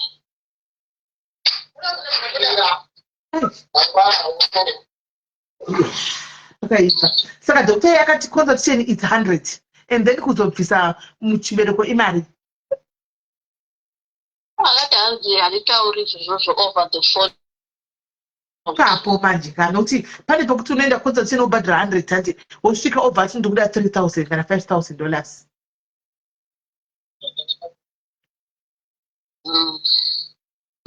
Achinzi zvinhu zvakutanotaura kuti after this akuda kana 1,000 anitoona taiti. Ndatovhunza kuti ungaita ruzivo rekuti ingava iri mari because ndakapuwa nhamba dzavo ndikavafonera call.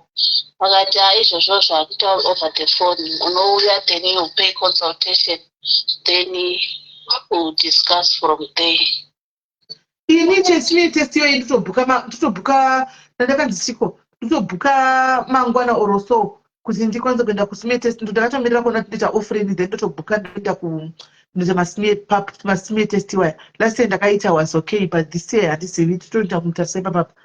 Saka tisati tapinda nokuti discussa nevamwe panyaya yekuti unobatsirikana sei. Wakatanga kuziva sei wekuti waita inonzi cervical cancer? Inini kutanga kwacho pandakapona mwana wangu ndakaiswa implant.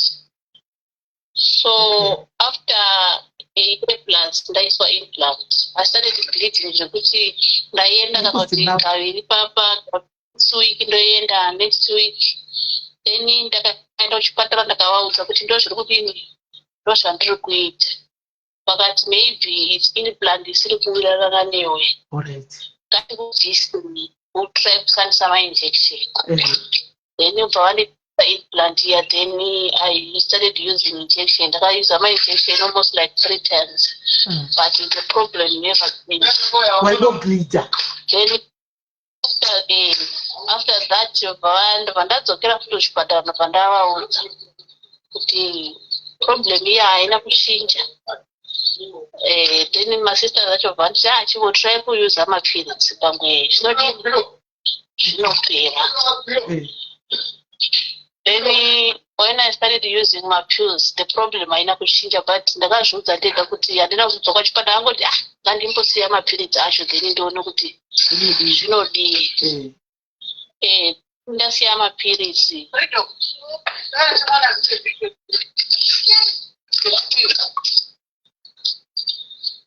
Then ndasiya mapirizi. Last year ndakagara ndichishandisa mapirizi. Then in December ndaenda kubasa ndosaka ndaishanda mumaChina. So I started notice kuti ndakasimudza chinhu chinorema ndotanga kubleeda too much. Ndakafamba kuti ndifambisa kuti ndimhai ndanoka kuenda kubasa ndobleeda. So zvakaita kuti ndangobleeda every day. Muri kunzwa here guys, teererai mumasymptoms aya. So nekuti kubasa kwacho taigara tichisimudza zvinorema hakuna munhurume aishandako. Vanhukadzi chete tisitaidzikisa stock tisitaipfeka stock. So I notice kuti yanga yandova bleeding every day because ndaisimudza zvinhu zvinorema. So pakazoita zuva rekuti ndiri kumba manheru rakatanga kubuda zvisingaiti ropa zvekuti ndina kuzvikwanisa murume ubva afonera ambulance. Ndaenda kuchipatara kuhospital. Ndasvika bva ndakapura the same kuti ndonyaya yangu matangiro ayakaita. Vandipa mapirizi ekustopa blood nepains because ndakufeel like period pain every day but kukura kwangu kwese ndandisina period pain. kubva vandipa mapiritsi ekustopa blood nepain vandakakomba ndanga mapiritsi aya rakamira zveshuwa pakapera mapiritsi varatanga futi vadziri yakugoda then ndobva ndazoti ndiri kubasa rakabuda futi ndakafenda ndakadedetserwa ambulance futi vandaendeswa kuchipatara vatasvika tiri hanzi enda kuchipatara chekwako unotorwa pepsmear vichabva ndandiri mupain vandadzoka ndakatondichisvika pamba handina kutoenda kubasa mwana akati manzi ndiende kuchipatara ndinotorwa pepsmear zvanzi vambodzosai musingagoni kana kufamba kudai mama ndikati zvanzi zvakachaenda kuchipatara kwacho kunodii unotorwa pepsmear yacho ndikati nhasi here zvadzatova kuma3 ndikati nechimwana changu chikomana ndobva ndatoita vhoti pandaenda kuchipatara kuya ndichisvika manesi vakatoti emergency because asakwanisi kana kufamba padatorwa bvataiswa muchipatara pamba tori nemadoctors vanouya like once a week because yange Friday vandatoiswa muchiemergency room zvavanditi chii vandavatsanangurira vanditarara pamubhedha vanditarisa dumako isemesa wakatoenda kuhospital here vakati kutobva kuhospital asi chaiye zvakasaka vakudzosa vakadai ndikati vatiti nenda unotosmir no it work like that papaine Dr. Murungu nemukadzi akabva atora foni yake bva afonera gaine kuhospital kwadandabva zvanzi madzosa akadai kuti atorwe pepsmear mamboona situation yaari mambomutarisa here zvanzi ndatichida kuita kuti afambe negwara zvikanzi anofamba negwara but pane condition yaunoona kuti haiti kuti afole maprotocols zvikanzi alright is fine saka mama zvikanzi this lady hazviiti kuti atangire kuno because pepsmear it will take time kuti ibude ndiri kumudzosa ikoko muswemanda ari kudzoka ikoko kuhospital zvanzi alright fine because yatova weekend already ngauye muswemanda semande ndakaenda kuhospital kuya vandasvika vakanditarisa magaini aya zvikanzi chibereko chako chine rush so zvachine rush we can't conclude kuti chii tokutora matestes then you will come after 8 weeks for results vatora matestes aya vandadzoka kumba the problem haina kupera yakaramba ichikokontinue after 8 weeks pandadzoka pandasvika ndo pandakaudzwa kuti chii necervix cancer so unouya yanga Friday unouya muswemande for admission then we started checking kuti ava pastage hani then we would see kuti tokurapa sei ndo pandakadzokera kuchipatara kuya muswemande ubva ndaitwa matestes ndo pakati yanzi yava pastage 3 ndo pakapa kunetsa nyaya yedhudhula yekuti ndanda kukonzera kuhospital yakati dzoka wozoya after 2 weeks enda kwakati dzoka ndo pandakazotana mama wadi wamboya kutambozama chiboy pamwe zvinodini ndochiita hazvo kupatara kwacho kwakangotenderedzwa apa iwo unorwadziwa wadi wauya ndokuya kwandakaita so I'm trying to using my heads but kuzarirwa nekubleedha kusati kwangopera nekuti kuti nditofamba chaiko kuzarirwa ndokumenya kuti yati chest yangu inobva yabhita fast zvekuti pamwe pacho ndotongoti Mwari ngozvisira kwamuri nemapains acho kuti ndirare chaiko unonyatsonzwa kuti masaidzi angu aya achabvomi kuti ndirare pasi kuti ndigare gumbo rekuleft ear zvakabatana nebhamu racho haribvomi kuti ndigare pasi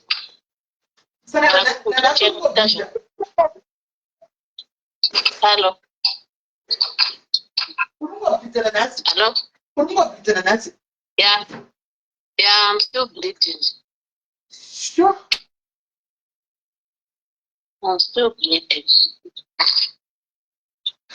Right, mira kutore the 2 seconds ndokufondera back. Guys. Zvakaoma. Sakura kuti uchibhoyi uku zvaramba kuti pingika uku. Kuti mbotanga kuwa kuti vanhu vakambora pawo here cervical cancer. Sekuru vaya vekenza ingoti calling us kuringa.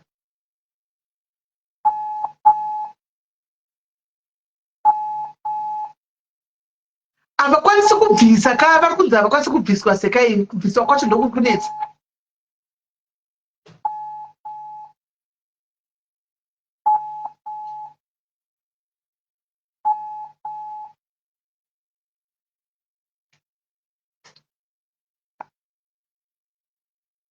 Hello? Hello. Makadini hanzvadzi?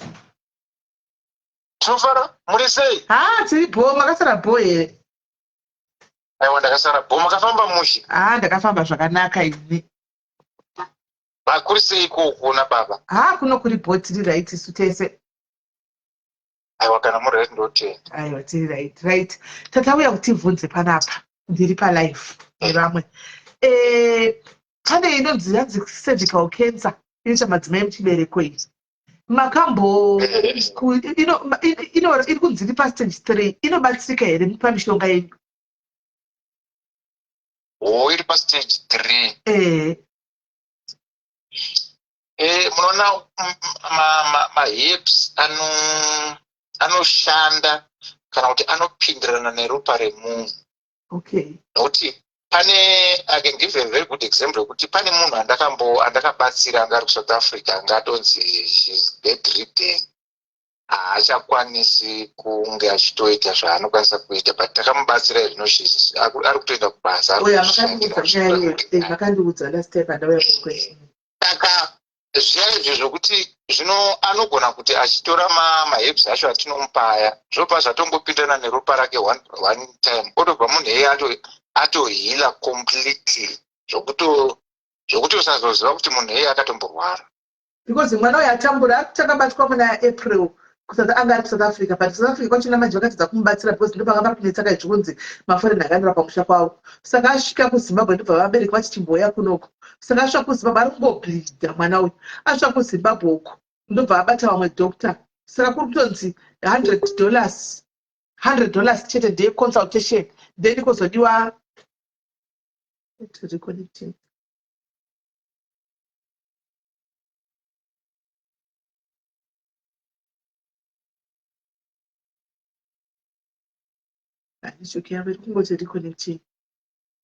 Saka todi guys toita zvemahips aya ombotanga nemahips tichitsvaga mari. Saka akazoenda kuZimbabwe. Saka kuZimbabwe vakasvika manje kuti vanze kumwe kwakaenda vakati hatichakwati tibvise chibereko ichi hameno tine kuda kwei. Saka hameno kuti right now tangoti rega timbobvunza sanda kuti mwana uyu akabatsirika here. Timbotanga kuti achimwe amwe mahips acho tione kana zvarambawo zvaramba kana zvaitawo zvaita kwakungosama. Mwana iye togona kumubatsira tomupawo mahips tichimonita tichiona kuti iye how does she feel. Anotanga kumwawo mahips iwawo anogona kutoita right because you never know with God kuti munhu anoraramira papi. Ndizvozvo. Saka munhu uyu ari kuChipinge anenge osvika sei mahips kuChipinge ekensa?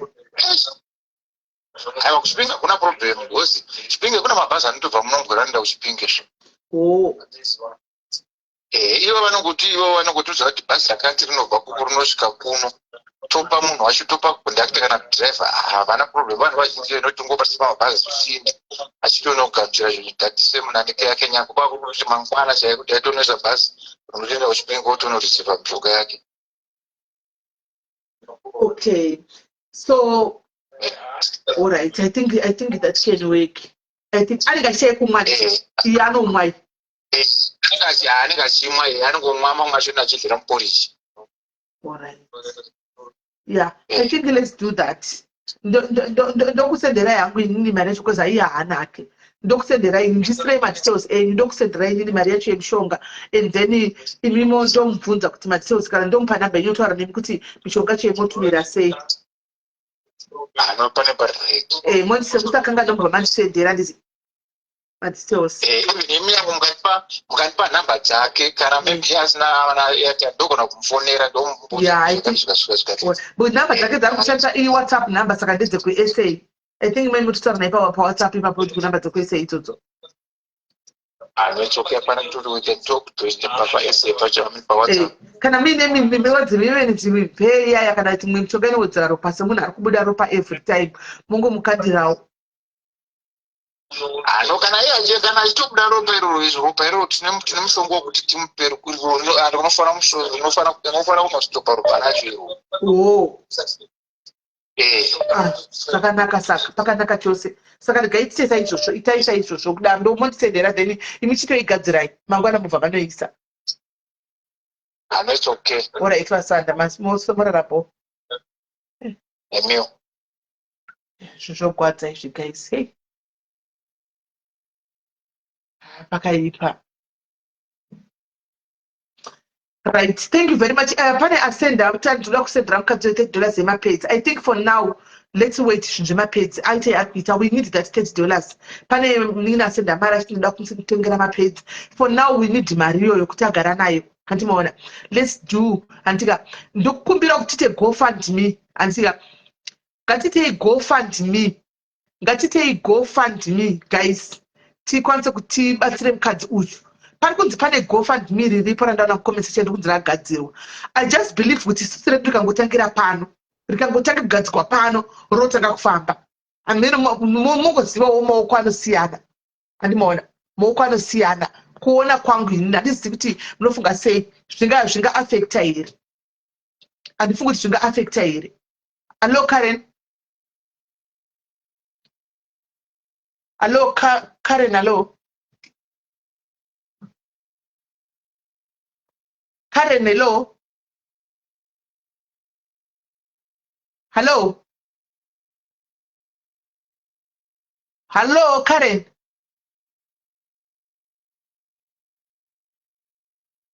Karen, hello. I think network. Apa guys, pakuda GoFund. Hello dear. Hello. I think we're going in comment section washinzwira riti. Isusu takuzama zvese. Alright. Noti right now tikada kuti manya kuchipatara nditika tikuda kutanga kutsvaga mari yekuti ugosenda kuchipatara. But kune vamwe vatikuziva vanga vachibatsira vamwe vanhu pane vane makenza apa. Antika ndokwatati ndataura navo. Anditi ndataura navo ndavakumbira kuti vachitogadzira mishonga yacho nhasi. Ini ndovapa mari ndivatumira mari yacho nhasi. Nokuti obviously hauna. Iwo ndichakupa namba yavo wotovabata usiku hunohu moronga kuti bhanisa mabhazi ripi yoga muchigwanzi inotomisa blood womwa uchisa mutila porridge asi hazvisi kureva kuti hautaenda kuchipatara. Iwo uchiita izvozvo isusu kuno kuti akutsvaga mari handizvo. Iwo uchimwa maherbs iwayo nemaporridge isusu kuno you never know.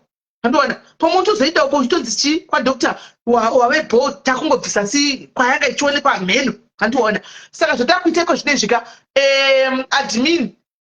admin vepano ari tukumbirawo picture yako iwe gate tukumbirawo picture yako izvozvi senda picture izvozvi right now. Can you please send your picture? Admin vaise vagadzire GoFund izvozvi. Toda GoFund rinotangira pano. Tinongobhiliva kuti mali akanosiyana kubhiliva kwangu. Saka tipe picture yako izvozvi so kande izvozvi ndipe admin agadzire GoFund izvozvi tikwanisa kuti uchimwa mishonga iyoyo tichimirira mari kuti vanhu vachisawo mari zvimari mumaGoFund umu you never know hatizivi zvokuitika takungozama because uri mwana mudiki sere kuti unganzi kwanzi pane chinoitika pauri ya too young for that anditika uri mwana mudiki ende ari kuda ndoda kunyora kuti mazita ako rakakwana zita rako chaicho pachitupa nesene. Reita izvozvi do it now. Thank you so much, Auntie. Alright, sharp. Rechigai ndibve namupa nhamba yavasivanda iye atotaura navo vapana nemaadresi kuti zvinofamba sei zvinezvi. That will make sure. Because ndagwadziwa bedwe. Apa mwana mudiki sei? Allo sisimeli maswera sei? Maswera sei? Ndada ngokutendai kuti maita basa nekubatsira sisi Gertrude. Sisi Gertrude ndeimwe shamwari yangu. Takafambidzana mafacebook iwayo kubva gore rakapera. So situation yavo is only kuti munozana kunetsa kuri kuita zvinhu zviri kuti netsei. Inoserisa haisi yavo chete. Vane mwana akatombotsva zviri serious ende vana izvezvi vari kuSouth Africa vane murume ivo vari kunoko. Saka ndanga ndichingokumbirisawo kuti vanhu muri eZimbabwe sisi Gertrude vada rubatsiro rwedu. We know situation yekuno kumusha yekuti kana usingashandi kurarama nemahandouts kunonetsa. and also vanenge vachishanda vacho mari dzacho hadzisi kukwana. Saka ndoda ngokutendai vese vanokwanisa pari zvino angava maherbs kana chero munamato chaiyo chaiyo ndozvinhu zvavanoda because nguva yarwadzwa sisi Gertrude yarebesa. Handitika ende ava vamuti sekuru vekugwera kana pane zvanetsa ini ndo pandiri pano ndinomanya padhuze apa. Aiwa avaudza kuti mishonga inofamba sei mangwana vachitonokanda mangwana kuti hatichatononoki pano vachitokanda mangwana isusu gofund yakutoitwa izvozvi makuseni nhasi mande tovatata nayo gofund guys ane sendi ane chinga tikandei I believe kuti kusvika kupera kwemwedzi tinokandawo zvatitakanda inenge yaparinani kuitira kuti topa grace period kana ye 2 weeks achimwa mishonga tichibva kuti iye ari kuita sei pamishonga apa hanimaona then mari chiunganawo zvadini oenda kwadokta kwacho. Handitika inini for now handina zvangu mari but I can actually offer my services yekufamba. That's the only thing that I can do because munhu wandoziva inini munhu wandakafamba naye saka ndingange ndichinetseka zvangu nemari but on the ground zvinenge zvichida kudiwa kana anobvunza kana kufamba izvozvo ndogona kuita. Amen. Alright, no problem. Saka chirega tione kuti titaure iwe Karen namba dzako here kuWhatsApp. Munadzo dzekuZimbabwe. Oh. Alright, I will just say hi. Yeah. Saka tuone kuti zvinofamba sei. Guys, battery rangu rakupera guys rakutocomplaina but ndakanganawo kuti ndine charger. Ndabatikana guys ndarwadziwa pasi munhu mukuru mwana mudiki ndabatikana but anyway tinongosisa kuna Mwari kuti Mwari ndo vanese. Mwari ndo vanotaura. Thank you Carol ati sisimene inini ndichirega indise inini mwana mudiki mufungi mwana mudiki kunti I'm sending you ndingikiri mwana mudiki guys asi munhu mukuru zvokutodaro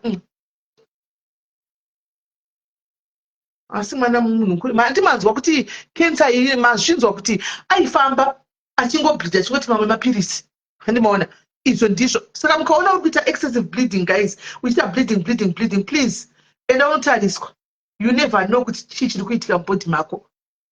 Andika aiwa mishonga ndo zvandiri kuda kuti ndiite mumushavi ndosaka ndati mishonga ivo vachatumira straight right now hatisati ane mari yekuti ngati mangwana ngaende kuchipatara asati anayo asi vazhinji vari kupora nemaeggs zvatiro zvatiri kuona zvatakaonawo saka takuti isusu achifanira kumwaiwa mishonga iyi uku tichitsvaga mari kuti adini kana yaungana oenda kuchipatara kangokwanai kuti aende kuchipatarawo otanga kufambira zvekuchipatara handisika tongobhirwa kuti Mwari ndo vane final say so guys Mwari ndo vane final say.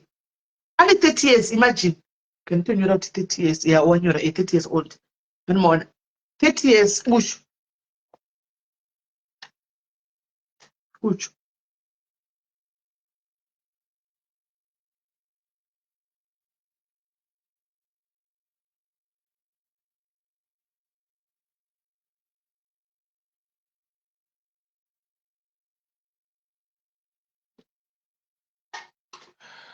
mamuona 30 years mwana mudiki guys she's still young anyway zvinoita vari kufonawo rikatinzwa unozwa tamweya kwakadistebhika nenyaya idzodzidzi ende hapana kuti ndodzijaira hadzijairiki everyday hadzijairiki guys odobata uchishungurudzika nazvo chete. Maiti timurisei tinofara makadii sisime ndiri raita sorry ndaona pamwe maburi busy ndaenda ndiri busy ndandiri kumbochinja munhu panapa pabasa. Alright ndati ndimbonzwa kuti baba vari sei. Baba vari kungodaro sisimeke zvekuti titi pari zvino tatanyatsoona chenji hapana nekuti sekuru vakazoti pavaiisa mushonga vanga vasingazive kuti ronda richiri kuramba chichibuda mvura. Saka pamishonga iya vakatumira iyai ndo yavachiri kunama mimwe nekuti vakatumira yekunama yakati one day kuti tirambe kuti tirambe tiise mushonga uya mwaya uya pachiri kubuda huwa mushonga ushande zvakanaka. Saka ndo chimiro chiripo pari zvino. Alright. Saka mvura ichiri kuramba ichibuda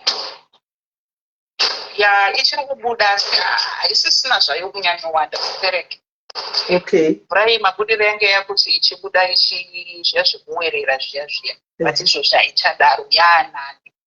Okay. Asi gumbo richingorwadza kudaro. Pain iripo, pain pakatoipa. Okay. Vanotogara vachitongomwa mapirisi akawanda ende overdose yacho yavanotozoita haitomboiti. Kenza anotorwadza maronda acho. Anotorwadza.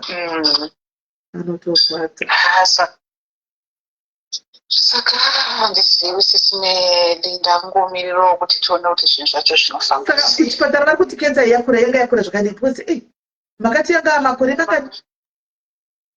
4 years kuchipatara. 4 years vachifamba nayo. Iro nderechifo. Saka kuchipatara pawakanga warida kuita biopsy ndo pawakati zviri kuda 50,000. Saka havana kuzoenderera mberi kuti vaite matesti avone kuzoita zvavaida kuita. Kuita matesti vakaziva vanozorapa here. Ndozvinonetsa nekuti chimiro chacho kana kunzi kucheka gumbo racho nepazviri pacho kudyu handitozivi sisimedi kuti zvinenge zvichifamba sei. Yaspreada zvakuudyu.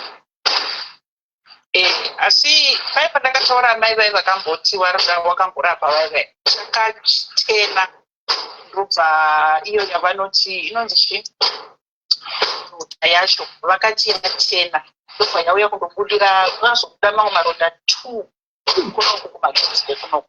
Saka yanga yatospreada zvakumagaro. Aiwa yake yakutopira wachiti yanga yakuda kutopinda bhuku dai yakangopinda bhuku pakufa kwemunhu. Sorry noise kunoku mafirecrackers that yawo saka pane noise isingaiti pabasa patiri. So ndo nhau yachona iyoyo iripo sisimei. Saka mai havakamanidza kuistopa kuti isakwire.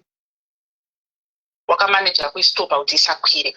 Ndopa wakazoti warapa ndopa wakazoti ndakuzoda mari yekuzonzi kubvizora kuzodini. Ndopa zvakangomirirawo zvakadaro. Kudzure. Anza meno mhuka yachona inoda kudzurwa iyoyo. Vanodzura sei pagumbo rakadaro? Handitozivi sisimedi. Handitozivi ndinganyepe ina handitozivi.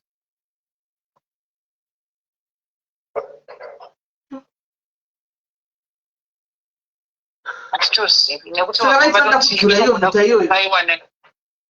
vaiti varida kudzura hanzi waiti mhuka iyoyo mhuka yacho iyoyo inofanira kuti ibve idzurwe but still izvezvi vakatoendawo kwavakutogarawo kubvawo patakangotangawo mishonga iyaya ivo havachatooneka vanga vasisasatomubatsira nekuti mari yachona handina kuiona kayavaida. Saka ndo patakabva tamirirawo zvedu ipapo ndopamakazopindawo imimi muchibatsira kuti ava sekuru vaunze mishonga kuno.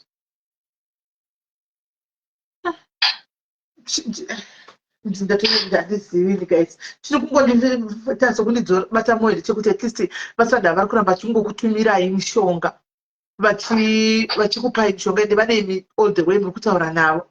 Saka ivo mai ava vekuti ndoda kudzura vaiti vanoda kudzura mari 10,000 rands. 10,000 kudzura 10,000 rands. Kana wadzura 10,000 rands ende pachatozodiwa imwe mari yekuti vakarapa handakabvisa 5,000 handakabvisa yawaiti yasamiti. Ndichingopedza kubvisa mari iyoyo ndo pakabva pataurwa nauye 10,000. Ndichireva kuti handingori supposed kuramba ndichingotsvaga mari ndichingobuditsa mari chingovapa. Zvinoda iripo hako unozama isipo manje zvakaoma. Ndo zvakatooma zvokuti dai yange iripo pamwe ndakatombo izvo zvokuchipatara izvi zvakazoya mumashure ndatombotanga kuvati kuchipatara. Saka ndakatozoona kuti ndatoomerwa zvatooma zveshuwa ende kana hama dzacho kuti dzibatsirewo sisimende zvimwe upenyu humwe ameno tiri muri palive here kana kuti palive. Alright. Ndo paunozongoona kuti regedza tingosiyiwo zvakadiniwo zvimwe zvinhu zvakangodaro. Unoona hapana zvandingaite murume wangu. patingade vakatanga vadzuraka chinhu chakatoitika ndechekuti inini panhau dzavo dzachona kutanga indakazongobatira padenga pataurwa nhau yemari yakataurwa yekutanga kuti 5,000 ndopandati regedza ndite sei ndibatsire pashoma yandiinayo ndobhadhira pamwedzi handitika handina kunge ndakaziva kuti zvekufamba sei. Ndopandakazoti ndapedza kubhadhira muna Juni ndopandakapedza kubhadhira mari iyoyo ndopakazonzi paakudiwa 10,000 yekuti wadziwo. Ndaisatoziva kuti pane chinozodzorwa kana kuti zvinoita sei, ini ndaisazviziva zvechiwani kutotanga kupinda mazviri izvozvi nenhau idzodzi.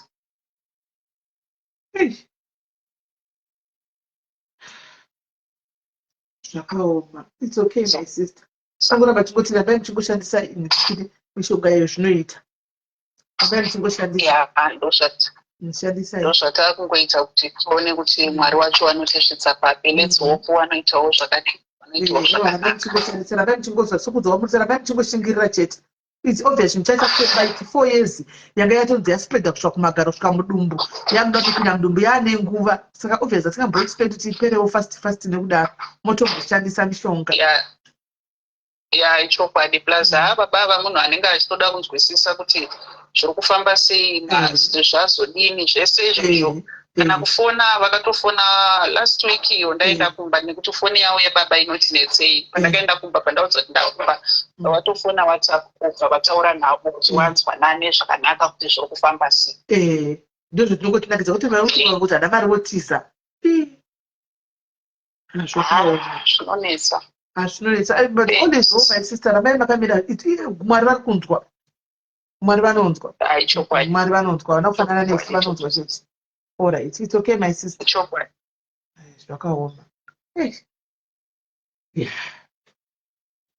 Zvakaoma. So guys, apa dopa tasvika andika batiri rangu rakupera tosagara 5%.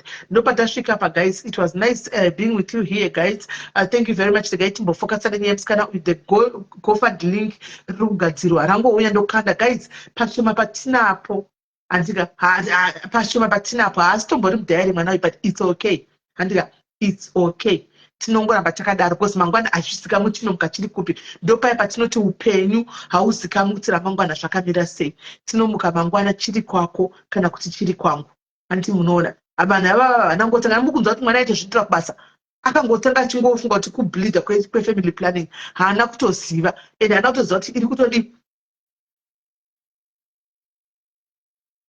hanzi kuti kampa 10k yakatadza toletanzwa havadzosimari types adzosimari chawata havadzosimari vanhu havadzosimari kutosiyana navo kuri nani havadzosimari. So ndo zvatinoti mangwana harisikamu ramangwana tinakamira sei. Every cent paGoFund guys it will help andika please just help richabatsira kuti tisvikewo patichasvikawo handimaona ipapo kuti kana zvadini aende kuchipatara tononzwa kana zvaigona chipatara vakanobvisa chibereko pamwe kuda zvinenge zvaanani mwana mudiki 30 years guys ende imimi zvakare vari pano vachidiki endai munobhuka papsmear endai munoitwa papsmear mutariswe antika endai munotariswa chibereko chipapsmear yamutariswa kuti hakuna here matraces ecancer idzi mutsvina ine muchibereko kana iripo vanokurumidza kuacta anomaona musagari guys andinoona kuti haina chainzwa kuti yakatozongotanga kuona yatospreada pakatozunzi yatospreada kudhara that means ichiripo handimaona isati aitofamba zvakanaka itorimo uchitofamba oright uchiita zvese irimo mukati asingazivi handimaona asingatosivi. Saka guys ndokumbira kuti muende kuchipatara munobhuka papsmear muitwe mapapsmear. Varume endai munobhuka inoziya guys kuti varume yacolon cancer handimaona endai munotariswa izvozvo izvo zvakare kuti colon cancer iyi nokuti chigwere ndo masilent killers disease aya ndo masilent killers diseases iwo haya atiri kutaura nezvawo hachikupi uyu uoni kana kudii chinongoataka handimaona chinongoataka. So guys, muve neusiku hwakanaka, Mwari akuitirai zvakanaka. Thank you very much for everything. Yangu live ndichauya nayo leyangu Thursday handobva ndangobaya live ndobva ndagaramo yamunyatsotaura zvenyu handitika motaura. So panguva ino Mwari akuitirai zvakanaka guys. GoFund ikauya kana une kasendi kanda kana une kachikanda prostate cancer. Thank you Lucinda.